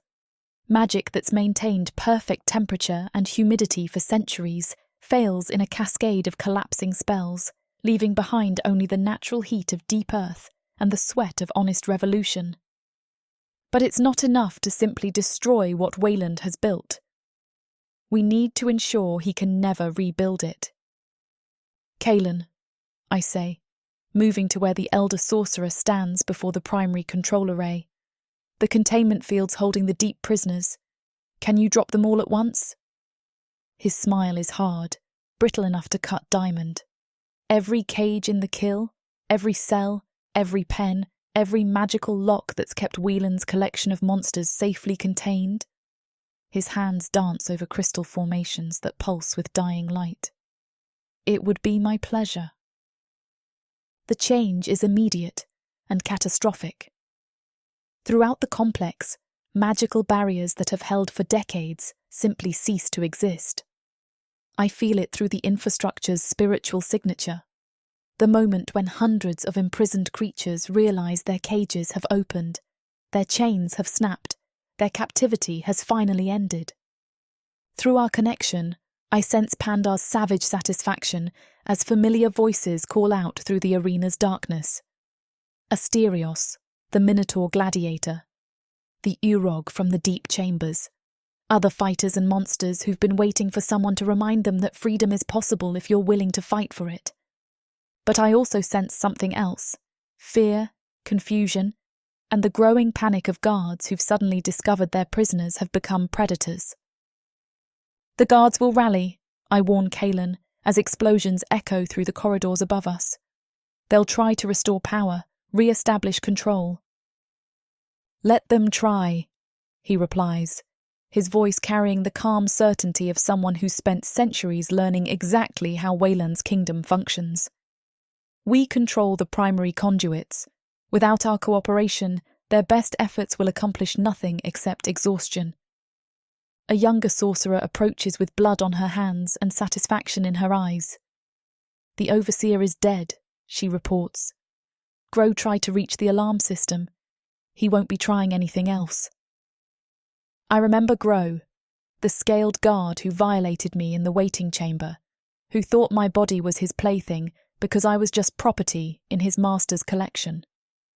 The knowledge that he died badly brings me more satisfaction than it probably should. But I'm past caring about the moral implications of revolution. Good, I say simply. What about the other overseers? Fleeing or dead, another sorcerer calls from across the chamber. The moment the lights went out, we made sure none of them would be issuing orders again. The systematic elimination of their immediate oppressors speaks to planning that goes far deeper than our recent coordination.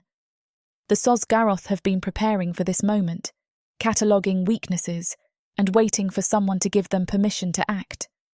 All we did was provide the spark for a fire that's been building for decades. Hilda! Pandar's voice reaches me through our psychic link, tight with urgency and physical strain. Are you safe? Safe and destructive, I respond, letting him feel my fierce joy through our connection. The engine room is ours. The systems are dying. How are you? Fighting through hell with some very angry allies, comes the reply, along with impressions of corridor battles and the sounds of a fortress eating itself from within. Wieland fled toward your position. He's coming for the engine room. Of course he is. This chamber is the heart of everything he's built, the source of power that's maintained his artificial kingdom for 3 centuries. If he can retake it, force the sorcerers back to their tasks, he might still salvage something from the ruins of his grand delusion. How long until you reach us? I ask. Fighting through 3 levels of revolution, he replies grimly. Maybe 20 minutes if we don't run into serious resistance. And if you do? The pause speaks volumes. Then make sure his kingdom burns even if we don't escape it. I look around the engine room at the systematic destruction taking place. Crystal arrays reduced to glittering fragments. Power conduits severed beyond any hope of repair. Sorcerers who've discovered that revenge tastes even sweeter when served with supernatural precision. It's already burning, I tell him. The question is whether we can get out before it burns us too. Through the floor, I feel the rumble of structural collapse beginning in the upper levels. Wayland's paradise was never meant to exist without constant magical support, and now that support is not just failing, but actively being destroyed by the very people who built it.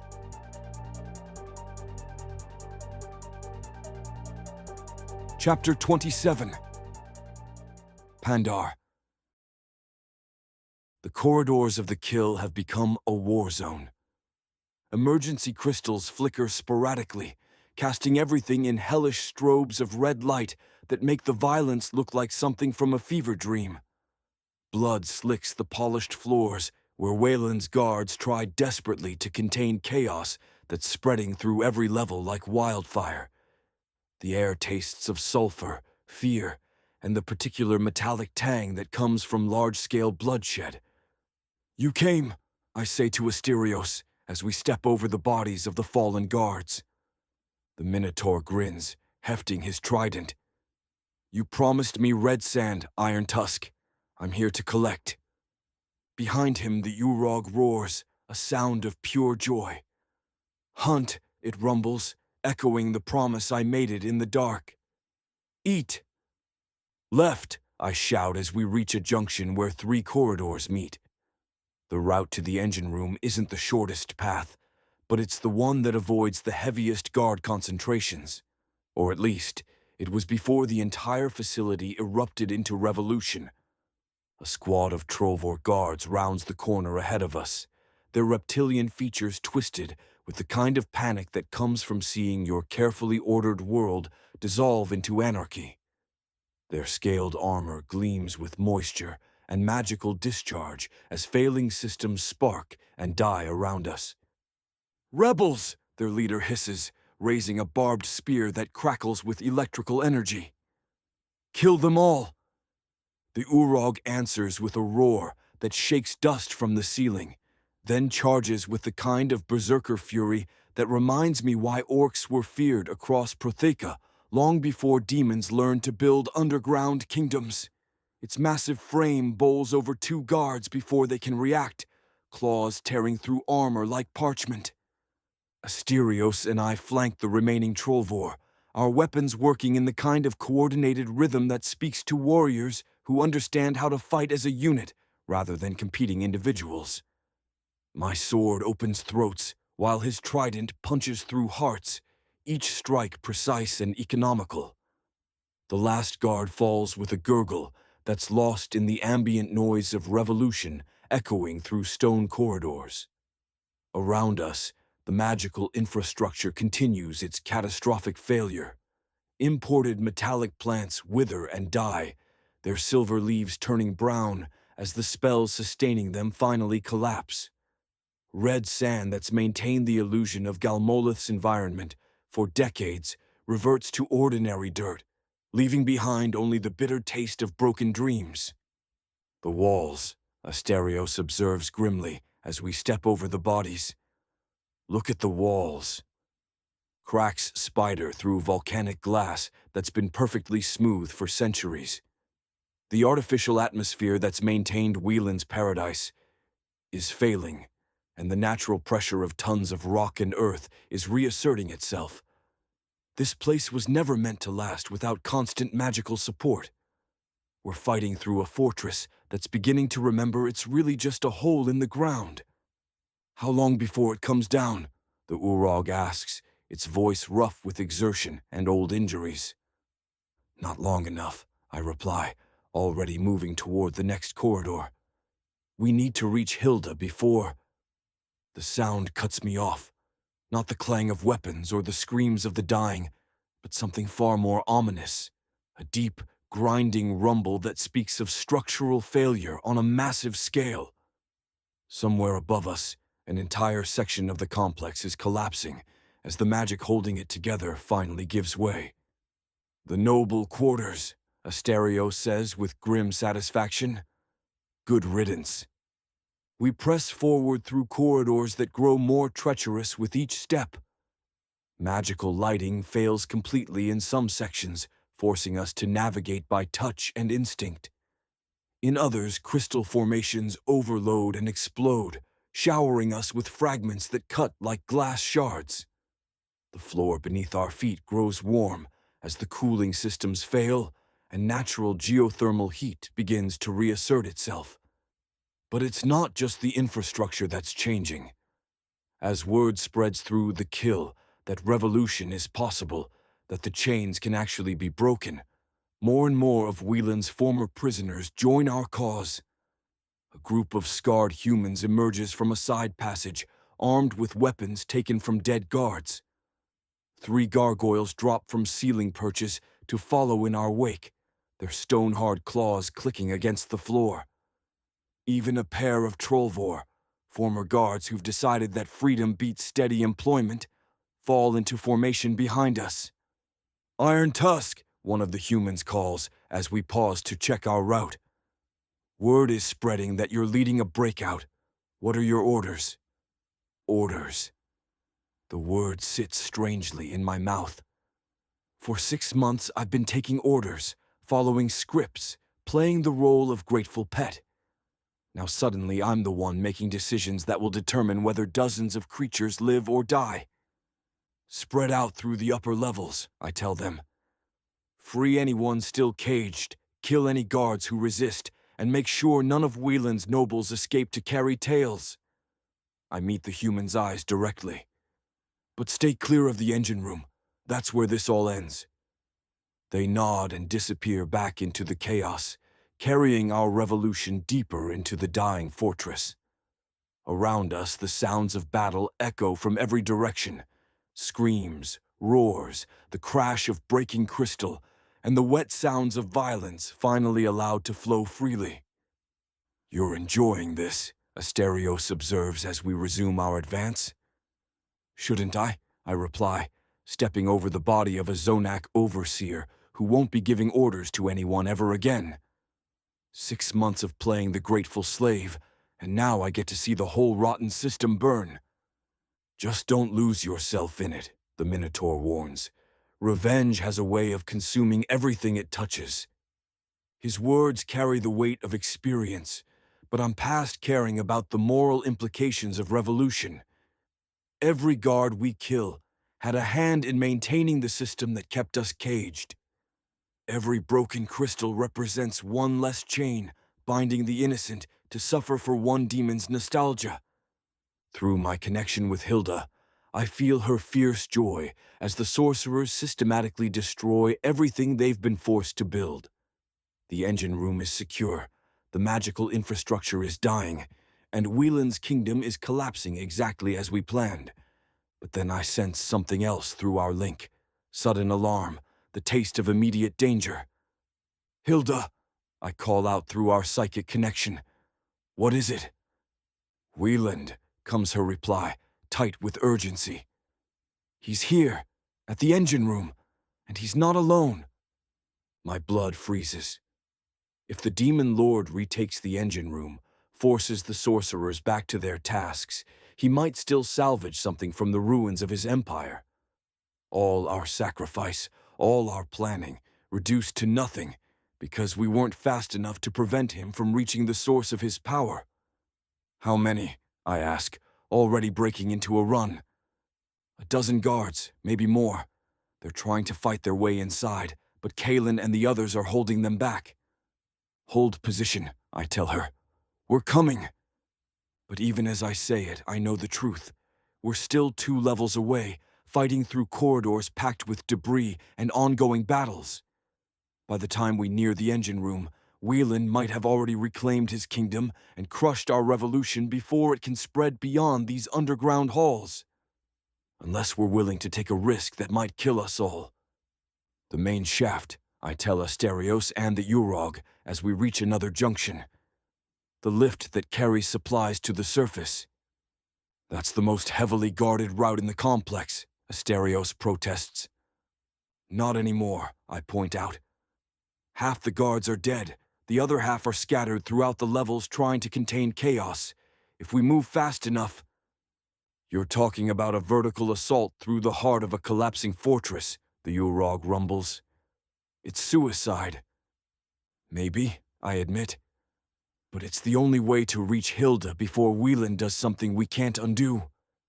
They look at me for a long moment. These allies who've chosen to trust their lives to a former champion who's learned to think like a revolutionary.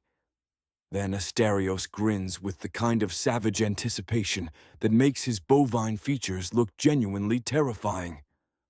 "Suicide missions are the most fun," he says. "Lead the way, Iron Tusk." We race toward the central shaft, our weapons ready, and our hearts full of the kind of fury that can only come from slaves who finally learned to bite back. Time to finish what we started, or die trying.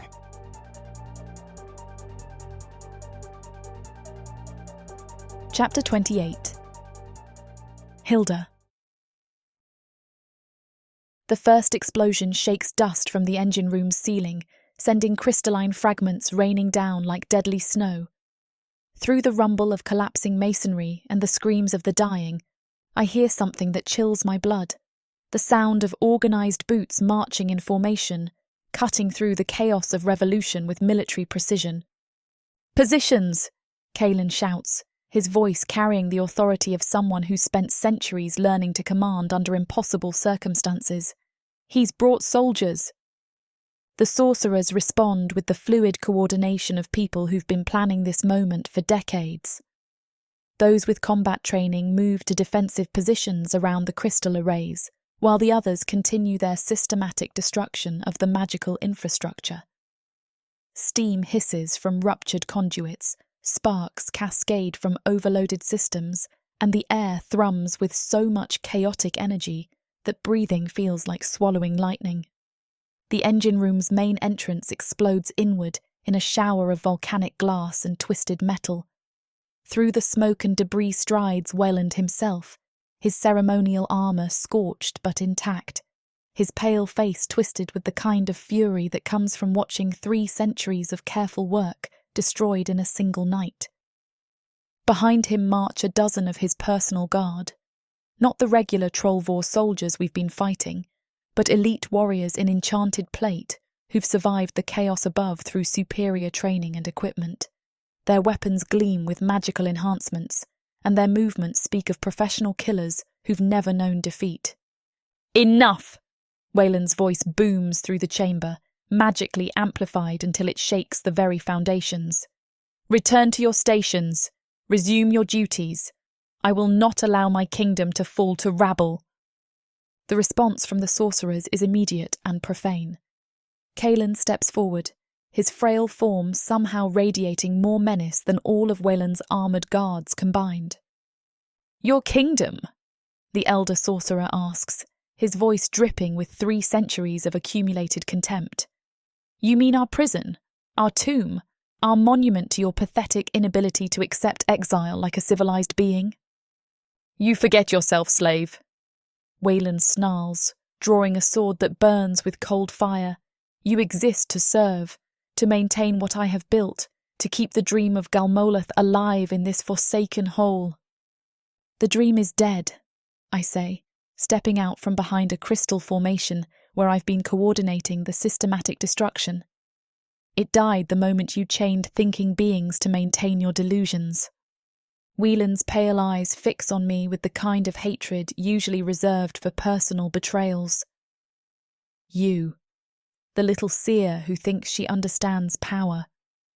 His smile is sharp enough to cut. You understand nothing.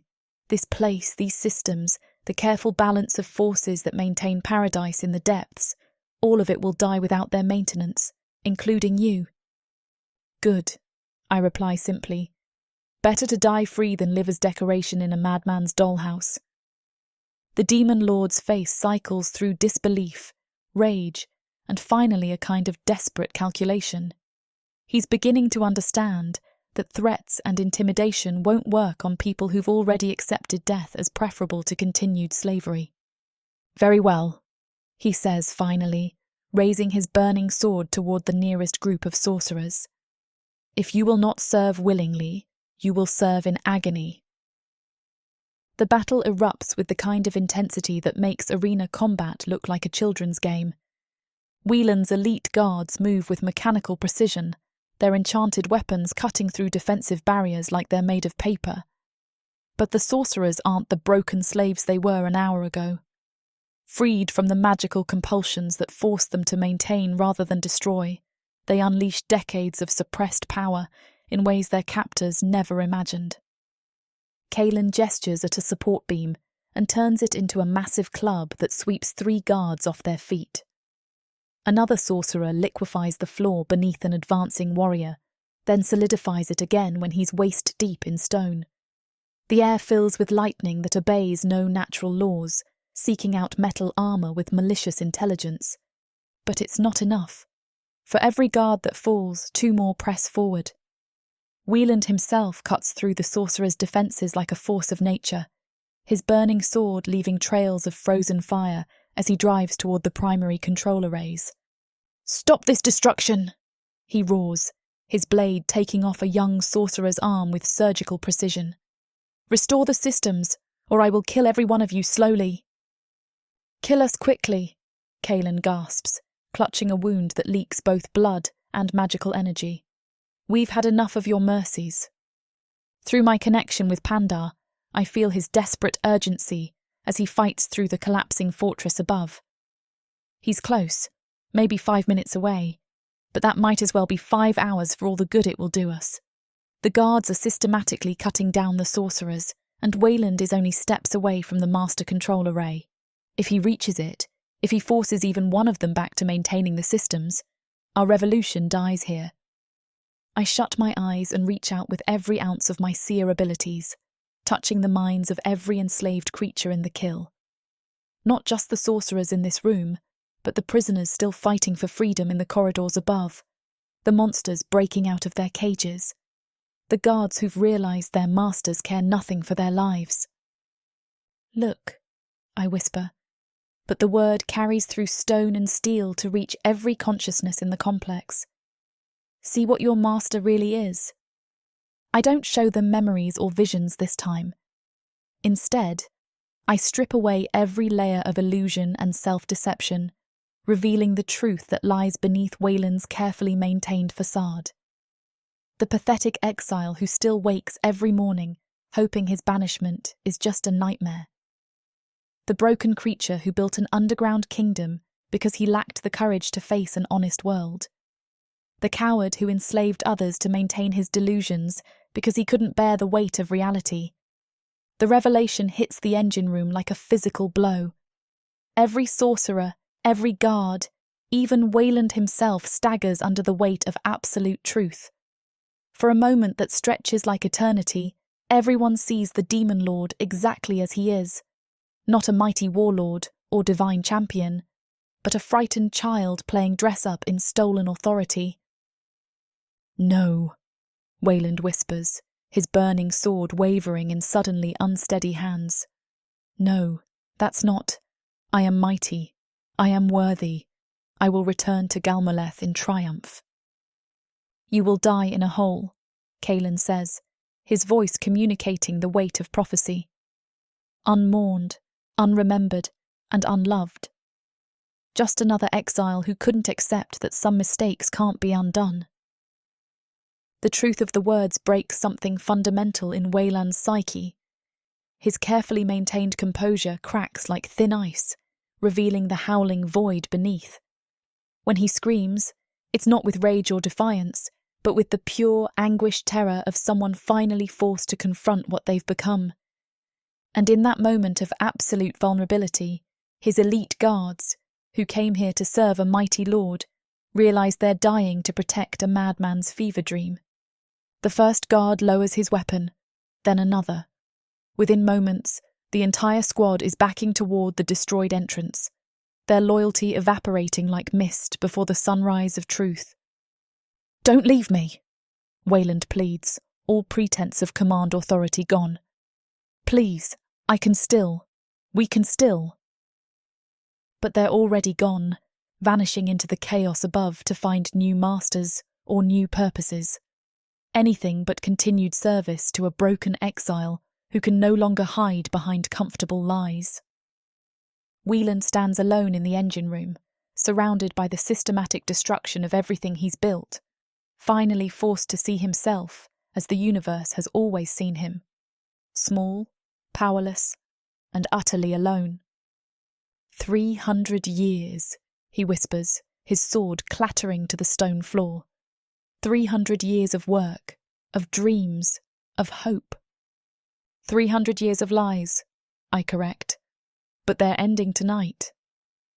Through our connection, I feel Pandar's presence growing stronger as he races toward us through the collapsing fortress. Soon, he'll be here. Soon, this will all be over. But first, there's one last truth that needs to be spoken. You could still choose dignity, I tell Wayland as he slumps against a crystal formation like a broken doll. Accept what you are, face what you've done, and die like the warrior you once pretended to be. He looks up at me with eyes that hold centuries of accumulated pain. For a moment, I think he might actually find the courage to end this with honour. Then the engine room's ceiling begins to collapse, and we all discover that some choices get made for us.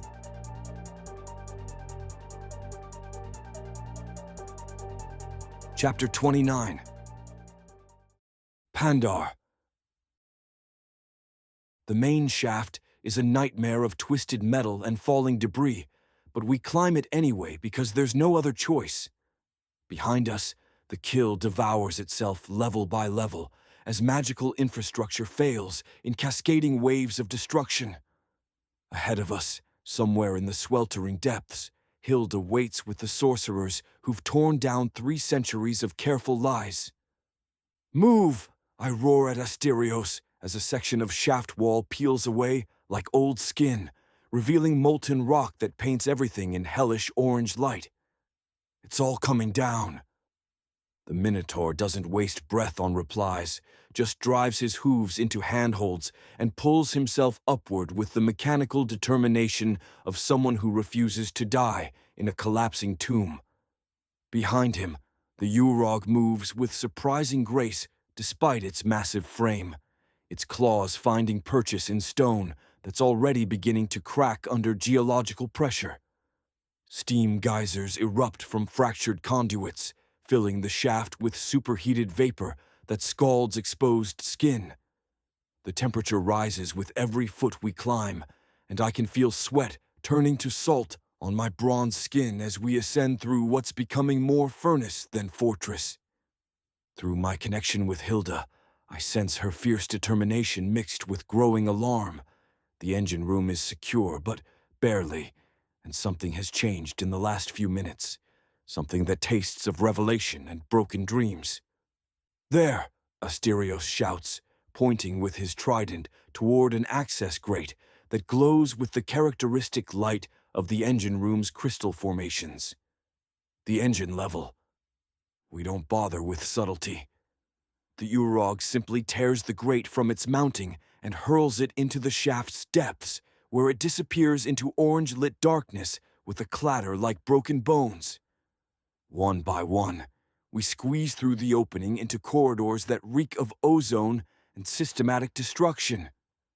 The engine room's entrance has been blown apart from the inside, leaving twisted metal and shattered stone in place of the massive doors that once sealed this chamber. Through the wreckage, I can see the systematic demolition Hilda and the sorcerers have wrought. Crystal arrays reduced to glittering fragments, power conduits severed beyond repair, the careful magical architecture of Wayland's kingdom reduced to smoking rubble. And in the center of it all, slumped against a dying crystal formation like a broken doll, sits the demon warlord himself. He looks nothing like the confident exile who welcomed me to his underground paradise 6 months ago. His ceremonial armor is scorched and dented, his pale skin streaked with soot and something that might be tears. His massive horns, once symbols of diabolic authority, now seem like useless ornaments on a creature that has forgotten how to command. "Pandar!" Hilda calls from across the chamber, her voice tight with relief and urgency. "The whole structure is failing. We have minutes before—" Her words are cut off by a rumble that shakes the very foundations of the kill. Somewhere far above us, entire levels are collapsing as the magic holding them together finally fails. Dust and debris rain from the engine room's ceiling, and I can see new cracks appearing in walls that have stood for centuries. "Wayland," I say, approaching the broken demon with my sword drawn, but not raised. "It's over." He looks up at me with eyes that hold centuries of accumulated pain. "Is it?" His voice is barely a whisper, all the magical amplification gone. "Or is this just another performance, another dance for the entertainment of your betters?" "No performance," I reply, studying his haggard features for any trace of the manipulative patron who groomed me for sacrifice. "No betters, just the end of lies." Around us, the sorcerers continue their work with the methodical efficiency of people who've waited decades for this moment. Kaelin moves among the crystal formations like an artist putting finishing touches on a masterpiece of destruction, ensuring that nothing can ever be rebuilt from these ruins. "You could have been a god," Wayland says suddenly, his voice carrying the weight of desperate regret. "In my kingdom, with my guidance, you could have ruled for centuries. And instead you choose, what, to die in a collapsing hole with rabble and slaves?" "I choose freedom," I reply simply, "even if it kills me." "Freedom." He tastes the word like poison. "You know what freedom gave me? 300 years of exile, 300 years of knowing I was right, knowing I was worthy, and being punished for virtues my superiors couldn't understand." "You were punished for cowardice," Hilda says, stepping up beside me with her hand resting on my arm. "For retreating from a battle you could have won if you'd had the courage to fight it." "I saved thousands of lives," Wayland snarls, some of his old fire returning. "I chose wisdom over glory, strategy over stupidity." "You chose fear over honor," I correct. "Just like you've been choosing comfort over truth for the past 6 months. Just like you're choosing self-pity over dignity right now." The words hit him like physical blows. He tries to stand, to summon some remnant of his former authority, but his legs won't support him. Instead, he slumps back against the crystal formation and laughs, a sound like breaking glass that speaks of sanity stretched beyond its limits. Look around you, he gestures at the systematic destruction surrounding us. Look at what your freedom has accomplished. You've destroyed the greatest achievement of magical engineering in Protheka's history. Centuries of accumulated knowledge lost forever. For what? So you can die in the rubble instead of on an altar. So we can die as ourselves, Hilda replies, instead of as props in your tragic theater. Another rumble shakes the chamber, this one strong enough to crack the floor beneath our feet. Through the fissures, I can see molten rock beginning to seep upward as the natural geology of this place reasserts itself. The kill was never meant to exist without constant magical support. We're standing in a tomb that's preparing to bury its own architects. We need to go, Asterios calls from the chamber's far end, where he's found what looks like an emergency shaft leading toward the surface. The whole level is coming apart. But I can't leave yet. Not like this. There's something that needs to be settled between me and the creature who spent 6 months turning me into a willing sacrifice. Stand up, I tell Wieland. He looks at me with confusion that might be genuine. What? Stand up, I repeat, raising my sword to point at his throat. Face me. Fight me. Die like the warrior you once pretended to be, instead of the broken exile you've become. For a moment, I think he might actually do it. I see his hand twitch toward the ceremonial blade, lying forgotten beside him. See something that might be pride flicker in his ancient eyes. But then the ceiling groans ominously above us, and whatever courage he might have found dies stillborn. I can't, he whispers. I'm too tired, too old, too broken. Then stay here, I say, lowering my sword with something that might be pity. Die with your kingdom. Maybe that's the closest thing to honor you'll ever manage. I turn away from him and take Hilda's hand, feeling her strength flow through our connection as we race toward the escape shaft where Asterios and the Urog wait. Behind us, the sorcerers abandon their work of destruction, not because it's complete, but because there's nothing left to destroy. The engine room is dying around us, taking with it the last vestiges of Wieland's artificial paradise. As we reach the shaft that will carry us toward the surface, I hear his voice one final time, not magically amplified, not commanding, just the broken words of a creature finally forced to face what he's become. I could have been magnificent, he calls after us. I could have been everything they said I wasn't. You could have been free, Hilda calls back without turning around. If you'd ever learned the difference between strength and power. Then the shaft's entrance swallows us, carrying us upward through collapsing stone toward a surface I haven't seen in 6 months. Behind us, the kill continues its systematic destruction, burying 3 centuries of accumulated lies beneath tons of rock and molten earth. We reach the surface, gasping and bleeding but alive, and the underground kingdom has become exactly what it always was beneath the magical illusions, slowly filling with its own rubble. I stand on solid earth under a sky full of real stars, breathing air that tastes of freedom instead of sulfur and broken dreams. Beside me, Hilda watches the last wisps of artificial lightning die as the magical systems finally fail completely. It's over, she says simply. No, I reply, pulling her close as other survivors emerge from various escape routes scattered across the landscape. It's just beginning. For the first time in my life, I'm exactly what I choose to be.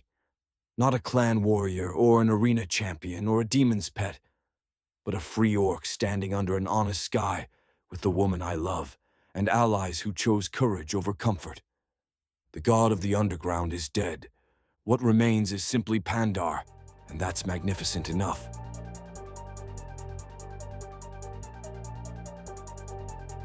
Chapter 30. Hilda. 6 months after the kill's collapse, I wake to sunlight streaming through windows that open onto honest sky.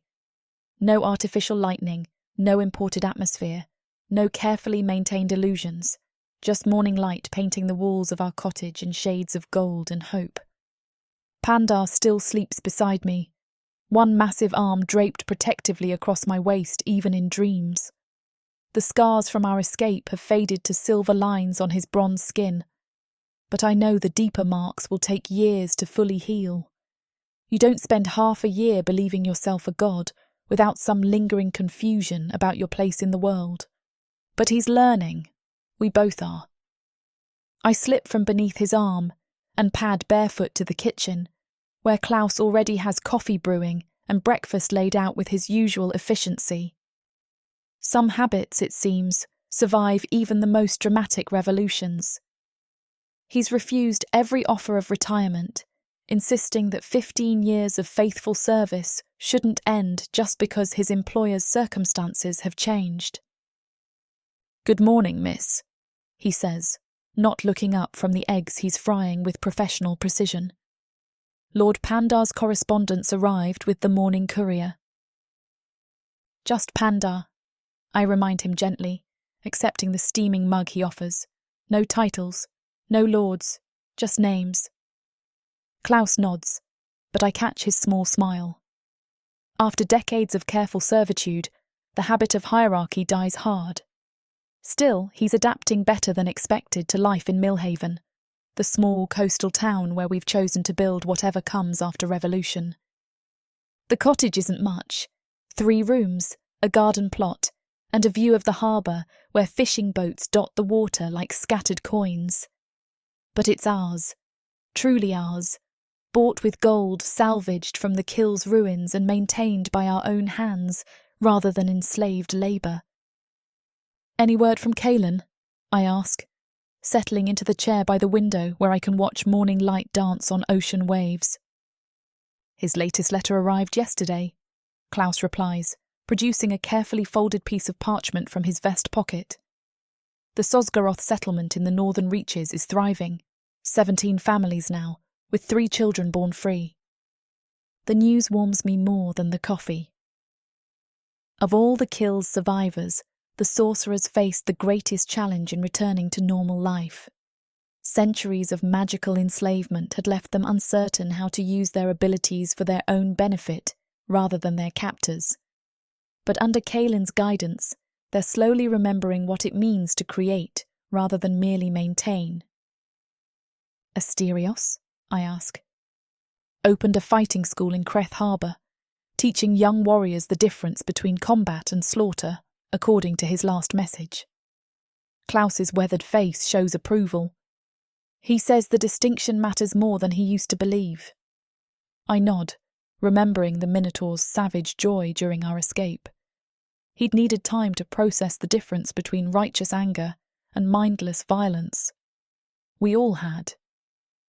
"And the others?"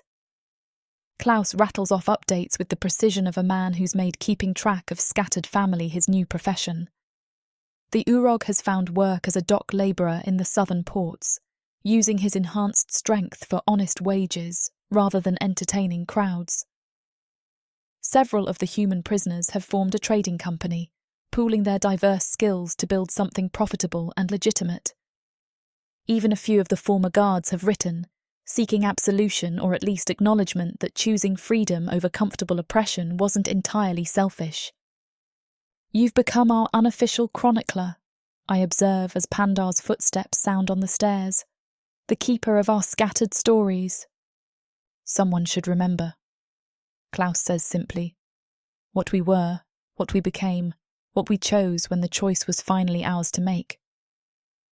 Pandar appears in the doorway, his hair still tousled from sleep and his expression carrying the particular softness that comes before full wakefulness. 6 months of honest labour have changed his physique. Less bulky show muscle, more practical strength. His hands bear calluses from fishing nets and garden tools rather than arena weapons. "Morning," he rumbles, accepting his own mug from Klaus before settling into the chair beside mine. Any interesting mail? The usual, I reply, but my seer sight catches something Klaus hasn't mentioned yet. A letter bearing a seal I don't recognise, its spiritual signature carrying traces of urgency and distant places. What's the official correspondence? Klaus hesitates, which is unusual for him. After a moment, he produces another folded parchment, this one bearing the elaborate seal of the Merchant Council of Valethorn. A request, he says carefully, for consultation on a matter requiring specialised expertise. Pandar and I exchange glances. We've been expecting this. Word of what happened in the kill has spread through the usual networks of rumour and exaggeration, growing in the telling until we've become something between heroes and legends. Requests for assistance have been arriving with increasing frequency, some legitimate, others clearly attempts to exploit our reputation for their own purposes. What kind of matter? Pandar asks. Missing persons, Klaus reads from the letter. Skilled individuals disappearing from major cities across the Eastern Kingdoms. No bodies, no ransom demands, no clear pattern except that they all possessed abilities that would be valuable to certain types of employers. My blood chills as understanding dawns. Slavers, not the crude raiders who snatch peasants for fieldwork, but sophisticated operations targeting people with specific skills. Mages, craftsmen, scholars, anyone whose abilities could be exploited by those willing to pay for unwilling service. How many missing? I ask. 43 confirmed disappearances over the past year, likely more that haven't been reported. Klaus sets down the letter with obvious distaste. The council believes there's an organised network operating across multiple kingdoms. They're requesting investigation by individuals with relevant experience in liberation efforts. They want us to hunt slavers, Pandar says flatly. They want us to do what we did to Welland, I correct.